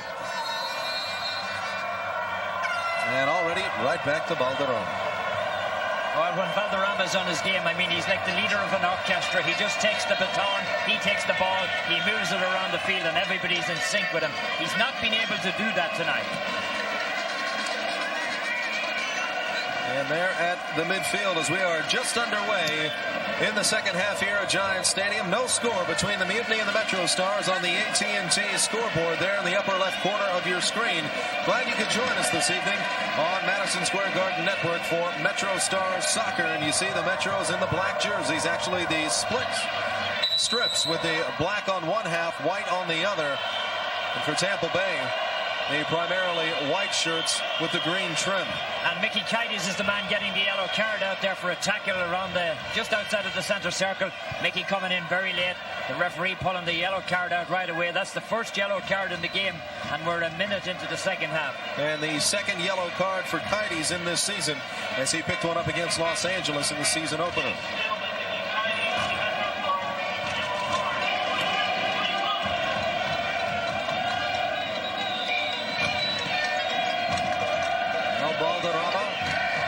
Josef comes back to help out, and then sent deep. That is Ralston for Tampa Bay, and he cannot control, and Hardy tries to step in and steal it away. But Ralston works it to Valderrama, the cross in front. Thornton dives down, makes the save, and a kick into Thornton by Diego Vieira. What an incredible save by Zach Turnerton. The first man he takes it away from. The second man he takes it away from. Valderrama's the man. He's going to cut inside of the box. Watch Turnerton. He takes it on one hand. He stretches. Beautiful save by Turnerton. I mean, that's courageousness. He dives at the feet of the player coming in. Just takes it away from. Vieira was in the middle. Two men inside. Somebody's got to pick them up. Zach Turnerton's telling them somebody's got to pick those guys up. So far, Thornton up to the standard this evening against Tampa Bay. Mark Doherty has done the job as well for the Mutiny. Those are your netminders this evening. And again, no changes from the starting lineups as we are underway here in the second half. Kaites at the midfield to Hernandez. He's got Vermes and wide on the near side. That is Josef. Does he tee up the shot? He does, right into Clay Koeman. Now Donadoni. Can he work some magic? To Josef. Koeman comes out and challenges. And there is the battle between Josef and Koeman.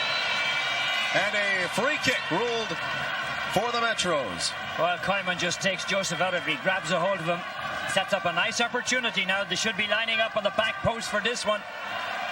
Donadoni's the man who's going to take it. Hernandez is wide on the back post along with Vermees. Donadoni's kick to the post. It hits off the crossbar. Oh, beautiful effort by Donadoni. He fooled everybody. He was aiming it for the top left-hand corner. It misses by very little. Watch how he strikes it. It's going to curl in and it's just going to nick off the top. Look at that. So close and yet so far away. Tab Ramos almost had his chance to be a hero in his debut last week, but he missed on the penalty kick. Roberto Donadoni tries to do the same tonight and comes up just short. Now Valderrama in the midfield for Tampa Bay. He is crashed into by Rhett Hardy. Knowles challenging Valderrama again.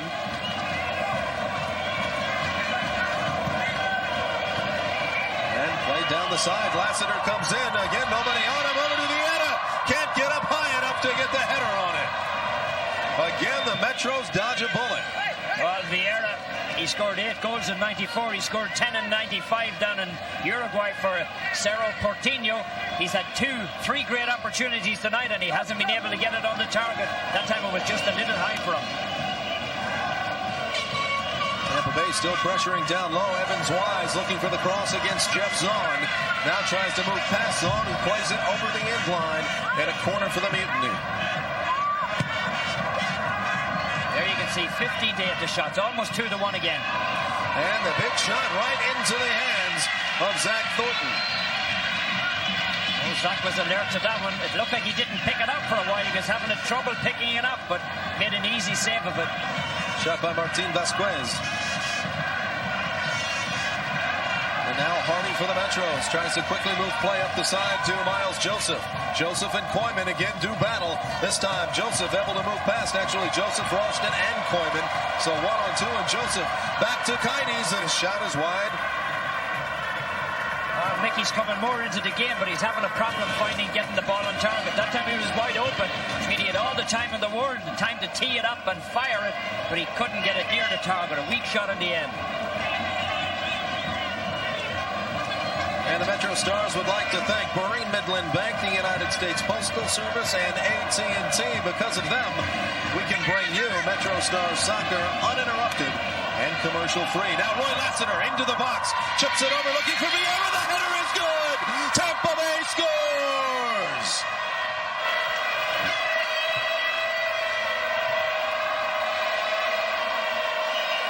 Roy Lassiter, known for his ability to strike. This time he helps out, and Diego Vieira, the easy header past Zach Thornton, and it's happened again.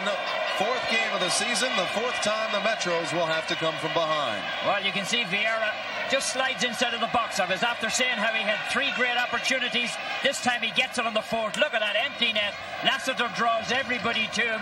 Zach Thornton is going to cross the cover of the far post. Vieira's left on his own on the right-hand side, and he just knocks the ball down. That's the easiest score he's ever going to get. And I think that's the key thing to mention, Tommy. All by himself, he gets that score. Once again, failures of the Metrostars defense to make sure people are properly marked. Well, I don't think they've adopted to this flat back 4. I mean, they're not picking players up the way they should in the situation. I mean, there have been so many opportunities. Vieira had one in the first half, too, that he should have put away. So in the 51st minute, it is Diego Vieira with the assist to Roy Lassiter and Evans Wise. It was Wise that moved it up to Lassiter, and Lassiter neatly crossed the ball to Diego Vieira, the Uruguayan, finding the back of the net. Now once again, Tampa Bay, that is Ivan McKinley, works it into the box. Knowles heads it aside, and now Zahn tries to move away from Wise. He gets it to Kaides. At the midfield, the Metros will have to push forward now and see if they can equalize. Hernandez into the box. Doherty easily grabs that one.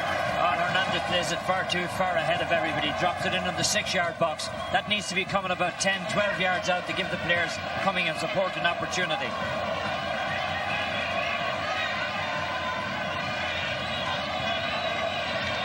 Now Now, once again, somebody moving below the Metro's defense. That is Steve Ralston. But Thornton once again bolts off the line and intercepts the ball. Oh, the Metros are being taken to the cleaners on the sides. I mean, the ball up along the wing is really causing enormous problems for them back there. First of all, they're not closing them down, and then they're not closing anybody down in the middle. The goalless drought is now 247 minutes Penalty for the Metrostars. Thornton came out, tried to make the play. Penalty. And tripped up the man. Well, Thornton's coming off his line, and here you see Lassiter's coming in. Thornton makes contact with him, doesn't make any contact with the ball. Referee points towards the spot kick. Penalty. For the second week, we get a penalty here at Giant Stadium. Last week, Tab Ramos put it right into the midst of Bo Oshani. Ramos slipped a bit as he went to take the shot. And now it will be Tampa Bay with the opportunity.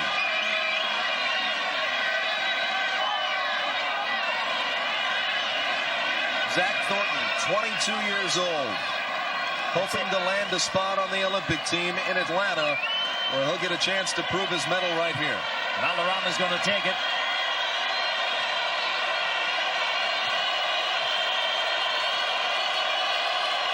El Pibe, Carlos Valderrama, captain of the Colombian team, 91 caps for Colombia. He will try and make it a 2-0 advantage for Tampa Bay here. The whistle blows, Valderrama comes in and neatly puts it past Thornton. No chance for Zach Thornton. Calmly, Carlos Valderrama gives Tampa Bay a 2-0 advantage. Well, this is as smooth as you'll ever see a penalty kick hit. Valderrama comes up to it. Doesn't power it, just directs as well. Zach Thornton wants to go to his left. Valderrama goes to his right, and he puts the bulge in the old onion bag. Nicely struck kick by Valderrama. You saw there, he just kind of caught Zach Thornton second-guessing himself. You saw the hesitation to the left side, and by the time he could get back to the right, no chance to stop Carlos Valderrama. But once again, Joe, it was a case of the defense being caught out. Nobody's covering them up. Thornton did what he could do to try and stop Roy Lassiter, but came up short, forced the penalty, and Valderrama took advantage of it. There, another attempt for the Metrostars, thwarted. Now Diego Vieira comes in, takes it away from Hardy, but the Metros will keep with the throw-in. And now, Tommy, how do you even describe the pressure that has to be on the Metrostars right now, as they've gone so long without a goal, and now they have to get at least two if they're going to at least try and salvage a shootout and a possible victory? Well, you know, they really can't go away from what they're doing. I mean, they've looked like a team from the midfield up at the back. They've really been caught out. Eddie Fermani's probably saying to himself, why did I ever leave Italy? I mean, he had a career there, and the way things are going from here, I mean, he just can't get a win, Joe.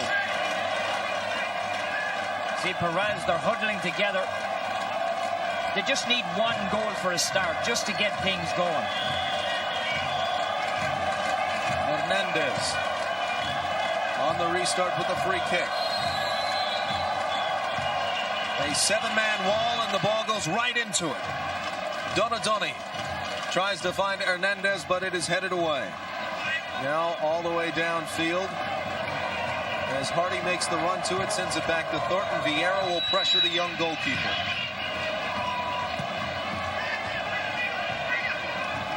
And just no imagination right now, as the Metrostars back and forth behind the midfield line right now, even seeming as though they're having trouble getting it across under the offensive half of the field. Well, they've dropped their heads a little bit. That last goal really took the wind out of their sails, Joe. And you can see they just need to regroup now. They need to take their time. Don't give up something else. And at least through the first 12 minutes of this half, a stark contrast in the refereeing style, as many things were let go in the first half. But here, Essie Baharmest is being a little more strict in the way he calls the second half of action. Wise tries to move between Zahn and Donadoni. Still controlling for Tampa Bay. Zon goes down, tries to knock it away. Zon gets it in front, chipped into the net. Diego Vieira, his second of the night. And the roof is caved in on the Metrostars. Oh, Zon once again allows the ball to come across into the box. Once you get that kind of pressure from the corners, works his way in. Here's Zon. He's going to be pushed out of it. Eventually gets around him. He knocks him down. There probably should have been a call. Didn't get the call. You don't get it. And Vieira's just there and he tucks it away. Once again, the man left open, though, Tommy. And you can see that Evan Wise is the man who's going to push inside. And watch coming up on this side. He's all alone. Nobody picks him up in the middle at all. As Red Hardy tried to come back and make the play, but caught out of position. Diego Vieira capitalizes. It is now 3-0. And I guess now, at least for any kind of moral victory, Tommy, you got to get the ball in the back of the net. Well, that kind of describes the feeling of all the Metrostars. You can just tell by Miola, the look on his face when he's looking down, checking out Zach Torden. He would love to be here. This is only the second game he's ever missed in a professional career with an injury. Now Red Hardy pushing forward, tries to get past Koeman. He has to send it wide, and we'll have to get a look at it. It will be a corner. Well, you know, the Metrostars need somebody to step forward. They need a leader. They need somebody to pick the ball up, carry it in, and stick it in the net. Show them to Joseph Doherty comes out, tries to punch it out of the box, and Evan Wise will push forward for Tampa Bay. Roy Lassiter, lonesome at the midfield. Now Balderrama charging down the right side with Miles Joseph. Wise gets by. Can he send it cross in? As Matt Knowles comes in to help out, Zon heads it aside. Balderrama there for the shot. It is wide. Well, Valderrama wants to get in on the party too. He's pushing himself inside of the box. He pulls this one out of the air, but once again the problem is on the outsides. Evan Wise streaks down the far side of the field.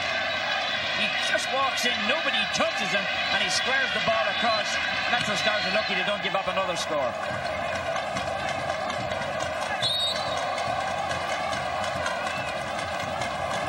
Metros went down to the LA Galaxy 2-0 before Giovanni Savarese scored the only goal for the Metrostars this season. That was a 2-1 final. We've said all too much about the own goal by Nico Curicula against New England, and we see Koeman and Vermees go at it. Vermees the left elbow into the side of Koeman. Those two are good friends on the national team, but friendship goes out the window when you start playing like this, especially when you're looking for a goal like Peter Vermees is now. The friendship doesn't count for anything, and you can see even in with a vengeance.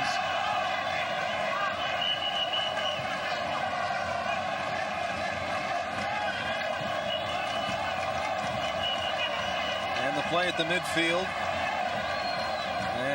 Looks like we're going to get some substitutions for the Metrostars, perhaps to try and help out the offensive thrust. There's Giovanni Savarese. We mentioned he scored the only goal of the season for the Metros. That was against Los Angeles back in week 1. And now facing the largest deficit in their young history, the Metrostars down 3-0 to Tampa Bay. 28:50 left to go here in the match. I believe Harty is coming off and Savarese has gone on. I mean, Eddie Fermani just realizes at this point in time they need a goal. Even if he is going to take a chance and leave himself open at the back, he needs to find the net.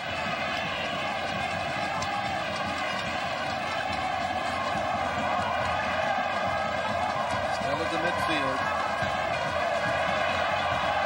As Hernandez moves through, forces it to Vermees. Hernandez the shot. Doherty scoops it up. That's not the kind of a shot that Hernandez is known for taking. That was a weak shot. He takes it back from Vermees. I think maybe Vermees wanted to turn and shoot it himself, but it ended up back on the foot of Hernandez.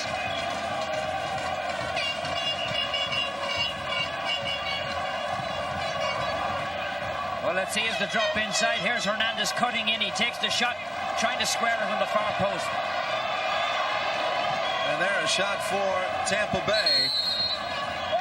Ivan McKinley sends it over the crossbar. As we now get the substitution as Thornton sets up for the goal kick. Red Hardy. And you can tell he seems to be a bit peaked. As he will come off, Giovanni Savarese steps in. The Venezuelan played his college ball at LIU. Well, they're probably going to go back. It looks like they're going to go back to the two-man marking defense at the back, with Caricala sweeping. Savarisi's gone in because Harkey's out. Harkey's a back. Savarisi is a forward. So it looks like they're gone back to the 3 backs. Now Pittman against Joseph. Pittman puts it into the seats. Metro on the throw-in. Mickey Kitey's pushing up through the midfield.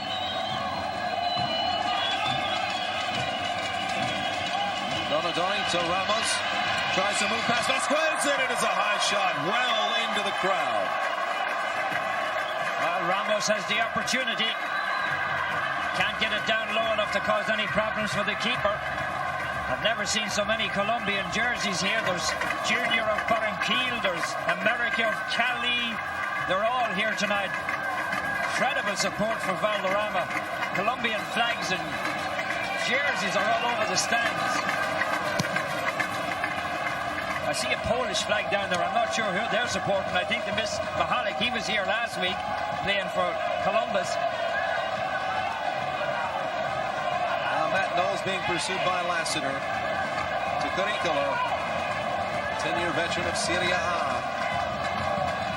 Works it into the midfield. Deflects over to Roberto Donadoni, who has to be disappointed about his debut of Major League Soccer. As Donadoni to Vermes. And from the opposite sideline, offside the call. Well, it looks like they're going to make a change. 2 is coming in, Diffley is coming in, and they're going to take out Vieira. So they've done their work. Diffley's going in, he's going to defend. Well, the sign's been held up, he's coming off all right. Diffley's played with the Long Island Rough Riders. He also has 8 full caps with the United States, and you can see Vieira doesn't really want to go off. But well, because it's not Vieira. Vieira is 18, they're holding up 19, and that's where the confusion came in. As Vieira looked over and thought perhaps it was Evans Wise coming off. Oh, the referee gives them an escort to the line. Not too often you see that happening. So Tampa Bay started off with a 3-4-3 setup with 3 forwards. Now they're up 3-0. They decide to sub in the defensive man in place of Diego Vieira, who has 2 goals on this night. The beautiful header on the feed from Roy Lassiter, and then he just had the open net for the 3rd goal. The way things were going, I think Vieira wanted to stay on and get his hat-trick, but the coach decided there was a defender coming in. He wants to make sure that the Metrostars don't score. He doesn't need any more scoring up front, so he's brought in Diffley as the defender at the back. Todd Ramos works it to Hernandez. Some nice work trying to move around Clay Koyman. Batters it into Koyman, and the battle continues, and play will favor the Mutiny. Steve Ralston for Tampa Bay, taken down by Hernandez. Well, I've done you a favour, Joe. I've called Barry McCormick. I've ordered 2 seats in the morning to watch Newcastle or Manchester United. And I know you're going to be moving between the screens, deciding whether Manchester United or Newcastle will win the Premiership. You're a big Newcastle fan, so we have 2 seats where you can choose whichever one you want, Joe. Well, I'll tell you this, I won't be singing Glory, Glory, Man United, that's for sure. I'll have to hook up with the Middlesbroughs fans and see what they will chant as Hernandez moves it into the box, headed out. And now the chance by Kitey's, can't get to it in time. And Evans Wise to Valderrama. Oh, Mickey Kitey's had an opportunity, but the defender dives right on his foot. Valderrama's complaining. Caricala is the man who he's complaining about. The referee hasn't decided what he's going to do over there. He's not going to take any action. Valderrama's asking him why not.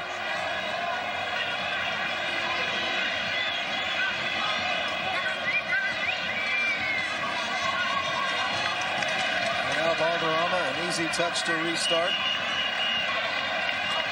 Now chips it over the head of the defender to Lassiter, back to Valderrama, and Jeff Zahn comes in and neatly plays it out of the box. A nice job there by Zahn after the troubles the Metrostars defensive had on this night.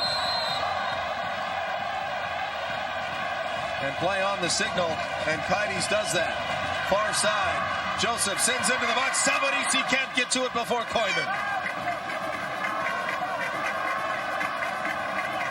As you see the deficit on the U.S. Postal Service scoreboard, as Donadoni into Savarisi tries to get the bicycle kick. Frank Yell up there to break up the play. the referee let play go on. The linesman on the far side had the flag up for offside. Savarese making a good attempt to try to get that one over his shoulder. See 38,621 in attendance, out to see perhaps if the Metrostars could get their first win of the year. Well, you know, they have the three big stars here now. It's time they got to get up to speed. They got to get an understanding. They got to get something going between these three players. I mean, they've had fantastic support up until now. Only one goal on the scoreboard for the Metrostars in 4 games. As a handball called against Steve Ralston, all signaled over to the referee, got the call, and now Kaites plays it up to Ramos. I mean, it would be just a moral victory for the Metrostars if they could score before this one was over. And Ramos tries to work it down towards the box. Hernandez loses the touch. Valderrama plays up on Knowles. Knowles moves it around El Pibe towards the box and headed away. Frank Yallop does the job for the Mutiny. Well, really what they're doing back there now is they're just sweeping the ball away. Every time it drops in, they're just attacking the ball. They're kicking it long and hard and just getting it out of there. They don't need any finesse at this stage. 3-0 up. Just get it out. And now send it on Doherty again. Another weak attempt that Doherty sees easily and has no trouble at all gathering that one in. He will send it upfield. As you can tell that the Mutiny have definitely laid back and are not so concerned about pressing forward. They take the few chances they can with Wise, Lassiter, and Valderrama really making up the offense. Well, you can see there are 6 shots apiece. 3 of them have gone into the net, but for Tampa Bay, when you come to a situation like that, you can almost throw statistics out the window. 6 shots each, 3 of them in, none for the Metrostars. Tampa Bay settling in. Seems like they're willing, Tommy, to play a little game of keep away here. Oh, yeah, and there's nobody better at it than a couple of players they have out there. And these players have played in South America. I mean, this is their type of game. They're working the triangle to perfection. Starting to hear the displeasure from the fans here at Giant Stadium as Lassiter gets offside. The whistle blown, still takes the shot. And that's not going to endear him to the crowd here at Giant Stadium. Well, in most leagues and most referees will give you a yellow card for that, but I'm sure the referee's saying the noise here, he didn't hear it. So we are inside 20 minutes to play, and that means 263 minutes have gone by since the Metros last scored. Now Zahn steps in to take it away from Valderrama at the top of the box. Well, you can see Valderrama now has changed his role just a little bit. I think what he's trying to do is he's trying to score for all his fans here. He has moved himself up forward. He's hanging around outside of the box, just waiting on the opportunity. He's not concentrating on being a playmaker. And now, Hernandez chasing down in the corner. He gets to it. Koyman is the man who marks. Hernandez, the cross in front. Savarese tries to get a head on it and can't do much with it. Well, John definitely just pushes it out for the corner. There you have a look at Valderrama. He has huge support here tonight. Ramos on the corner. Into the box, deflected in! An own goal! It's taken 264 minutes. And the only way the Metros can get on the board is Tom Ramos from the corner on an own goal. It looks like it deflected off the defender. It may even be in the net before he touches it. Ramos drops this one in. A beautiful curving shot in from the corner. He had the opportunity last week to get on the scoreboard with the penalty. This time we're going to watch it as he rocks it across. It's dropping in. Dancing header comes off. Own goal. We'll give it an own goal, but we'll wait for the official scorer. And it is an own goal, Tommy, in the 72nd minute. Well, they'll take it any way to get it. A year from now, it looks like a goal, no matter whether it's an own goal or not. And now, a little bit of life is into the box. Savarese, Hernandez, does he have a chance? Deflected in, a goal! Giovanni Savarese, his second goal of the season. The Metrostars are within one. Oh, Eddie's up his feet, and right out, Eddie. The crowd are going crazy. Metrostars were denied for so long. We said maybe if they got one, they might get more. Watch this one, knocked down inside. Hernandez knocks it across and Savarese puts the bulge in the old onion bag. 3-2. We have a ball game once again. We have a ball game, but we also see some great fortune for the Metrostars. As we look here, you're going to see Ruben Dario Hernandez off the left forearm. That should have been a handball. Well, it's only a handball if the referee sees it. Referee didn't see it, so it doesn't count. An own goal in the 72nd minute. And then Savarese, no, and then we get the ruling from the official score. They're going to call the second goal an own goal. Well, I think I'll have to debate that one with them. Oh, there's a foul inside of the box. A foul in the box, but play on is ruled. Savarese picks himself up off the turf. Well, the crowd are shouting. The crowd are into it. The Metrostars are into it. The official score ruling that second Metrostars goal off of Tampa Bay midfielder Martin Vasquez, as Ramos works himself away from Ivan McKinley and puts it into the seats. Well, you can see he had the opportunity. There's pandemonium at the back now for Tampa. New York Metrostars have 15 minutes to try to get it on level terms. Try to get this one to a shootout, and what a result that would be for them. And you can see the momentum has definitely swung in favor of the Metros. 15:35 and counting. Towards the box, Rubencho at the corner, tries to spin around differently, and into the box, the bicycle kick, goal! Giovanni Savarese, this one is his. Giovanni Savarese, a beautiful bicycle kick on the feet from Ruben Dario Hernandez. And there is no denying that one. You can't take it away from Savarese. And what a turn of events. An own goal in the 72nd minute. Ruled an own goal in the 73rd minute. We still may debate that it's Savarese. And then in the 75th minute, Savarese the equalizer. Well, there's the Colombian, gets it across, and the Venezuelan pushes it home. A beautiful goal on the bicycle kick. Look at this. Brilliant attempt by Savarese inside. He pulls it out of the air. Hernandez made a couple of moves inside of the box. And the pressure continues. Donadoni, top of the box, over to Hernandez. He can't get it on the left foot. Ruben Dario Hernandez pushed down, play on signal. Knowles comes up, he makes the nifty play. It goes off of Ralston, but they ruled that it is in favor of Tampa Bay. Looked like Knowles had done a nice job of knocking it off of Steve Ralston. Maybe he got a secondary touch that pushed it over the sideline. Now set up, and you have to wonder about the change. They moved in and put the second defender, rather the fourth defender in for Tampa Bay. Took out their attacking man, Diego Vieira. You have to wonder if maybe Thomas Ranjan wondering, maybe I made that move premature. Well, he's going to do a little bit of second guessing. A lot of people will.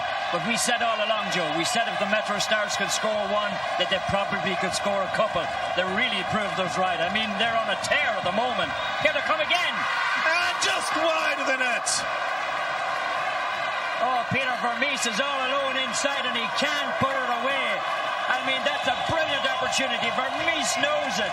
I mean, he's left wide open inside. He scored 11 international goals. Watch the ball coming across. Beautiful square ball into the box. Mickey Kaides is the man. Vermees gets the header on it, and it whistles by the post. And you saw the frustration on the face of Peter Vermees. Oh, he got up from that one. He was trying to pick a spot. And the pressure continues. 38,000 on their feet here at Giant Stadium. And for the naysayers, you'll have a tough time telling us that soccer can't be an exciting sport. Well, anybody who left here will be mighty disappointed. Watch Donadoni walking through. He's going to be taken down there. It's a couple of sandwiches. Donadoni in a Tampa Bay sandwich. He's just taken down by two players. And it sets up a great opportunity. Steve Ralston primarily on the foul for the Mutiny. And now on the restart, Donadoni with Tom Ramos. Little discussion. Does Ramos step over? No. Chips it into the box. Headed over. Savarese can't get a foot on. Then the header by Vermees. Oh, this time Peter gets it on target. Had he been able to get it on target the previous time, he would have had the ball in the net. This time the keeper comes up and grabs grabs it. And Donadoni once again will push it forward. Why not? It worked in the flurry. And now off the hand of the defender and play on is ruled. Hernandez on the left side looks for the cross. Moves it over. And it is sent wide and all the way over the touchline. Nope. Evans Wise will keep it in to Valderrama. Oh, nobody in support on the far side.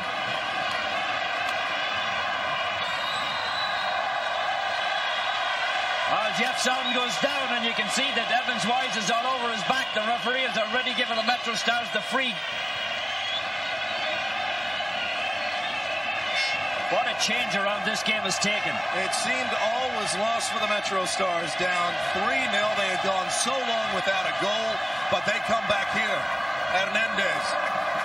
Some nice footwork. Gets around Vela. Sends it into the box. Knocked away by Doherty. And then Ralston there to move it out. Donadoni moves up. Can't steal it away. And now Valderrama at midfield. Ahead looking for Lassiter. Caricula chases down. Knocks it off of Lassiter. Zon will come up to clean it. Oh, it looked like Caricula was going to be beaten for speed there. It looked like Lassiter was going to get around him, but Caricula, with all that experience, stuck the foot in at the right time.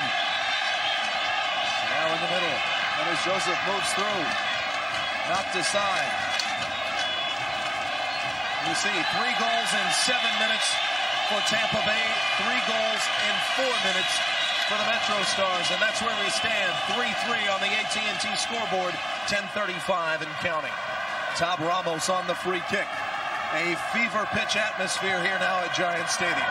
Oh, the referee's making him move it back a little bit. They're lining up on the back post. Hernandez is there. There's 5 of them in the box. Hernandez, Savarisi, Vermes, Mickey Kaides. Ramos on the restart. Sends it over the header by Vermes. It goes over the end line, and we'll have to wait on the ruling. They say it is off. Oh, he's given the goal kick. It's a goal kick. It is off Vermes. That's what I thought. Ramos disagreed. And he might have been booked for that action, throwing the ball up against the sideboard.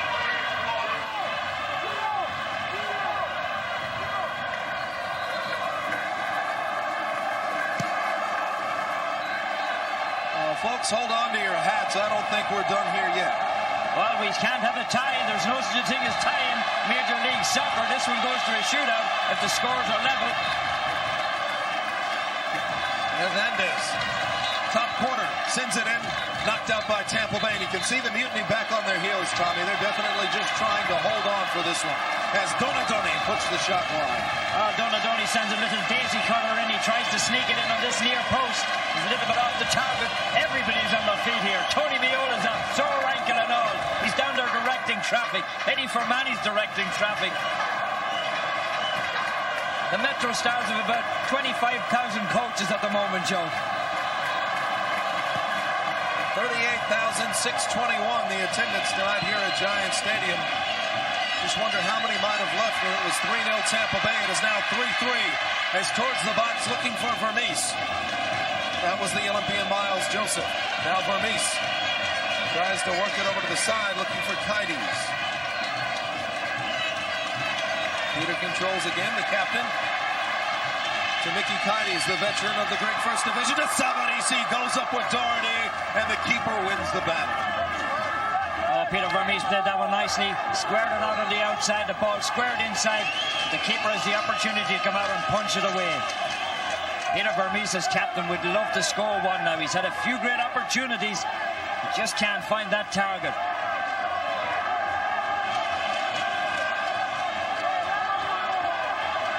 Whitney on the throw-in.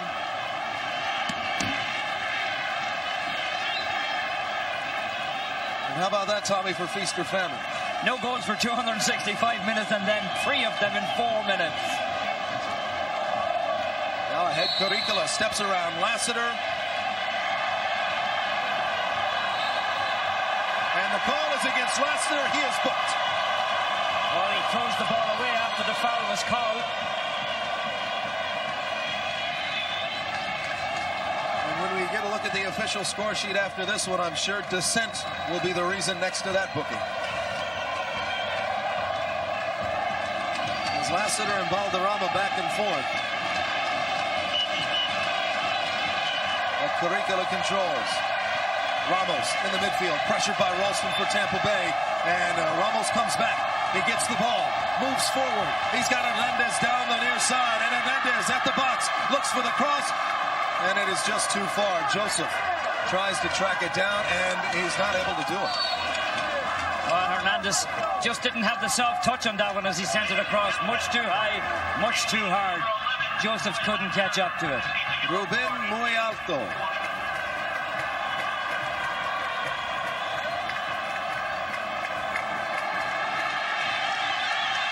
Now Donadoni, top of the box. Now moves back, looks for better position, takes the shot.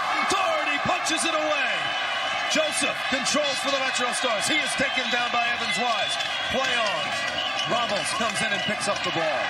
And Ramos into the box, moves it over. Doherty is able to punch it away. Hernandez can't get to it. No steps up. He controls for the Metrostars. Throws it in looking for Hernandez, but they could not curl it just over to Ruben. Oh, Mark Doherty has made two incredible saves down there. One of them he made from Donadoni. I mean, a brilliant shot.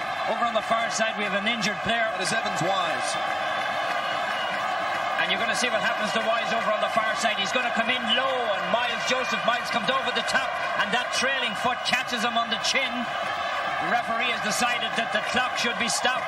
5:51 left, and of course the clock is official here. Let's see the situation. Look at that save. The keeper pushes it out, puts two fists together. That's a brilliant save. And ever since what have been ruled officially the two own goals against Tampa Bay for the Metrostars, then Giovanni Savarese on a beautiful bicycle kick. That is what equalized at 3-3. And ever since that moment, Tommy, it has been all Metrostars. They just keep pushing forward, forget about a shootout. They want to win it in regulation. Oh, they want to win it in regulation. And once they've got the doors opened, I mean, for my money, Savarese has 3 goals for the season. I believe he scored 2 of them tonight. Watch what's going to happen here. Miles Josef coming in. Evans Wise comes in low underneath him. And as Josef goes down, he catches him in the face with the foot. Nothing intentional there. Josef was trying to just win the ball, and he just made a lot of contact. Evan Wise is going to be taken off on a stretcher. It'll be interesting to see how quickly he recovers when he gets this stretcher right. Then we can tell how seriously he was hurt. This is a great ply by Tampa Bay. If he's not injured, they've given themselves the opportunity, settle it down just a little bit. We've been pushed back on our heels. We've had no answer. The clock has stopped. We have an opportunity now. Let's see how long he's going to stay off. Looks quite serious the way he's lying there. In fact, he's gone. Yeah, they have a sub on right away. He is gone. Derek Backman comes in. He is another defender. So the way the pressure from the Metrostars comes, they move Derek Backman in, number 16, in favor of Evans Wise, as you see there being carried off. Backman played at Lynn College. He's the only former Tampa Bay Rowdy player that's been drafted here, and Valderrama has an opportunity. And he moves it to Lassiter. Thornton comes out as it's well in front of Roy Lassiter, and he comes out to scoop it up and keep this game knotted at 3, 5:25 and counting.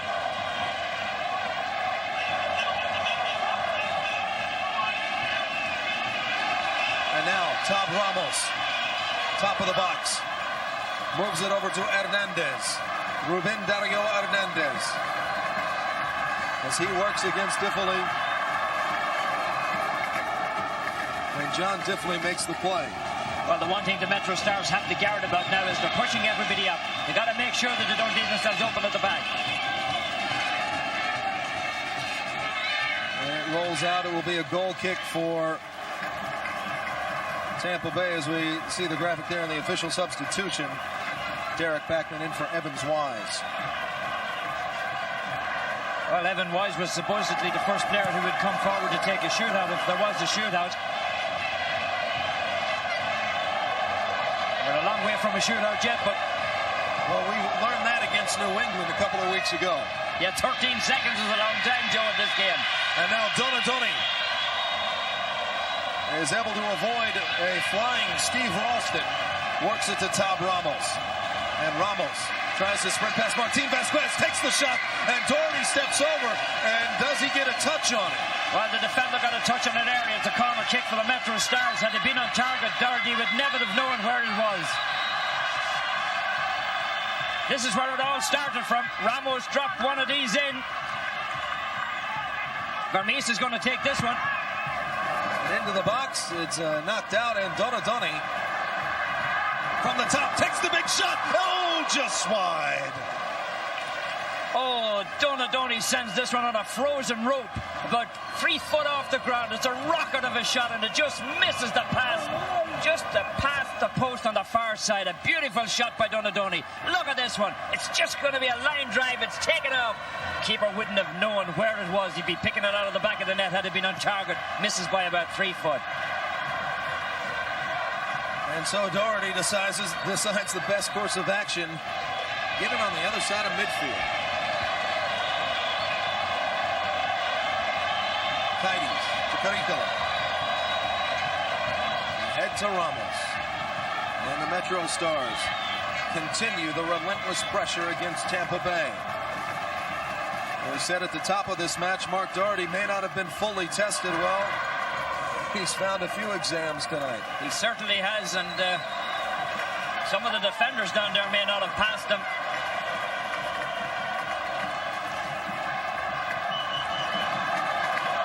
Donadoni chips in the middle looking for Vermees. Comes up top. Curricula, the big shot. It's deflected by Savarese and it's wide. Once again, they're doing the sensible thing. There's a lot of people in that box. There's a lot of traffic around the box. You bang it in there and you hope that it's going to be deflected around the keeper. There we see San Jose leading New England 2-1. About 2.5 minutes left to go in that one up at Foxborough here at Giant Stadium. 2:10 and counting on the clock here at the stadium, where the Mutiny and the Metrostars tied at 3.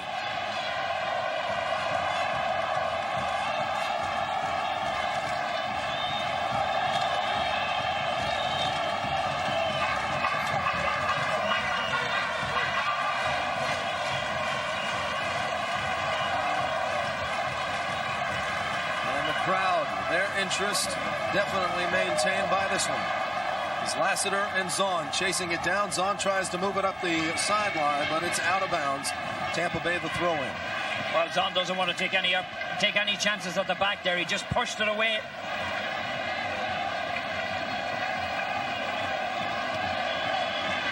Well, this one could be heading towards a shootout, but we were saying that when we were playing against the game here between New England Revolutions and the Metrostars, and with 13 seconds to go, it was 1. So there's a minute 12 left, Joe. It's a long time yet.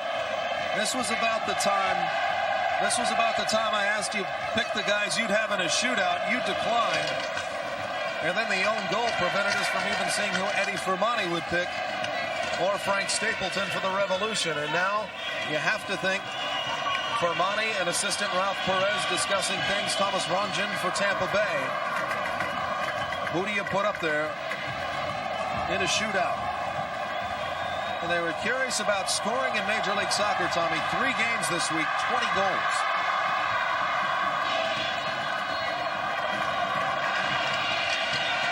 In the middle, Ramos tries to center, looking for Savarese. It's headed away by Koeman. Hernandez comes down with the rebound for the Metros. Trying to step around, getting a shot off, and then he's tripped up by Koeman. And play on is ruled. As referee Esiba Harmas, it seems, did not want to let this game be decided on a penalty kick, perhaps a shootout. Well, the crowd don't agree with him as we're winding down. As we have one, and there is the whistle. And folks, after falling behind 3-0, they got a little help from Tampa Bay. 2 own goals, and Savarese the bicycle kick, and we are set for a shootout. There is Zach Thornton. He will man the nets for the Metrostars. Well, they never give up. They kept pushing forward. They got the first one, the second one came, and then a beautiful goal tied it up. You got to give them a lot of credit. Their heads were down a little bit, but they got there, Joe. 5 players aside to start. Zach Thornton, Mark Doherty, they're the keepers. The shootout is next.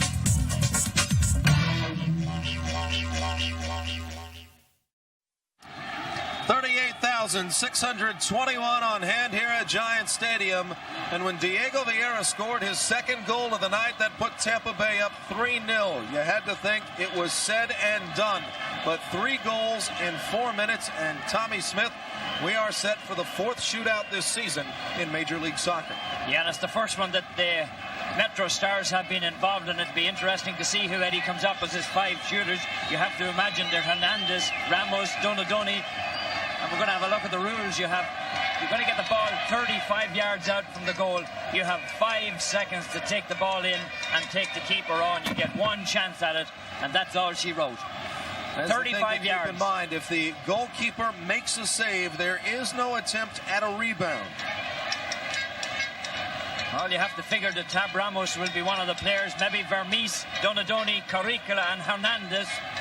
Not trying to outguess the coach, but of course you have to also have a look at Savarese. He's a man who's really made a lot of things happen when he was put in there, didn't he?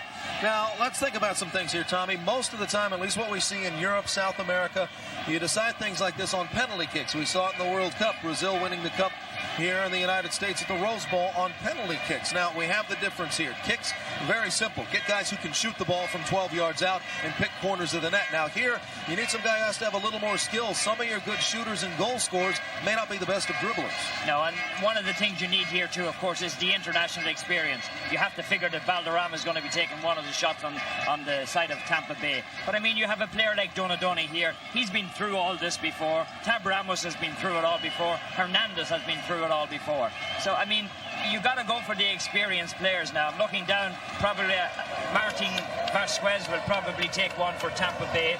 Lassiter will probably take one. Maybe even McKinley. I'm just trying to figure along with the coaches here who's going to do it. We're going to know very shortly, and they're going to use the goal down on the left-hand side as the shootout goal, Joe. They're getting them ready.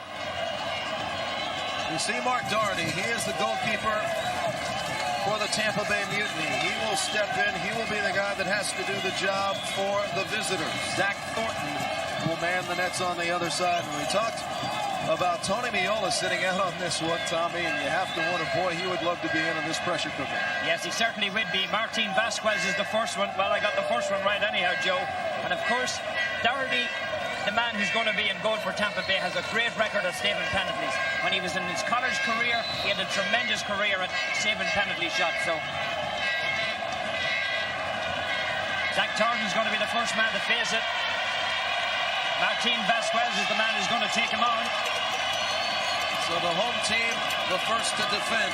4th shootout in Major League Soccer. New England, Kansas City, and Dallas, all with shootout victories.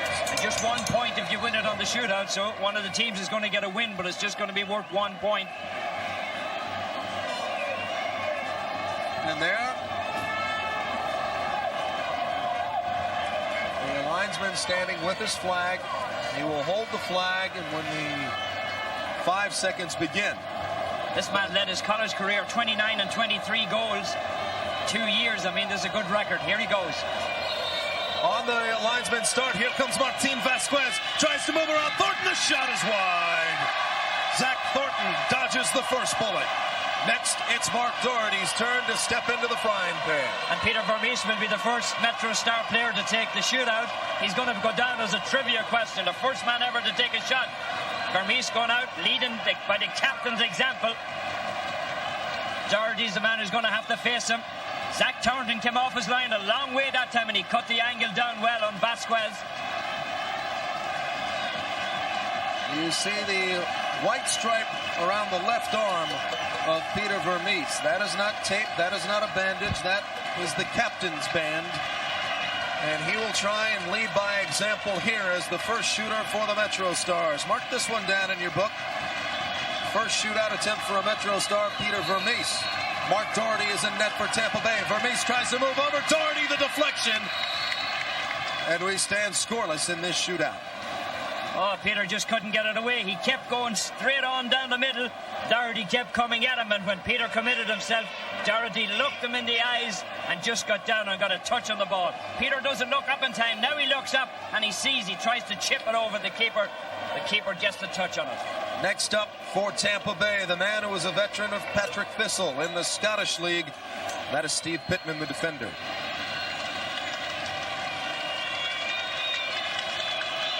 Pittman eyes Thornton, chips it up high, looking to try and pop it over Thornton. He will stay back, and Pittman's shot is wide. The strategy, no good. Well, Pittman looked very awkward from the get-go. I mean, he just chips it up in the air, and I mean, that takes very precious time off the clock.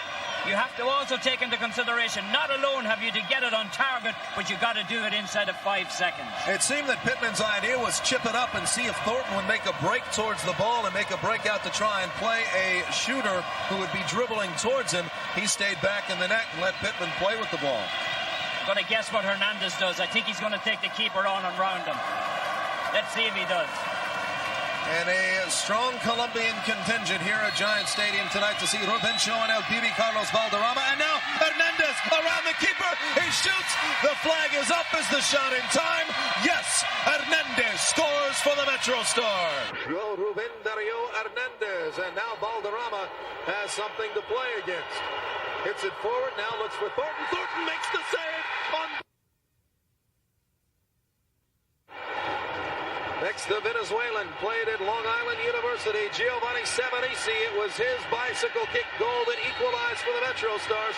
He'll try and put them up 2-0 in the shootout. Savarese tried to chip it over Doherty, but Doherty makes the save. To challenge Zach Thornton. Lassiter, top of the box, tries to get it past Thornton. He does. Mates with Tony Miola. A draft pick, as Tommy mentioned there, the Cosmos, but the team in the North American Soccer League folded before he had a chance as he was drafted out of high school. He now moves in on Doherty. Around Doherty, the shot, the score, Tabare Ramos. Well, this is the fifth and final shooter for the Mutiny. Ivan McKinley steps in on Thornton. The shot is high.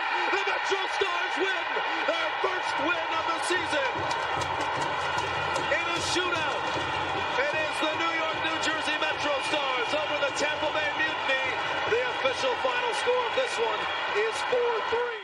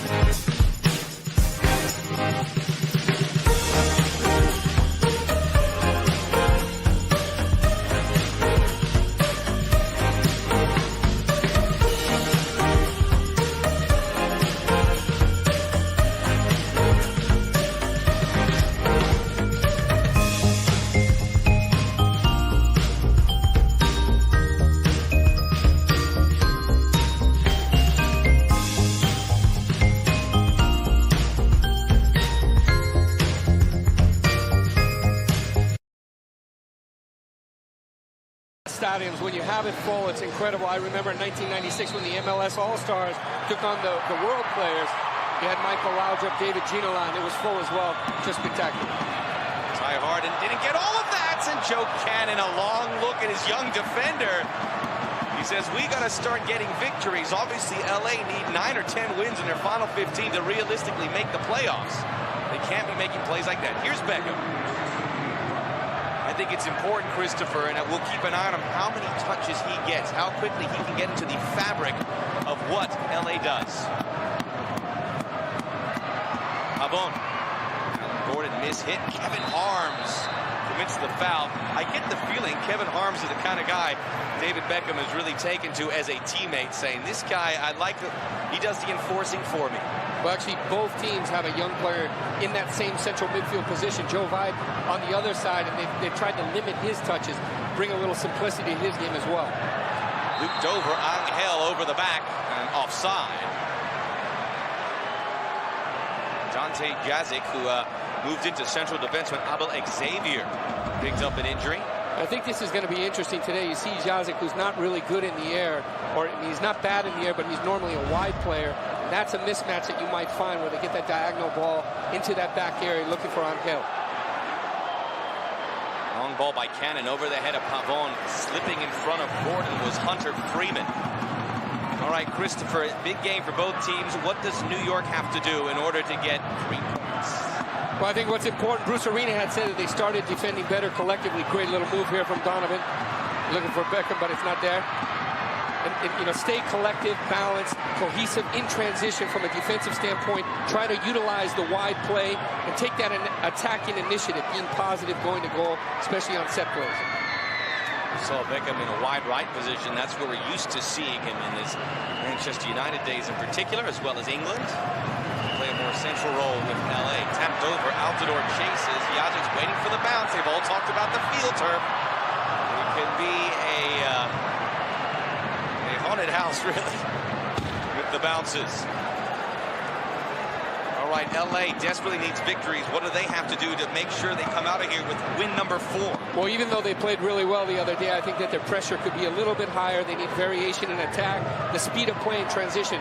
What we talked about with Harms, releasing the ball quickly. You see they're trying to do that with Beckham. And then obviously the set plays, the corners. Try to be decisive when they get forward.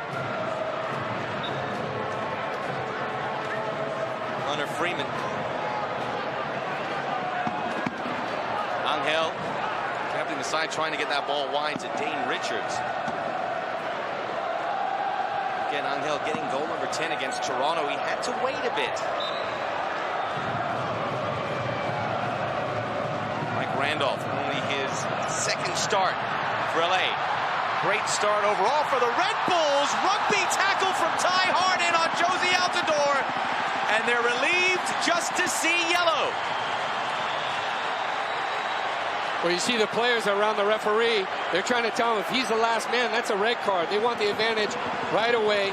One of the things that we're seeing, the first touch in the back, the vulnerability. You see Altidore when he tries to move, he's getting his shirt grabbed. That's definitely a yellow, and he's the last man. It's I think very fortunate for Ty Harden, who had that bad back pass. Maybe the lights of New York City are getting to him. He needs to get in the game. He's been great for them all season. This is his 16th start, but he needs to show a little more experience. You see the wall is definitely 10 yards back. Great approach here. Ooh. Into the near post and into the goal. 1-0 Red Bulls. Juan Pablo Angel.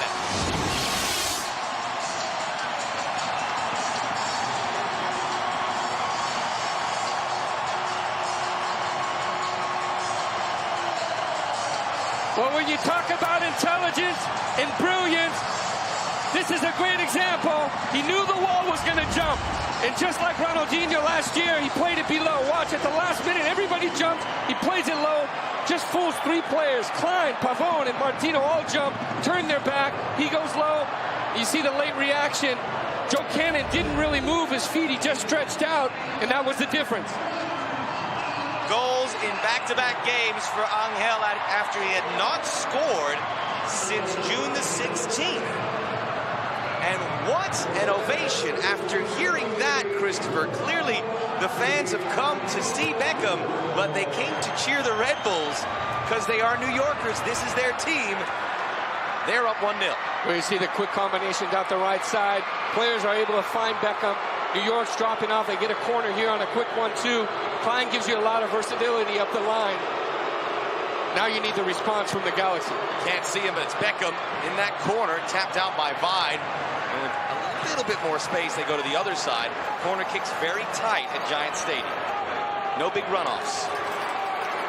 A set-piece specialist. Corners are good, but in front is even more dangerous. Not a bad first offering. Oh, well, you got 3 players running into the heart of the area. No one at the back post. It was actually a great ball from Beckham.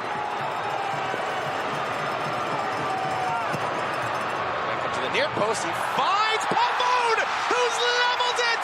6-minute assist number 1 for Beckham in MLS. Goal number 1 for Carlos Pavone Blumer.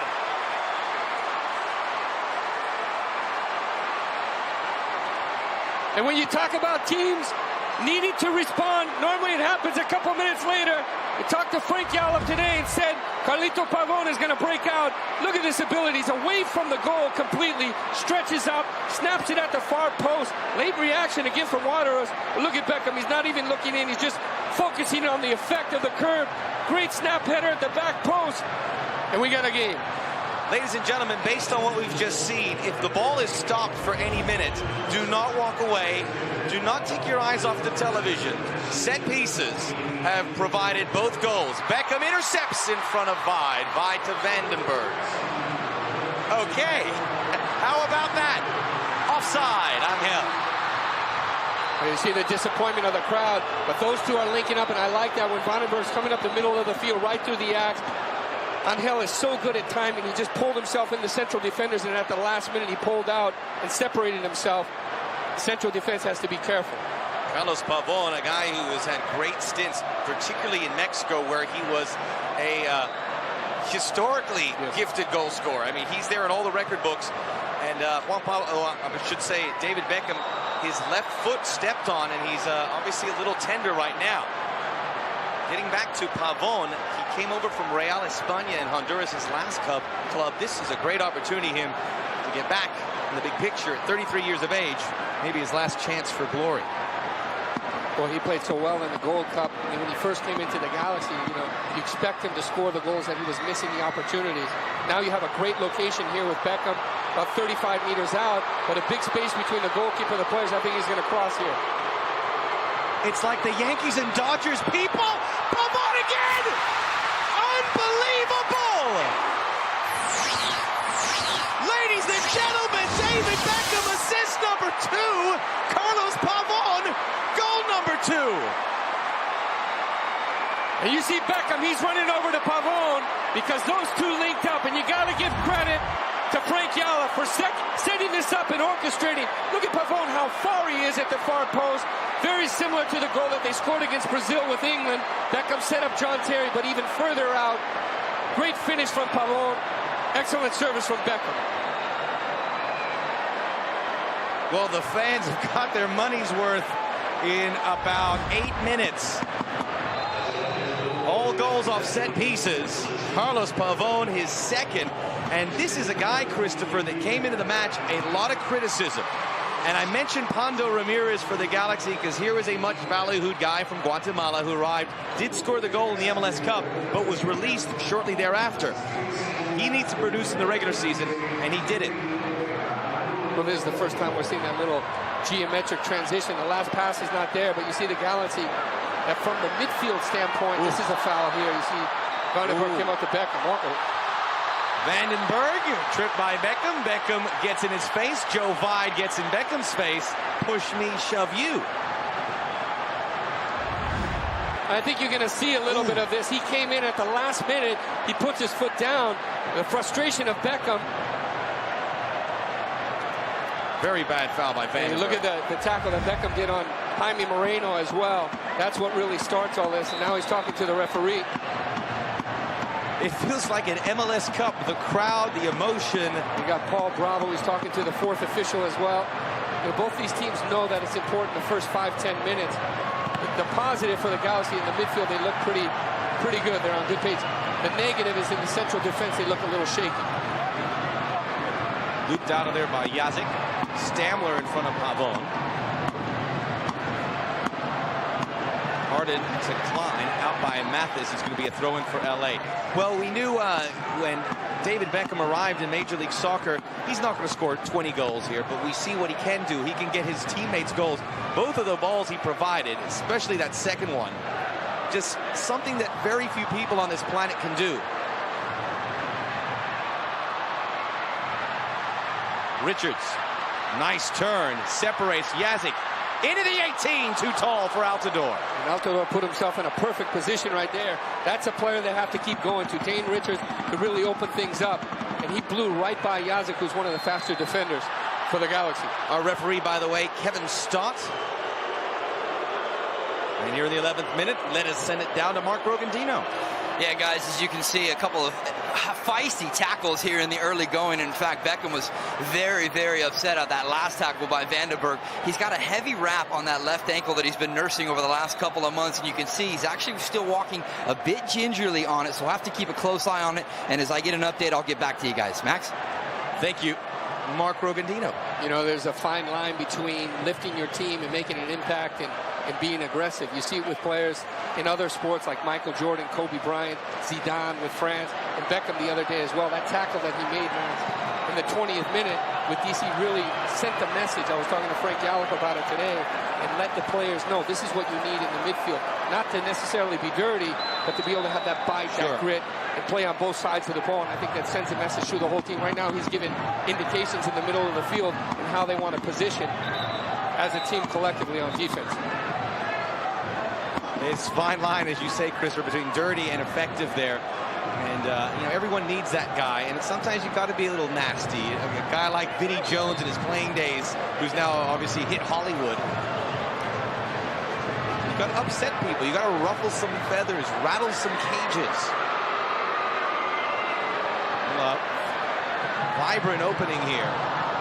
2-1 Galaxy. Red Bulls were in front. Free kick from Juan Pablo Angel, but what a response. The combination of Beckham and Pavon. Gordon.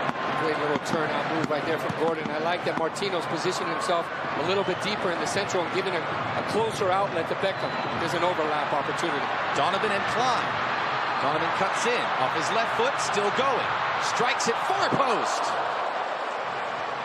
Well, you see the movement and the variation in attack. This is much better. It started from the left side. They move and relay the ball over to the right. Donovan gets that great movement of Klein, comes around him, and look, like when they played Mexico and he scored that one goal, makes that lateral movement and trying to get it on his left foot. Not bad.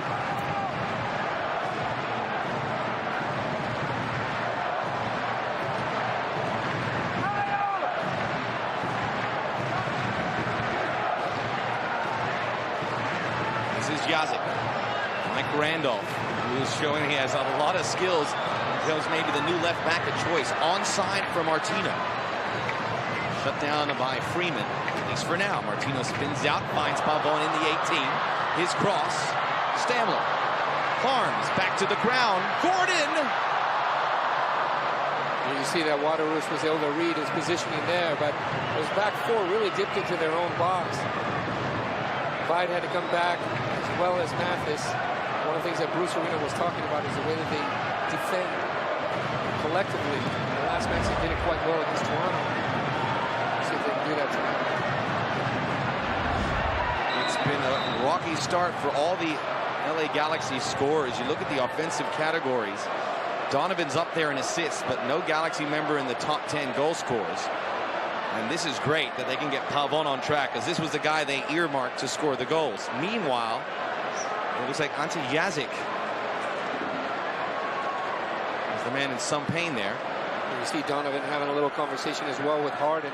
It looked like he was pulling his thumb back, saying, hey, if you get in a situation where you're stuck, just play it out. Open up the ball. Here's the replay right here. You see, it looks like he took a little misstep into the foot of Angel. There's the player. Sorry, Max, you do not want to lose. Nope. Not many defenders right now. The only really defender they can use is Kyle Veras. Xavier already out. And remember, Ante Yazic normally a right back. Or pardon me, left back. And he's really the personality on that back line. I mean, Chris Klein is really a midfielder. And, you know, they have that versatility where he can play. That's, you know, the best of both worlds. But Josef is one that really gives you that backbone and that back line. Frank Yallop.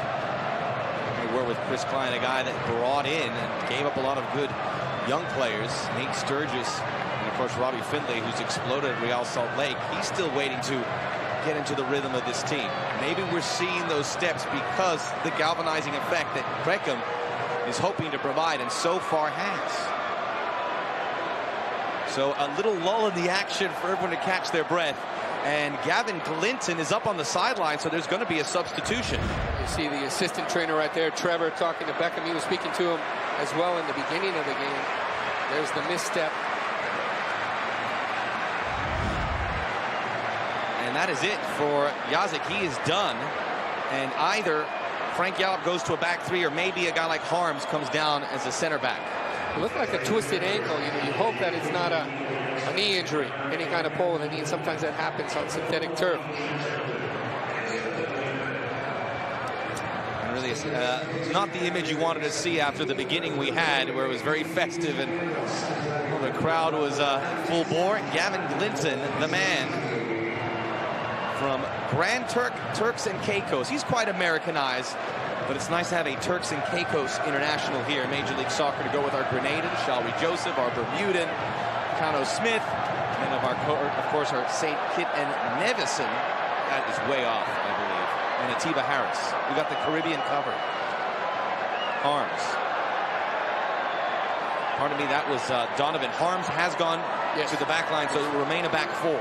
That's all right. One positive is that he's going to be able to release the ball and exit out of the back with intelligence and look for the feet and still have that connection with Beckham.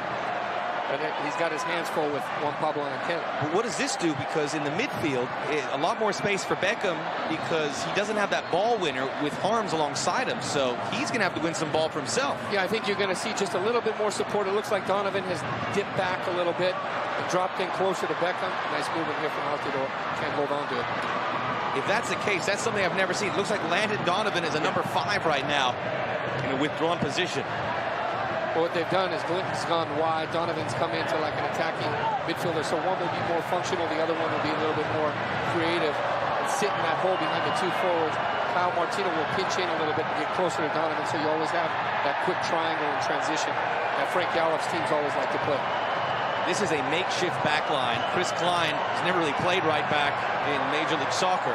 Kevin Harms is a midfielder. Mike Randolph was playing in Yavapai College not too long ago for the Portland Timbers. Offside on Hangel. Here are the defenders. The Galaxy are now without Troy Roberts, Chris Albright, Abel Xavier, Ante Yazik.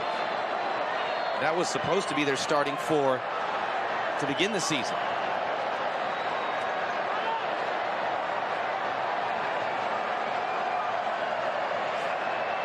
And offside will give a free kick here for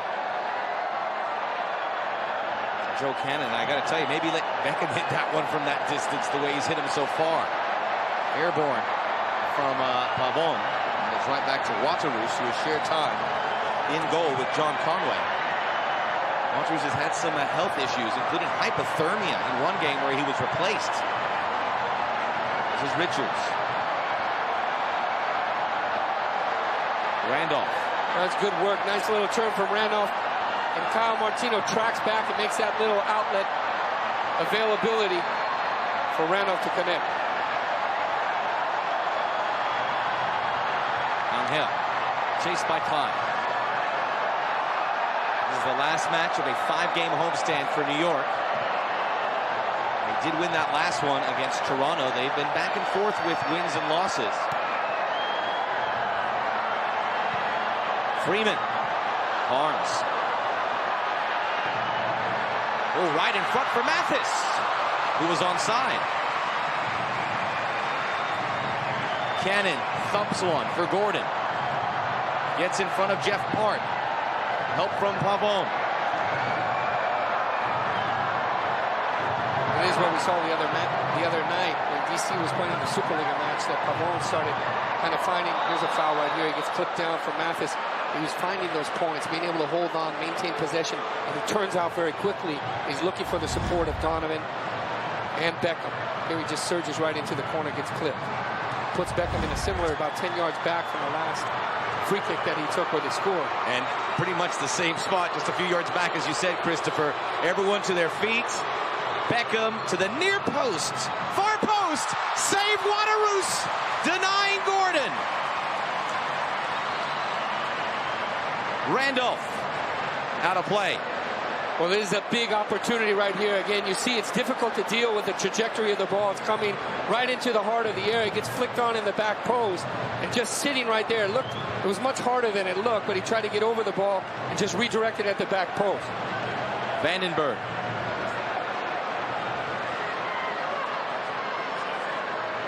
Vide. The native of Fort Worth, Texas. It's Angel Richards, the Jamaican. Nice defensive header from Harden. Hunter Freeman. Harms. Vandenberg. Angel was in an offside position. Did not address that ball. Altidore. We're really seeing Max a box-to-box type of match here at the beginning of the first 20 minutes without rhythmic possession from either team where they're just trying to control the tempo, just back and forth. All positive play trying to get into attack. At some point, someone has to bring the pause into the game. Space for Mathis. He turns to the near post. Mathis filling in for Claudio Reyna. Mathis with 5 goals this season.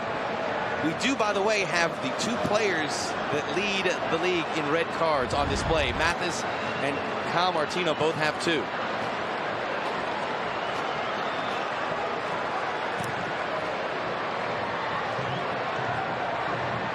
Randolph. Ty Harden. Last year was playing for the University of Washington.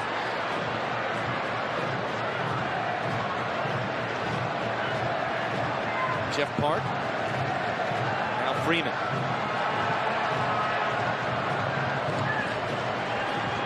Waterroos, we mentioned the hypothermia. He actually has been replaced twice by Conway in matches, which is peculiar. You usually see the goalkeeper go 90 minutes.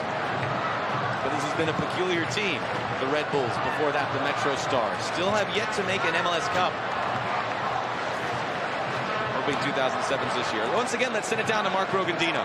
Yeah, guys, had a chance to check on Ante Jazic, and they're calling it a severe right ankle sprain right now. When he came off, you see stretchered off, and he really could not put any pressure on it at all. Max, you mentioned Kevin Harms moves into the central part of the defense, and in fact, Kyle Veras, who is coming back from an injury, he's 100% finally from a groin sprain. So defenders are at a minimum right now for Frank Yallop and the LA Galaxy.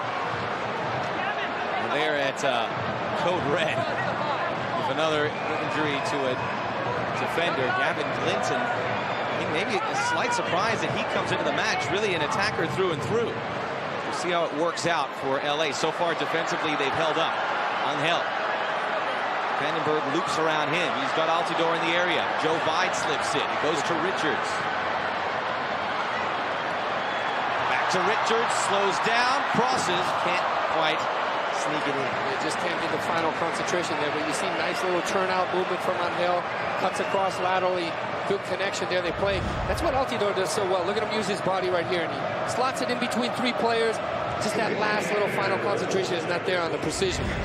I like Max with Donovan behind the 2 forwards in that position. I prefer him a little bit deeper, closer to Beckham in the center of the field. Give him carte blanche. Let him get out to the right. Let him get out to the left. You're going to get that ability of Harms when he gets the ball at his feet. There's going to be moments in the game where he's going to be able to see things without the pressure that he has in the midfield. So it could be good for Galaxy. This is fun to watch. I like him in that position too, but how rarely do we see him there, whether for the Galaxy or whether for the U.S. national team? Maybe because it's the lack of forwards with LA. Certainly with the U.S. national team, we always see him at the top. But here's a chance, obviously by need, where he has to play that position. And this is a chance for everyone who agrees with us to see if he can get it done there. It's just a great combination right here in transition. Donovan, they call him offsides, and the referee, it's when the ball is played. Not a bad ball from Glint, but you see 4 quick passes. Pop, pop. connecting with a little quick triangle. He drops it back to Beckham. Beckham plays first time into the feet of Pavon. Good football. Freeman. Altidore underneath him. You can see Ty Harden is settled in and is now focused into the match. Gordon in front of Joe Vine, who's been a very nice surprise this season.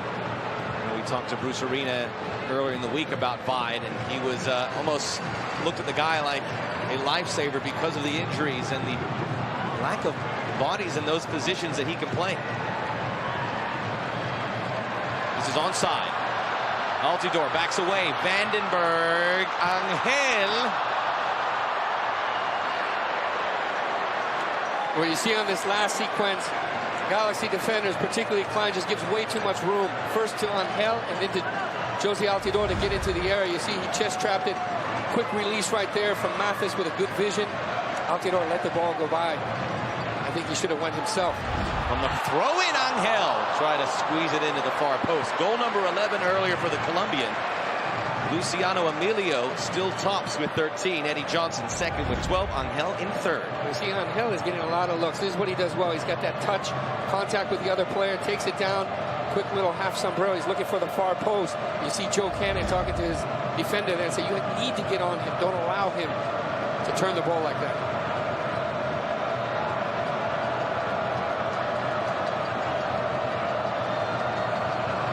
Knows obviously with the injury to Ante Yazik that it may get busy in front of him. It's nothing new. He's had to make several saves, not always to bail out the Galaxy, but maybe just to keep the score down. They have been, under the gauntlet of several teams, especially on this most recent East Coast trip. Remember, they were at DC, lost at New England, lost before that at Toronto. So they wrap up that East Coast trip today.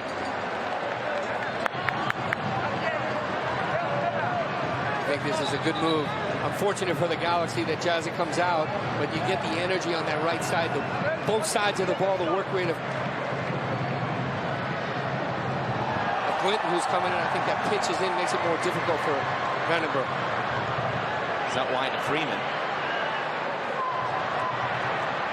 Freeman, many Red Bulls with Virginia ties, including this man, Joe Vine. You see, the idea was good to release it. Again, the Galaxy back four really drop off, and they're letting players like Angel and Mathis to operate right in front of those back four.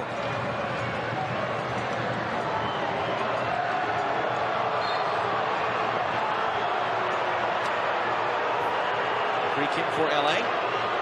David Beckham getting acquainted to several players that he's going to be going up against. So we get a quick look at Bruce Arena.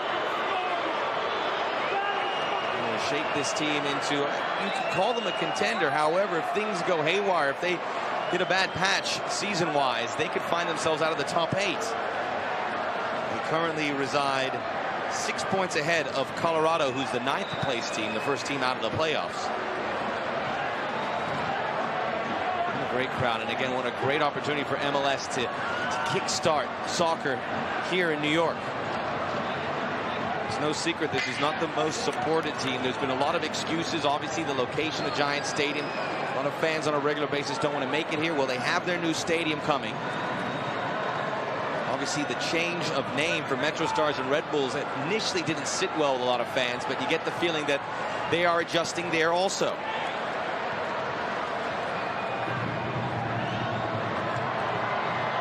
Over the top onside. Randolph, plenty of pace. Richards.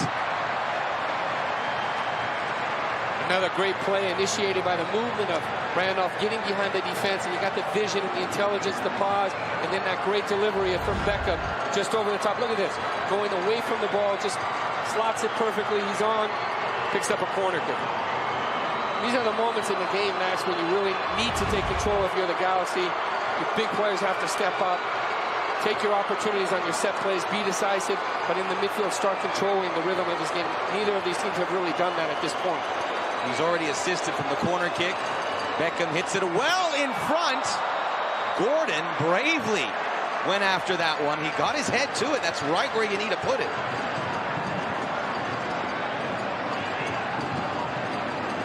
We see that vertical movement right up the heart of the area, and he's looking, makes it difficult for Ronald Waterous, and you see he's a little bit shy in the area. He doesn't have that presence that he normally has. He's already taken 2 goals, first game back in a lot of matches. Big opportunity for the Galaxy. Vandenberg slips it in, headed away from or certainly by Harms.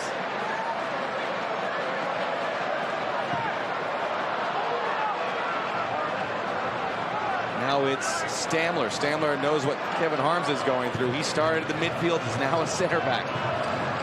Freeman.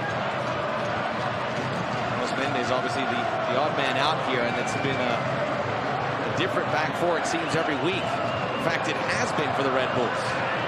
You see Beckham, he's hopping up on his ankle a little bit, you know, not 100% when he moves off, and you see the response when he goes up in the air and he comes back down. It'll be interesting to see what he does at halftime, if he goes another 10-15 minutes or if he goes the whole match.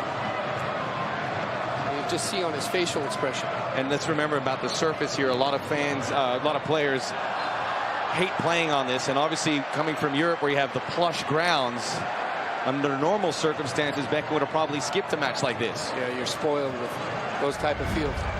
You see right here Mathis, I think that he's been active in the midfield. You see by just getting pulled down here from behind. They need that participation from the forwards. Great well ball. delivered. Cannon had to touch it away, back in, cleared off the line by Pavone. They talk about coming up big on both sides of the area. Pavone scores 2 goals, saves a goal right here. Angel takes a knock. Great service, equally from Clint Mathis, to pinpoint Angel, put it on his head. See the half volley right there, and Pavone's right behind Joe Cannon. Great work, good positioning. Right there from the corner kick into the arms of Cannon, although a little scare as Altidore was underneath it. Joe Cannon knows it's going to be busy. Clears it towards Beckham. Gets tangled up with Leach. Right through it comes Klein. Gordon tried to nutmeg Stamler. Altidore, lovely touch. Vandenberg wasn't ready. Harm dislodges it. Harden. Vine and Donovan getting acquainted. Those two have got tangled on more than one occasion. Free kick LA.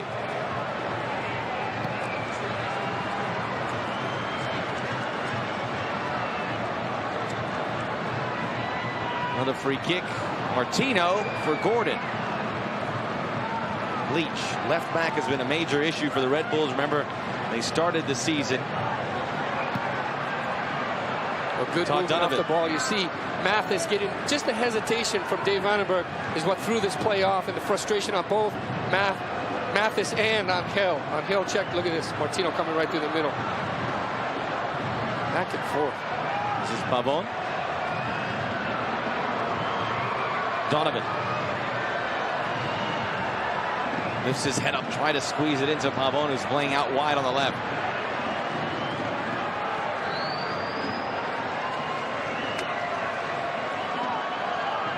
It's really the first time we've seen Galaxy come back. It started with Pavone. They played back around, relayed through Beckham and Donovan, starting to try to settle in and control the pace a little bit and manage this match.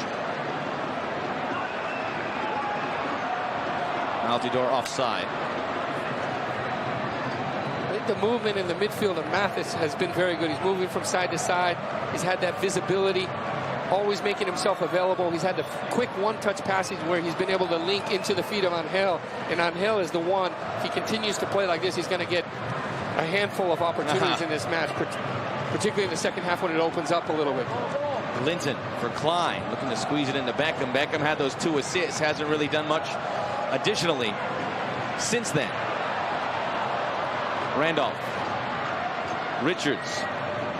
Freeman. Jeff Park.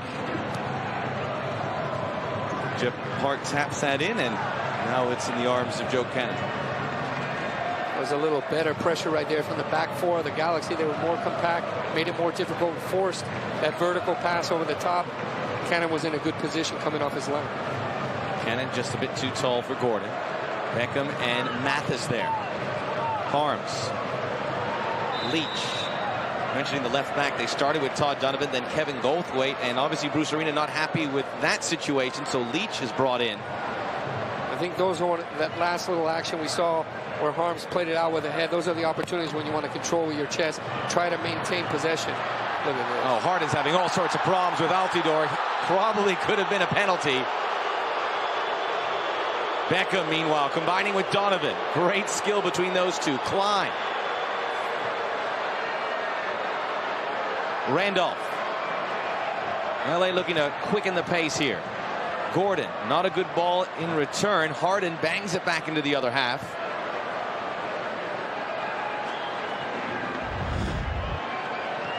You see a lot of people in New York, they said that the non-soccer fan is coming, but half the stadium stood up. They recognize that this was a foul for sure. They know.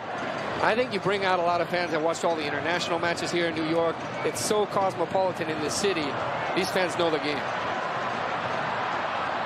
Good run by Freeman. Onside Richards. Shut out by Randolph. Freeman. Angel the target. Glinton helps out. Donovan. Good first touch. Explodes by Leach. We talked about that matchup. You see Donovan, he's going to have his way with him all night. Just pushing on pure speed. He just can't get that pass through. Pavon. In the final third, the Galaxy looking to go up 3-1. Gordon. All 3 goals scored in the opening 8 minutes. Beckham. Cross on the ground, looking for Pavon, who was looking for a hat trick. Again, a subtle movement right there. Beckham pulls back as if he wants the ball at his feet. He knows Donovan's quick. He can release it. Then he goes the other direction and gets behind Mathis. They're about the same speed. Beckham's looking. He's just checking out the field. Plays it right in the heart of the area, right to the feet of Pavon. Another wonderful, precise cross. Out wide, Richards catches up with it. Martino. Oop, not a good play by the rookie Randolph. One of 3 rookies in the back 4 for LA. Here's another. Ty Harden. Martino. Leach now. Clint Mathis. His second stint in New York. Intercepted by Klein. Pavon. Too hot to handle. Glinton. Beckham, what a calming touch he has every time around. Donovan. Into the Red Bulls half. Oh, he's hurdled wide this time. Waiting for Gordon. Now Pavon. Wide open. Carlos Pavon to the near post. Far post. Almost got it in there over the head of Waterus. You see Landon looking at Carlos Pavon. He's giving some indication saying, hey, I'm at the near post right here. He had the runs into the area, but again, it all started. Donovan's the catalyst, the pause, the change of rhythm, the tempo that we were talking about right through the middle. Look at him break. He just gets himself in a good position, but almost surprised Waterus, who doesn't really have that height to cover the back post. Isn't really going to start backpedaling either, but Carlos Pavon, it's coming out party tonight. Did his damage in the opening 8 minutes, as did this man, who's looking to combine with him a third time. Look at the backspin on that. Pavon over the head of Gordon. Slipping in is Martino. Glinton waited too long. Donovan, great pace here. Harms. Again, these are the moments where Harms has to use his maturity and experience and try to keep the ball, maintain the possession, and really put New York back on their heels. Coming up, great international friendly on Wednesday, August the 22nd. It's Brazil and Algeria, 12:30 Eastern Time, live on FSC on a blockbuster day of internationals. For your viewing pleasure, we'll be your one-stop destination. What a day. We'll have Brazil, USA, Sweden, Germany, England, and of course Algeria. Freeman. Angel was on its way in, tapped over by Cannon. And I think, Max, 8 out of 10 times that would have been a goal. But Joe Cannon puts himself in a great position. Every game he makes a wonderful save and keeps Galaxy in every match. He did it again. Great positioning right there from Angel. New York doubling LA's output on shots. The corner driven in by Vandenberg, who was out of the lineup for a bit, but that's his spot on the left side of the midfield. And just as it seemed as if the Galaxy was going to start keeping possession, as we see the corner kick right here. Back post attention. Just can't redirect it at the far post.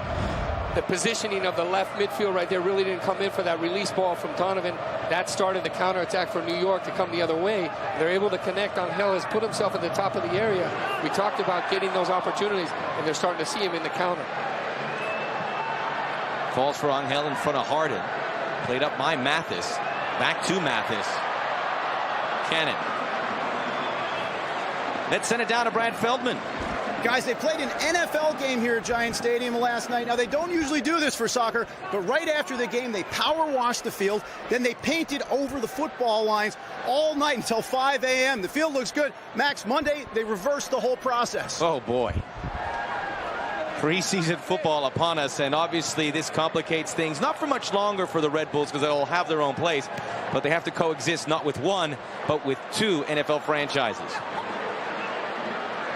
Clinton. Klein has a step on Vandenberg. Pavon. One bounce and out. Throw in for LA. You mentioned earlier about the cosmopolitan city and how the Red Bulls have struggled with success, but you think of other cosmopolitan cities, Washington, D.C. and Toronto, their support is through the roof. You'd like to see them follow suit here in New York. And I think we did the final of Mexico against the United States in the Gold Cup. Chicago was a wonderful atmosphere as well. And I could just see Beckham in New York playing against Cuauhtémoc Blanco in Chicago. I think that it's only going to get better for MLS. From here, 7 home games, 7 road games for the Galaxy, which means 7 more destinations where Beckham mania can roll in. Another corner kick opportunity here. And it's going to be tough for Beckham. I mean, these fans are right on you. Every player who's had to take a corner kick has had to deal with that. These are also moments where he gets that second win, you know, because he's not a 90-minute match fit yet. So it gives a good advantage right here to the Galaxy. And the flash bulbs throughout. Another good ball in. Donovan taps it towards goal. You see he's putting his hand on his head. He saw that was a big opportunity. Not making the most of it. Well, anytime you have a team where David Beckham plays, you want to get as many corners and free kicks as possible, and LA's doing that. I think what LA's doing well is really being attentive and making those hard movements at the near post. So they're putting themselves in good position. It's forcing a lot of players from New York to come give attention. It's leaving the back post open. The ball by Vine. You can see Richards' world-class pace. Mark Randolph has it as well. Wins it from Richards, shoulder to shoulder. Beckham. Pavon. Great ball by the Honduran. Gets through to Klein. Clinton tries to split the defense. He has Donovan around Waterroos. Can't curl it into goal. But great football right there. We talked about Clinton. He's come in from a wide position. Donovan makes one of his signature runs, slicing and slashing right behind the defense. He gets grabbed, makes that little toe poke, puts himself in an angle position. We've seen it so many times. Just a foot off, great movement, comes from a deep position, touches around the keeper, just can't get it in. Did everything right. And you talk about world-class pace. This man has it. Landon Donovan with 4 goals in MLS. Does have 4 additional goals that he's picked up in the Superliga. Angel. I think when Pavon is on the way that he is right now, you can afford to have Landon get in that position closer to Beckham. And it really changes things, changes the whole dynamic. Good cross. Vandenberg! Oh, Joe Cannon! Josie Altidore denied. And David Beckham from the midfield, you can see him pointing at Cannon saying, that's top drawer. And you see the whole staff of New York, they don't agree with this call right here. Bruce Arena, John Harkes, Richie Williams, they're all off the bench. Frustration. What a service right there. Just in swinger with the right foot. Great run, perfect timing. Look at Altidore. He's coming 10 yards out. Catches Harden again. One-on-one in front of the goalkeeper. Snap header right at the keeper. Either side, it's a goal. And Cannon holds his ground. Great reaction. But again, Altidore's making the right movement. Great service. You got to put those away. Yes, you do. And Joe Cannon is feeling it right now.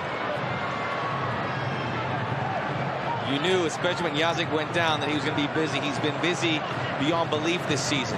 Hasn't got nearly enough credit as he probably deserves because LA hasn't been pulling out the results. But if they can pull it out here, win or draw, Cannon will be at the top of your MVP voting. Here's Beckham. Didn't get all of it. Harms. I think his boot got stuck in that turf that time, which is to be excused. You can see on his face he's in a sour mood. Well, he took a hard look down there at Angel. Then he did a double look and realized who he was staring at and backed off. I think you see the rhythm in the midfield. Beckham's trying to calm this game down in the midfield. He's trying to pull in Donovan. He's trying to pull in Pavon. He's trying to just bring a little bit of pause before the break so they can come in at halftime and regroup and reestablish that rhythm in the second half. When we mentioned Beckham and Angel, two guys we've showcased, they did both play at the Premiership at the same time. They actually played here at Giant Stadium on an international match. England beating Colombia 3-2. Randolph. 2 additional minutes. We're 35 seconds into it.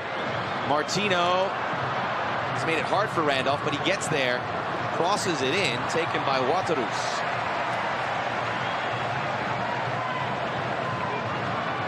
Ty Harden, with all the different nations represented. There you have Ty Harden from Oklahoma, right there with the guys from Turks and Caicos and England, Canada, you name it, Honduras. You just see that last little sequence. He's not going to get onto this. But Beckham, a little bit of calm, pause, little reactive pass into the midfield. Donovan comes back, controls the ball, relays to the other side. That's what they need in the midfield. I love to see Donovan close to Beckham in the midfield. His game picks up, and he's able to come from those deep positions. You see the players, the best around the world, that are three-quarter specialists like Kaká, Pablito Aimar, Messi, that can come from deep positions and get behind the forwards or operate and combine to get into those attacking positions. Another thing that I have taken notice of is the positive reinforcement these Galaxy teammates have been giving each other. Applauding every ball, every attempt, every tackle. I think that's always been the case. Basically, this is a team that's been looking up at everything. They have been low.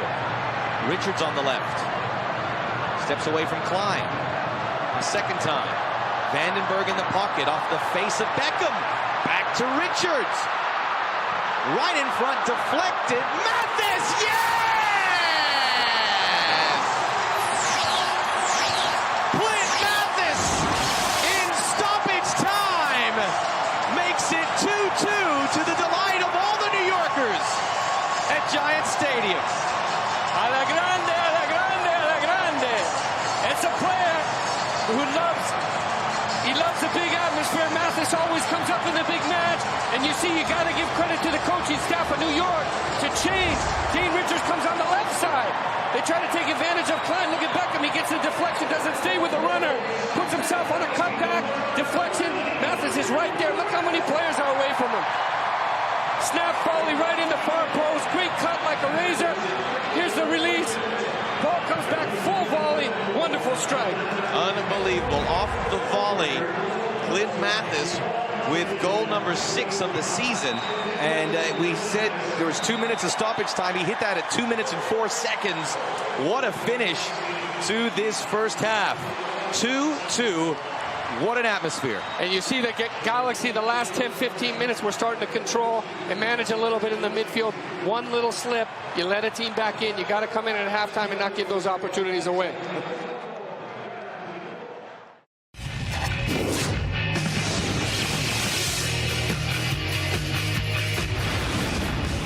Big game here at Giant Stadium. It is 2-2 at the half. Very important for New York, looking to keep pace with the top teams in the East and keep playoff hopes alive. And the Galaxy, with a long road to go, need a lot of points and quickly to get back into the playoffs. Place where they're used to being. Quickly out of the get-go, Beckham combining with Glinton for Pavon. Pavon dragged down in the area. Kevin Stott had a good look at it. And just like the first half, we fly out of the traps in half number 2. And you can see Beckham right there. He was asking for the penalty to the referee. And you've seen Pavon and Beckham are getting on the same page. They're starting to combine much better. Nice little feint. And there he gets pulled down again with the shirt. And ladies and gentlemen, the Galaxy have just picked up a free kick in an area you'd have to consider Beckham country. A long talk from Angel with Kevin Stott. Both teams have something to argue about. very friendly atmosphere now after a feisty beginning. We mentioned about Pavón struggling, but he's one of those guys that you figured once Beckham arrived could improve, and he has, and he almost had a third to prove it. This is a great location right here from Beckham, much closer. This one he can actually put on goal, plus he's got the opportunity at the back post in between the space of the keeper and the back line. But I agree with you, Max. I think that he's starting to find his rhythm. He's starting to connect. He's starting to get that sense of how the team likes to play collectively.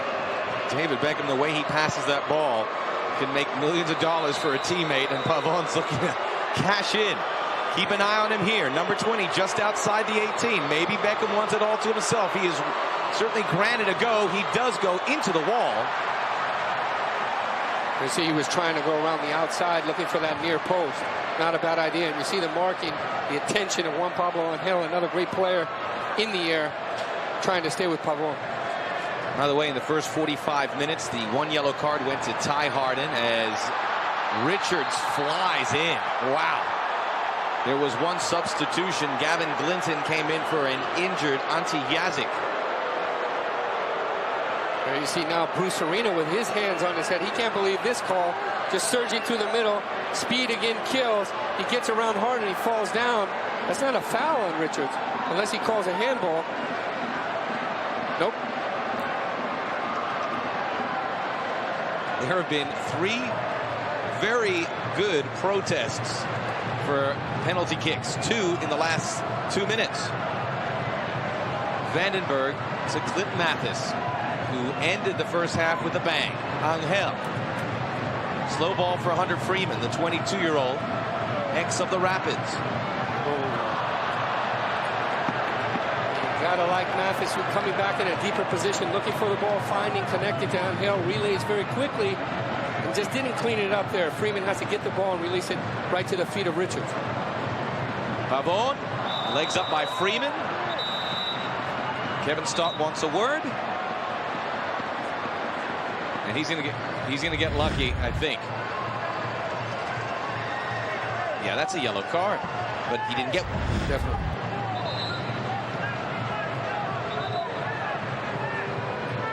Oh, it's a pedantic whistle right now from Kevin Stott. He's trying to gain control. Joe Vide steps in front of Donovan quickly. The Red Bulls into a counter. Onside, Altidore, The kid's done it again! 2 unanswered goals from the Galaxy, answered by 2 unanswered from the Red Bulls. 3-2 New York.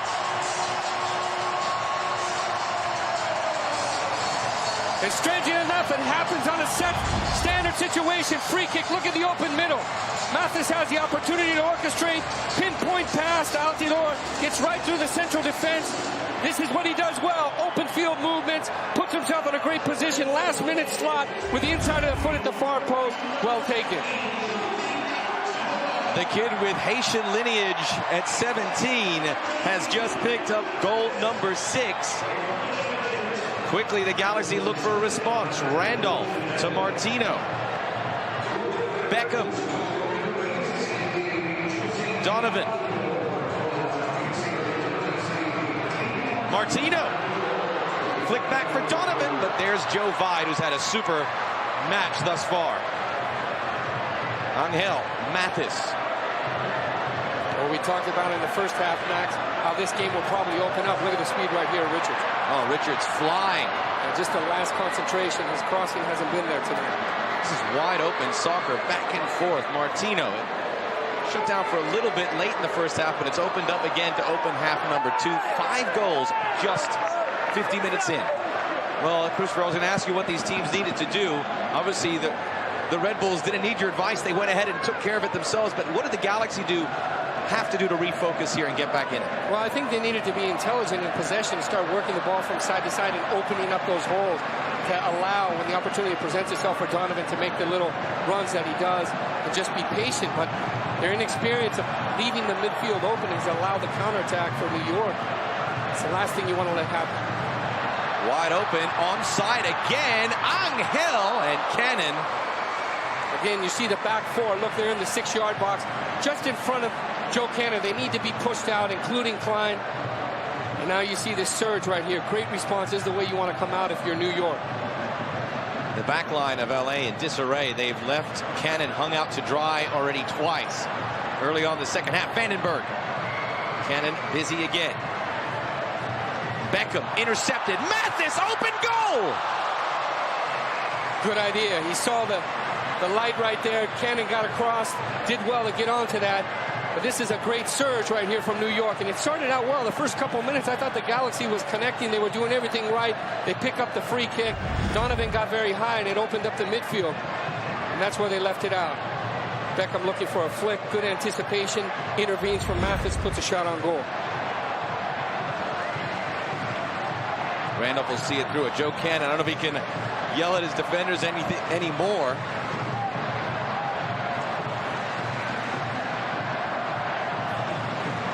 Tough start in the second half as the Beckham-Mathis dialogue continues.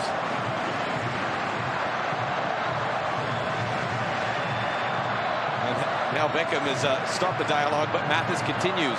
Off the hand, it seemed of Stamler. It is a handball.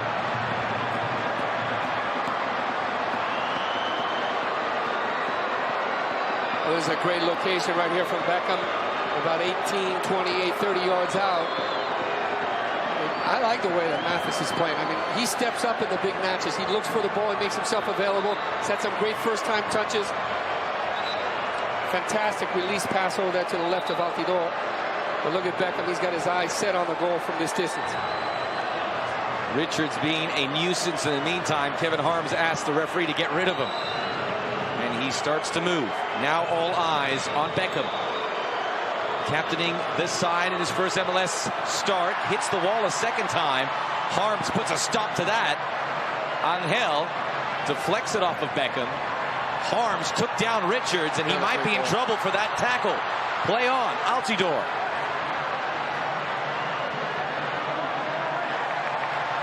Freeman. Too tall for Vandenberg, who became the center forward for a moment. Leach. Vine sets it up with his first touch, well wide. Wide from Vine. Fourth start for the Virginia product. You see, look at the support. They go 1, 2, 3, 4, 5, 6, 7 players into the area where they're recovering. So Bruce Arena has his team pushing up when they make those attacks into the wide position, so they have the support to win that second ball when it's dropped down. So John Harkes coming to the picture there. He was just doing the dirty work with the fourth official for Bruce Arena.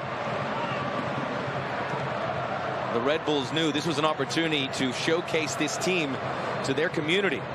Beat mighty David Beckham, even though the Galaxy are struggling.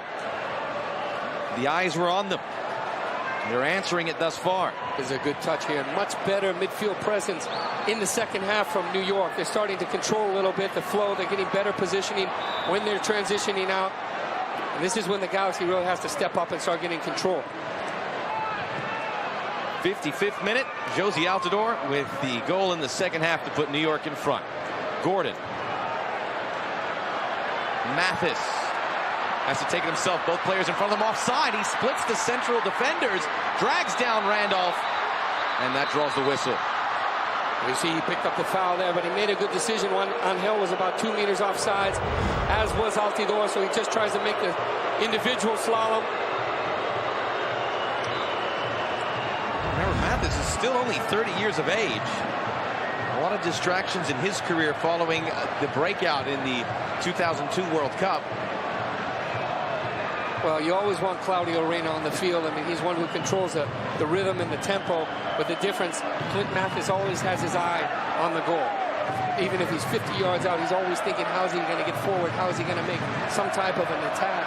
And that's what this team is really missing, particularly when you got two great forwards like Angel and Altidore. Yes, the J Express. Only the second time Angel and Altidore have partnered up top together. Altidore to Angel. Richards, who apparently is drinking what he bottled up earlier in the season where he was unstoppable because he is working it up that right side with ease. Tapped out by Harden. who accompanied Beckham to Harlem this week. Wide open, Donovan gets the touch in, taps it wide for Gordon, who pushed it.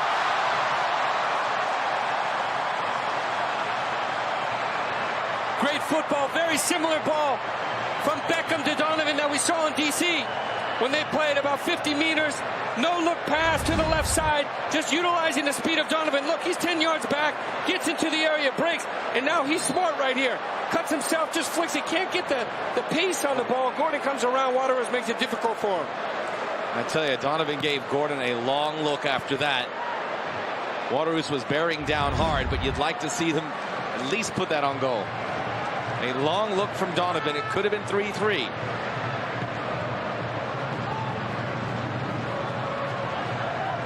This LA team obviously fatigued by the strange season they've had. They had 13 games from April 8th to the start of July. 12 games since the start of July. 5 in league, 5 Superliga, 2 World Series of Football, 1 U.S. Open. It's much better from LA. They're starting to come to life. They're starting to build their appetite. You see that great ball from Beckham, deep midfield position. Now they're starting to pull Donovan into the game. Great switch here. Angel saw Richards too tall. And the fault is Richards. He's got to take a wider position. He's too narrow right there. He's got to. It's always easy to come in. It's difficult to come out after the ball's been played over you. Pavon. Martino. Gordon. Tackled by Vi, but eventually Gordon wins it back. Beckham, center of the pitch. Glinton. He's got a seam to get it to Gordon. Tapped out. Corner kick. Certainly good news when you have David Beckham. Well, I think that 2-2 at halftime, coming out in the second half, you thought that this was going to be Landon Donovan really opening up this game. But then you have the response from New York after that free kick. See if they get him into this match. He's one you never count out. Well, you could just hear a lot of people paid good money to boo Beckham here tonight.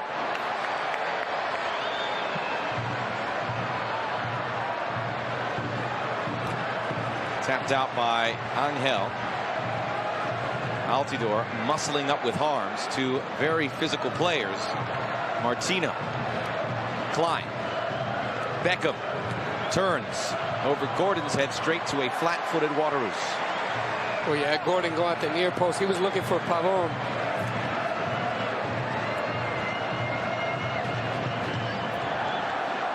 Klein. Beckham. Gordon curls around.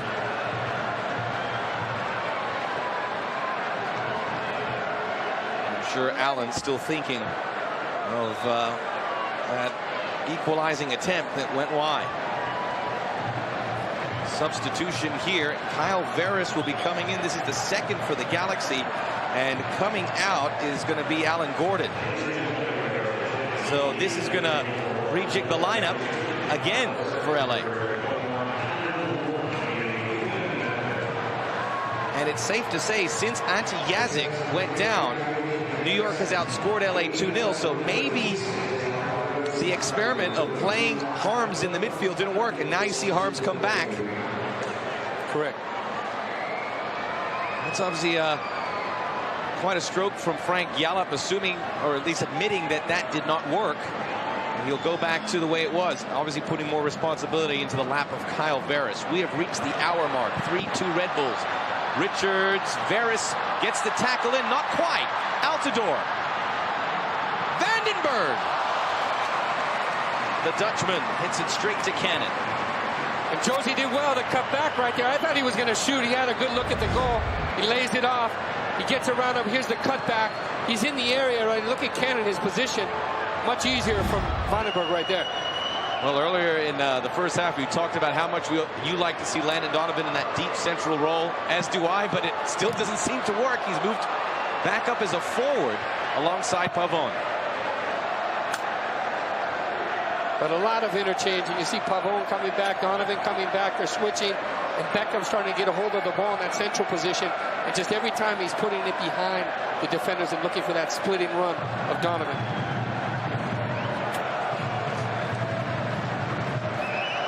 Harms. Knocked out by Stamler.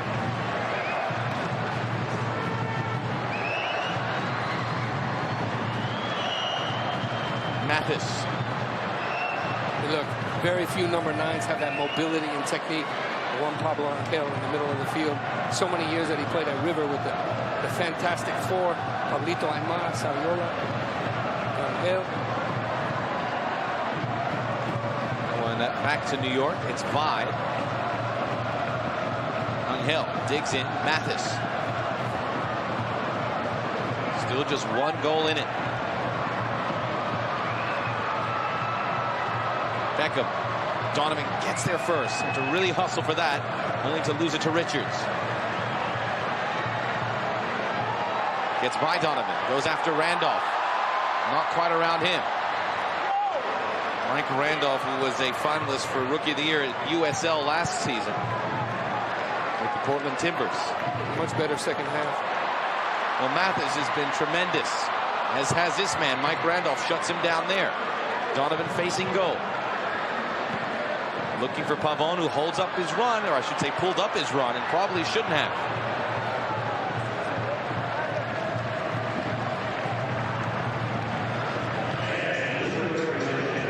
Claudio Reyna, obviously the guy unable to play, but they've done very well with Clint Mathis, not only scoring a goal, but winning a lot of ball in the midfield for the Red Bulls. Waterus. Altidore in front of Harden. Vandenberg and Glinton collide. Falls for Altidore.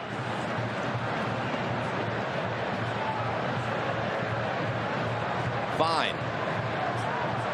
Richards could not save it. Throw in for the Galaxy.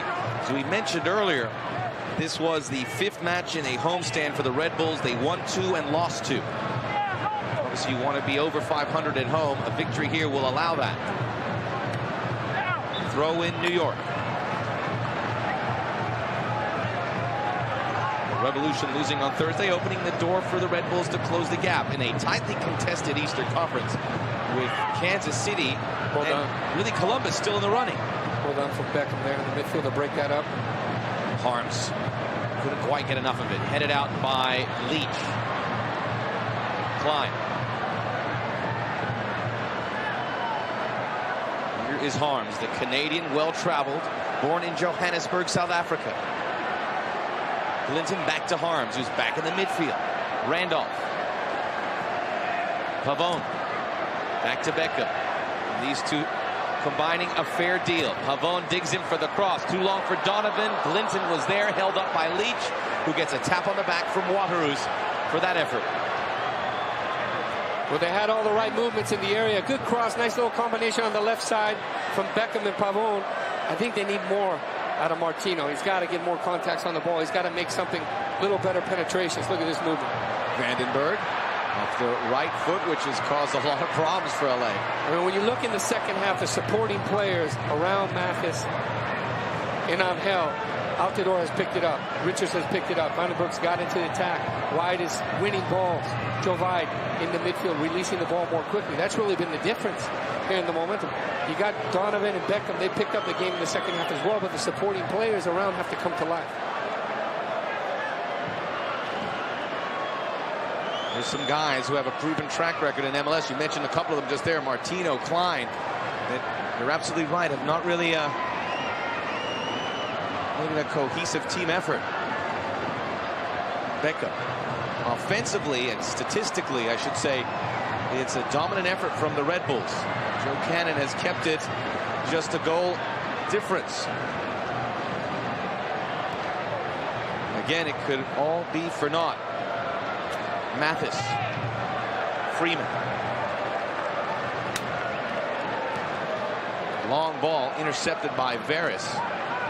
Harms looking to quicken things up. That one over the top. Pavone with the inside track, but he now goes to the outside lane.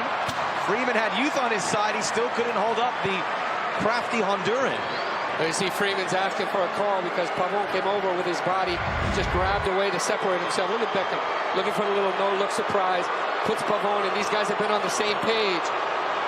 Another corner kick opportunity. These are the opportunities you really have to make the most of. And half of the stadium converges on that corner to get a look of Beckham. That one well cleared by, let's see, Stamler.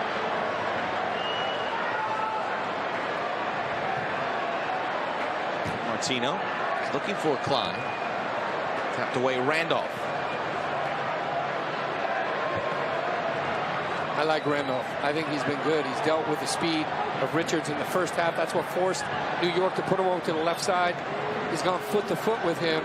He's been good in his distribution as well. And now that they have Veras, who's just come in, he's won a few balls in the central defense. That's what they need to recover the ball, release it quickly into the feet of Beckham and Donovan. It's better for Martino.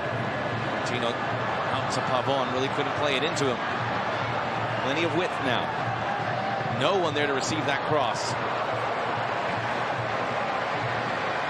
Game number 20 for New York, game number 16 for LA. Everyone has mentioned how the Galaxy have a lot of matches to close that gap, and they've had all these games to make up, but they still have to win those matches.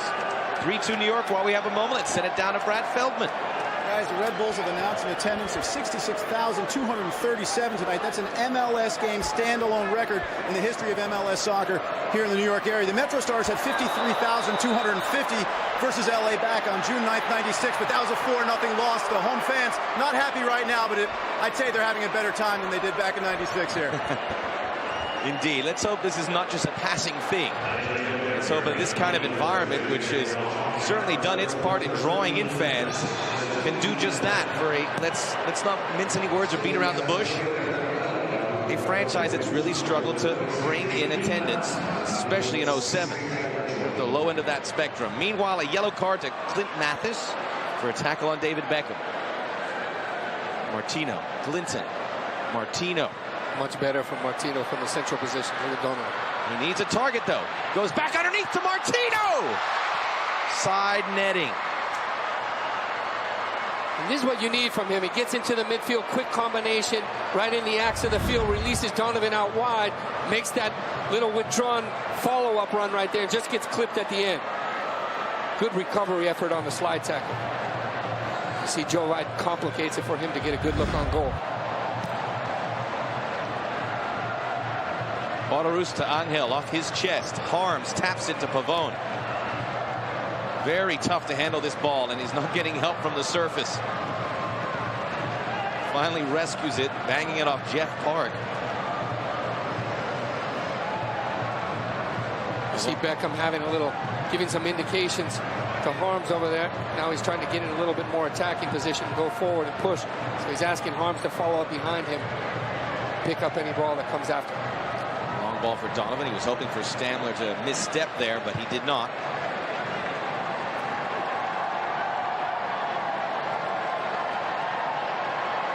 Beckham for Clinton. Through the legs from Martino to Beckham. Donovan held out by Jeff Park.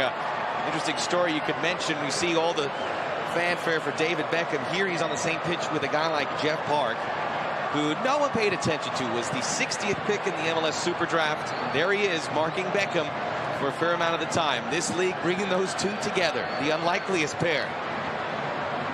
Flag has stayed down every time for New York. This time Richards receives it around Randolph. This has been a fun matchup. These two similar in height, similar in pace. They've both had the upper hand at some point. Look who he loses it to. Back to Richards.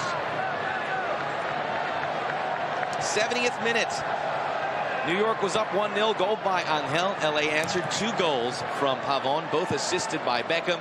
At the end of the first half, goal by Mathis to tie it. Early on in half number 2, Jozy Altidore to put the Red Bulls in front. Here is Altidore up against Veras. What a sweeping movement! Jozy has come home! 4-2 Red Bulls! The second player tonight to score a brace! Goal number 7 of the season.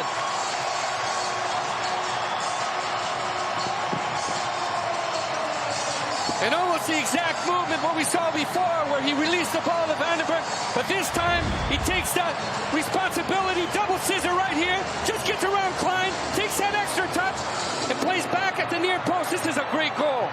Separates himself, and this is why Altidore is so dangerous, so potent in the area, because he got that quick release off that first explosive movement. Big goal for New York. It looked like it was going to be David Beckham's night. Donovan, meantime, has sprint forward, and he's pulled one back. Landon Donovan, 71st minute, says we're not done. 4-3.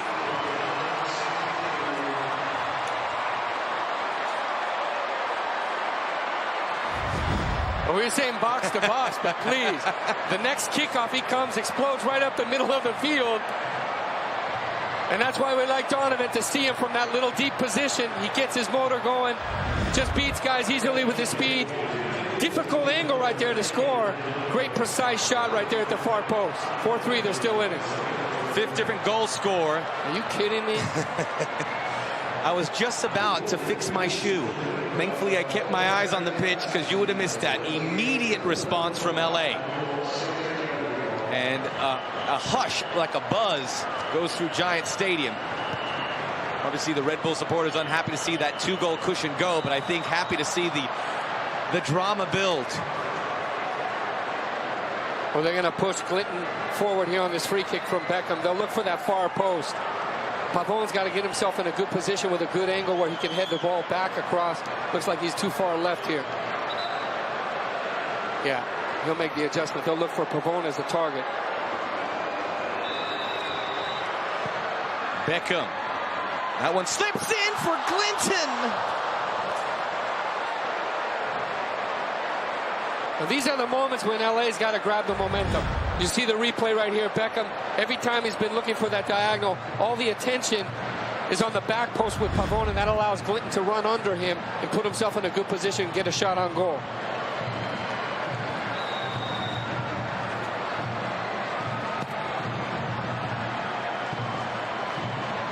Angel, the man who opened the scoring, but that was 6 goals ago.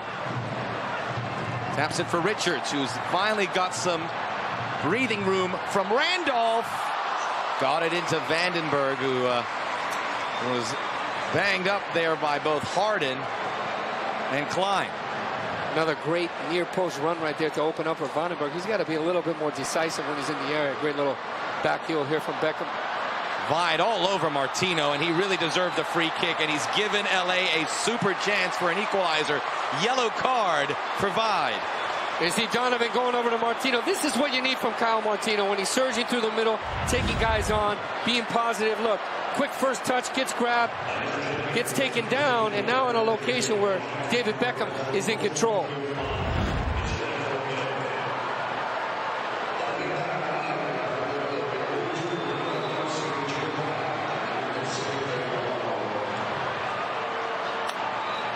Zane Richards again helping construct the wall. Beckham's hit the wall the last 2 times. Couldn't possibly do it a third. Certainly Waterus is going to get tested this time. Beckham hits the wall a 3rd time. And to his credit, I mean, compared to LA, when you're on natural turf and synthetic turf, it's a lot different. The way that he likes to get under the ball, you really have to, you know, do exactly that, get under it. On synthetic turf, it's a little bit different. Martino, mishit there, but finally cleared by Mathis. And he's found Angel. Gets in front of Harden. Couple headers there, finally drawn down by the Colombian. Through the legs of Martino. Vide looking for Richards. Again, he is caused all sorts of havoc. Those are important possessions right there from Angel when he's coming back, holding the ball, keeping possession. That allows Altidore to get in a much more advanced position, and that's what's complicating things for those back 4 of the Galaxy. 4 first-half goals, 3 in the second. 2 goals from Altidore, 2 from Pavon, goals from Angel, Donovan, and Mathis. Not in that order. I'm surprised they're giving so much room to Angel with his back to goal. I mean, the tension is not really there around him. They're allowing him to have his way every time that he touches the ball, and that's freeing up Altidore. Well, now the project where they brought Glinton in for Yazik has really been shown not to have been the right choice, because Buttle is coming in for Glinton. Glinton came in middle of the first half, leaves middle of the second. This is just a tactical move. You see Frank Gallup, he put the hand out there. I think Glinton did well. He brought some good energy into the game in that wide position, got forward, but now they need to get a player like Buttle and try to catch his game. Stamler. Buttle has had a bit of a renaissance with LA after bouncing around the league earlier this season.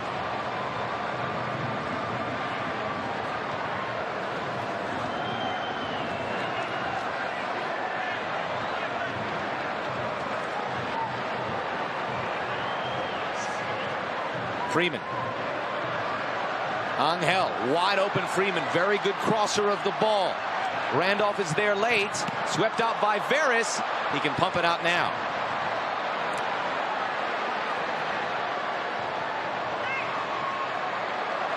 This is onside Richards, the Galaxy froze. Blocked by Harms. Big opportunity. Good play from Mathis. You see again, similar to the free kick of Beckham. He's trying to play over into the area. Just can't get under the ball. He was looking for Angel. Deflection comes back and he heads it. Look at this. He's got the presence of mind to release Richards. I think he took a little too long here with his technique on the end line.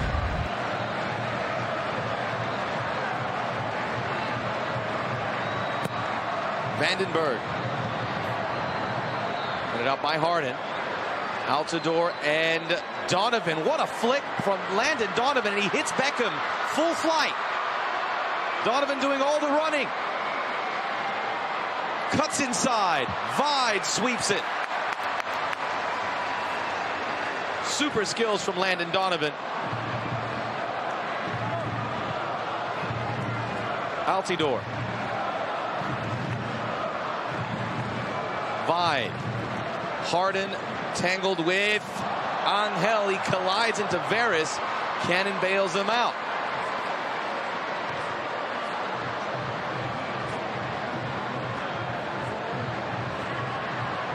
Altidore, well, one of the matches, if not the match of the season thus far, although there have been some good ones.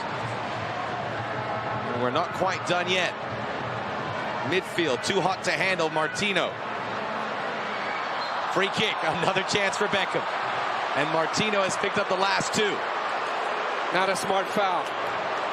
And I think it was difficult for Martino to break out from any place. He was trying to get control, but he's focusing on the technique. Harms gets it down, gets clipped from Richards. Not a smart foul, knowing that Beckham can step up here. Now you're going to get the opportunity or possibility for a near post shot on goal, or look for the far post or one of the players like Pavone to come in for a pass behind the defenders that are going to step up. Beckham orchestrating things. He wants Kevin Stott to give the wall another look. This is almost identical positioning of what we saw the other night on Wednesday.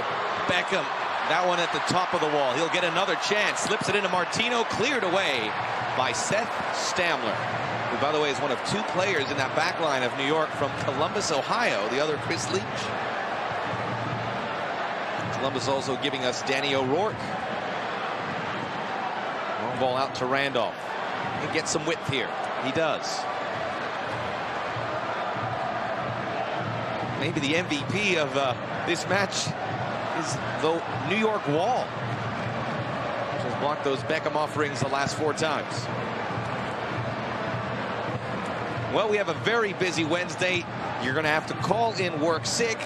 One of 3 big friendlies, USA-Sweden in Gothenburg, 2:30 Eastern time. You can see it live on FSC, and Landon Donovan, amongst others, will be on that squad. A mainly European-based team, but a few MLSers, Mastroeni, Donovan amongst them, will be on it. Great possible match, huh? I mean, think about Sweden in a couple of weeks. They'll be playing against Denmark. They had that big match in Copenhagen a few months back. Oh, yeah, they out. So the one, of course, where the referee was attacked. Great opportunity for the U.S., even though there's no big tournaments looming for them, just to see what they have up against one of the heavyweights of Europe. Klein. Buttle's in the area, and corner kick. Well, that's nice of Klein to push forward there. Great ball again from Martino. Got deeper in the midfield. Just played behind the defense. Good run. Little splitting run there from Klein. Can't cut it back, but he pulls out the corner. And now you got 1, 2, 3, 4, 5, 6, 7 players of the Galaxy in the heart of the area. Beckham for Buttle.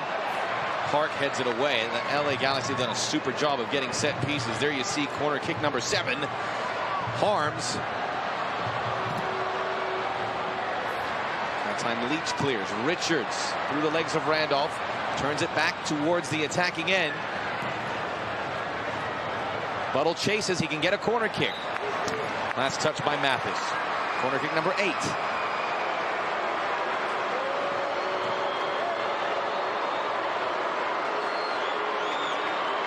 This time Ty Harding comes into the area. Almost every Galaxy player is in there. And it's off the post! Back in front! Onside! Edson Buttle! 82nd minute! We are tied for the 3rd time! 4-4 in Giant Stadium! And yes, Tom Arnold is a fan of the Galaxy! Well, this is what you want out of a substitute. First you get fairness at the near post. He's going to strike it, snap away, it hits the post. And Buttle comes in, breathes life to the Galaxy, does what he's done for so many years. Control, great little finish in the far post. A lot harder than it looks when you got 3 players around you and everything's happening so fast. What a match. Kyle Veras hit it first off the post. Won't get an assist on that, certainly deserves it. Edson Buttle on the pitch for just minutes. Gets his 3rd goal of the season. It's 4-4.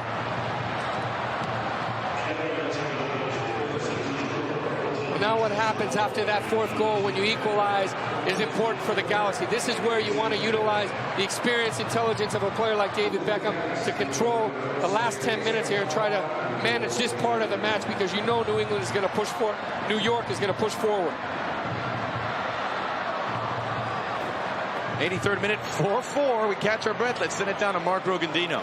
Yeah, Max, Edson Buttle, as you know, had a cup of coffee here in New York with the Red Bulls, but now that he is in Los Angeles, he returns back here to the Northeast, and in fact had 20+ tickets requested so that he could have friends and family come in. As he went into the match, I said to him, how'd you like to impress those people that came to the match? And he said, if I can equalize or find the game winner, that certainly would help out, and I think he's done that. Max? Thanks, Mark. Indeed, he had a cup of coffee with the Metrostars there in 2006. He is from New Rochelle, New York, which is just out of New York City on your way to Connecticut. So this is a hometown matchup, and obviously a lot of fans coming up. Speaking of hometown, it's the pride of Staten Island, Tom Wallinek. He will be coming in, and he will replace Dave Vandenberg.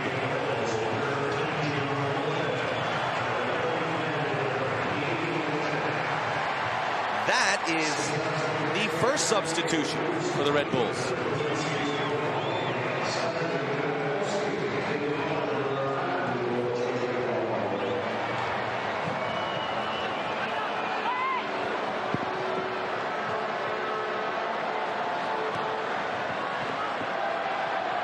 This one out for Freeman.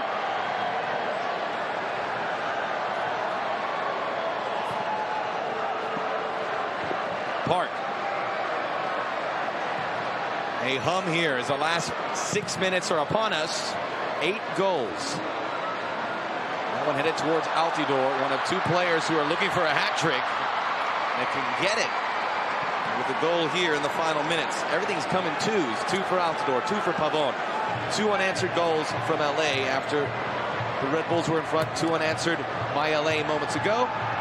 2 goals unanswered by New York at the end and beginning of the halves. Here's Mathis. And not a good foul, and you got to be smarter in transition. Martino had the ball, he could have connected easily to Beckham. He plays a looping ball, gives back possession in the midfield, then you get this clipping foul. Harms just comes in. You don't want to do that in the same location. Kevin Harms is quickly becoming one of the most unpopular, or least popular, pardon me, players in MLS, but that's certainly the position he plays. He wouldn't have it any other way, I'm sure. That's right, Max, and you can see that Mikhail wants to take this a little bit closer. This is a perfect position for New York. I just get the feeling there's 1 goal left in us. I just can't see it ending 4-4. Who scores it, I'm not sure. Angel, too tall. You know, we're seeing these games all over the world.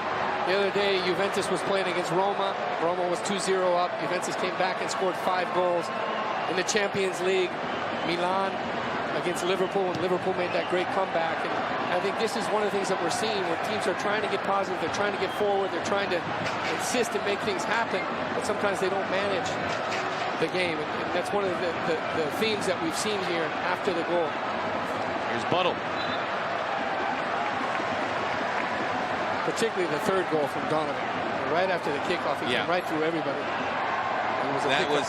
This game seemed over. The Galaxy, to a man, hunched over. And then Donovan quickly got them back upright. Klein for Beckham. Donovan quickly turns towards goal. Beckham flying. Walnick. Leach. Midfield circle. It's Angel. He's got Richards to his right. He's got Altior to his left. Uses Richards. Hard to imagine the Galaxy had not scored a goal in their last 3 matches. And look at Landon Donovan. Playing right back. It is just great. He puts himself in a good position, reads the play as if he's the opposing forward himself, flicks it off.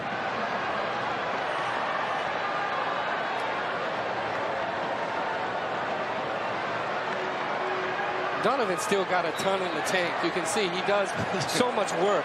He's running for 2 or 3 players. He goes, I'll cover for you. I'll get back. I'll go forward. I'll surge through the midfield.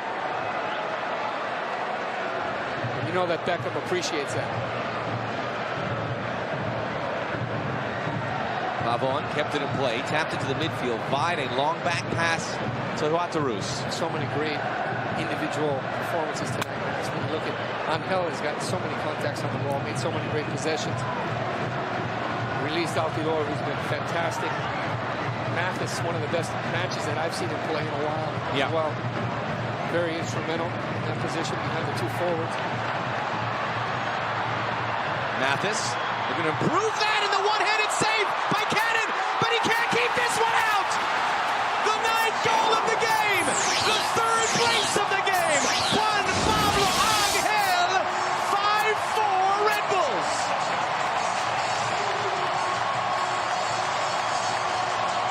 You see, Beckham can't believe it. 9 goals. 9 goals. Clint Mathis put him in a position. He gets the ball, first touch, impeccable. Pulls it to the left side. Just separates himself, and he's got the ability to strike and force Cannon to stretch himself out. Give credit to Mathis. Look at his strike. 9 out of 10 times that'd be a goal. And this is why Angel is one of the best goalkeepers, the best goal scorers in the world. Great follow-up. He doesn't stop. Excellent reaction. Perfect angle with the precision. Forces Cannon back into the net. Great goal. Joe Cannon's goals against average is going to take a huge licking, but he deserves better. He's got 5 goals against him, but boy, did he almost prevent that from an impossible angle. It's going in. Excuse me, Max. You see Mathis, he's down. La fiesta. La fiesta.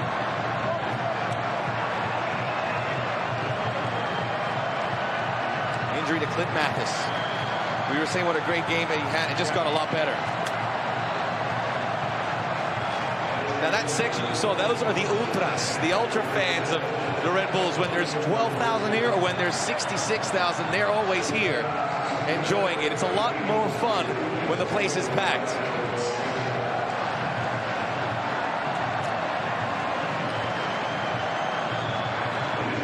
Carlos Mendez is going to come in for Mathis.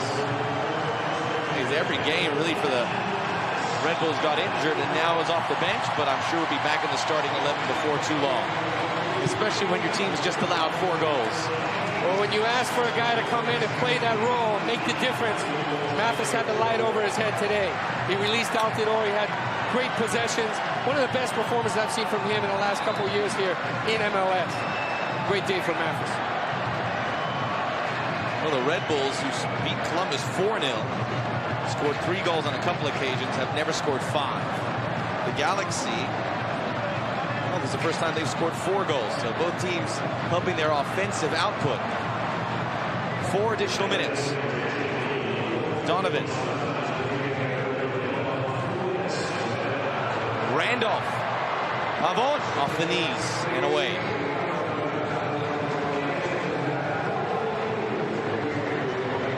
New York looking to get points 31, 32, 33, which for now would move them into second place all by themselves. DC United are playing Columbus at the same time, and they could join them there. for the Galaxy, although massive improvement here in a hostile environment. They appear to walk out of New York empty-handed. They did some good things today. Beckham, for not being fully fit for 90 minutes, he went the whole 90 minutes. You know he's going to be sore tomorrow on the plane, going back to Europe, but he'll recover. Donovan was great.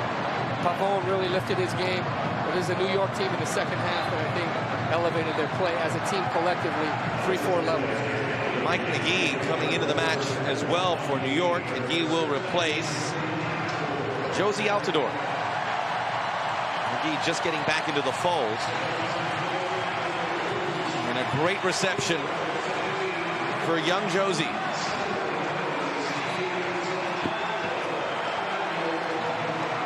Unfortunately for the Red Bulls, they hit the road for a little bit here. Hopefully these fans will return. I'm sure not all of them, but you know, you get 2 or 3 extra thousand to come to the home matches. It's done its job. You see Altidore is getting a standing ovation from the stadium. Bruce Arena, you got to give him credit. John Hart's Bruce Arena, Richie Williams. He said, we don't want the high expectations. We don't want to kill this kid. He's very young, like what happened with Freddie Adu. He needs time to mature. Got to be calm with his progression in football, but you look at the performances game in and game out, how ruthless and fearless he is when he gets into the area, and he scored some big goals for New York. Excellent performance tonight from Jozy Altidore. Angel picking up a corner kick. By the way, New York next week on the 22nd, travel to D.C. Saturday the 25th, travel to New England.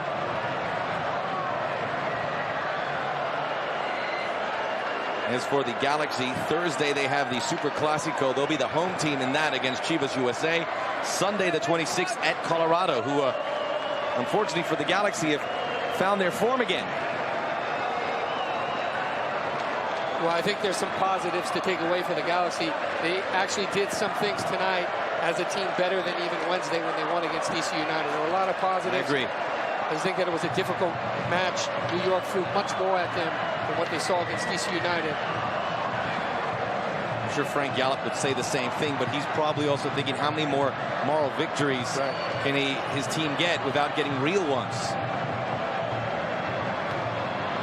But steps have been made. I think Coach Gallup did a fine job looking where his team was going wrong, making those changes, bringing in Buttle as well as Veris, and it allowed them to come back.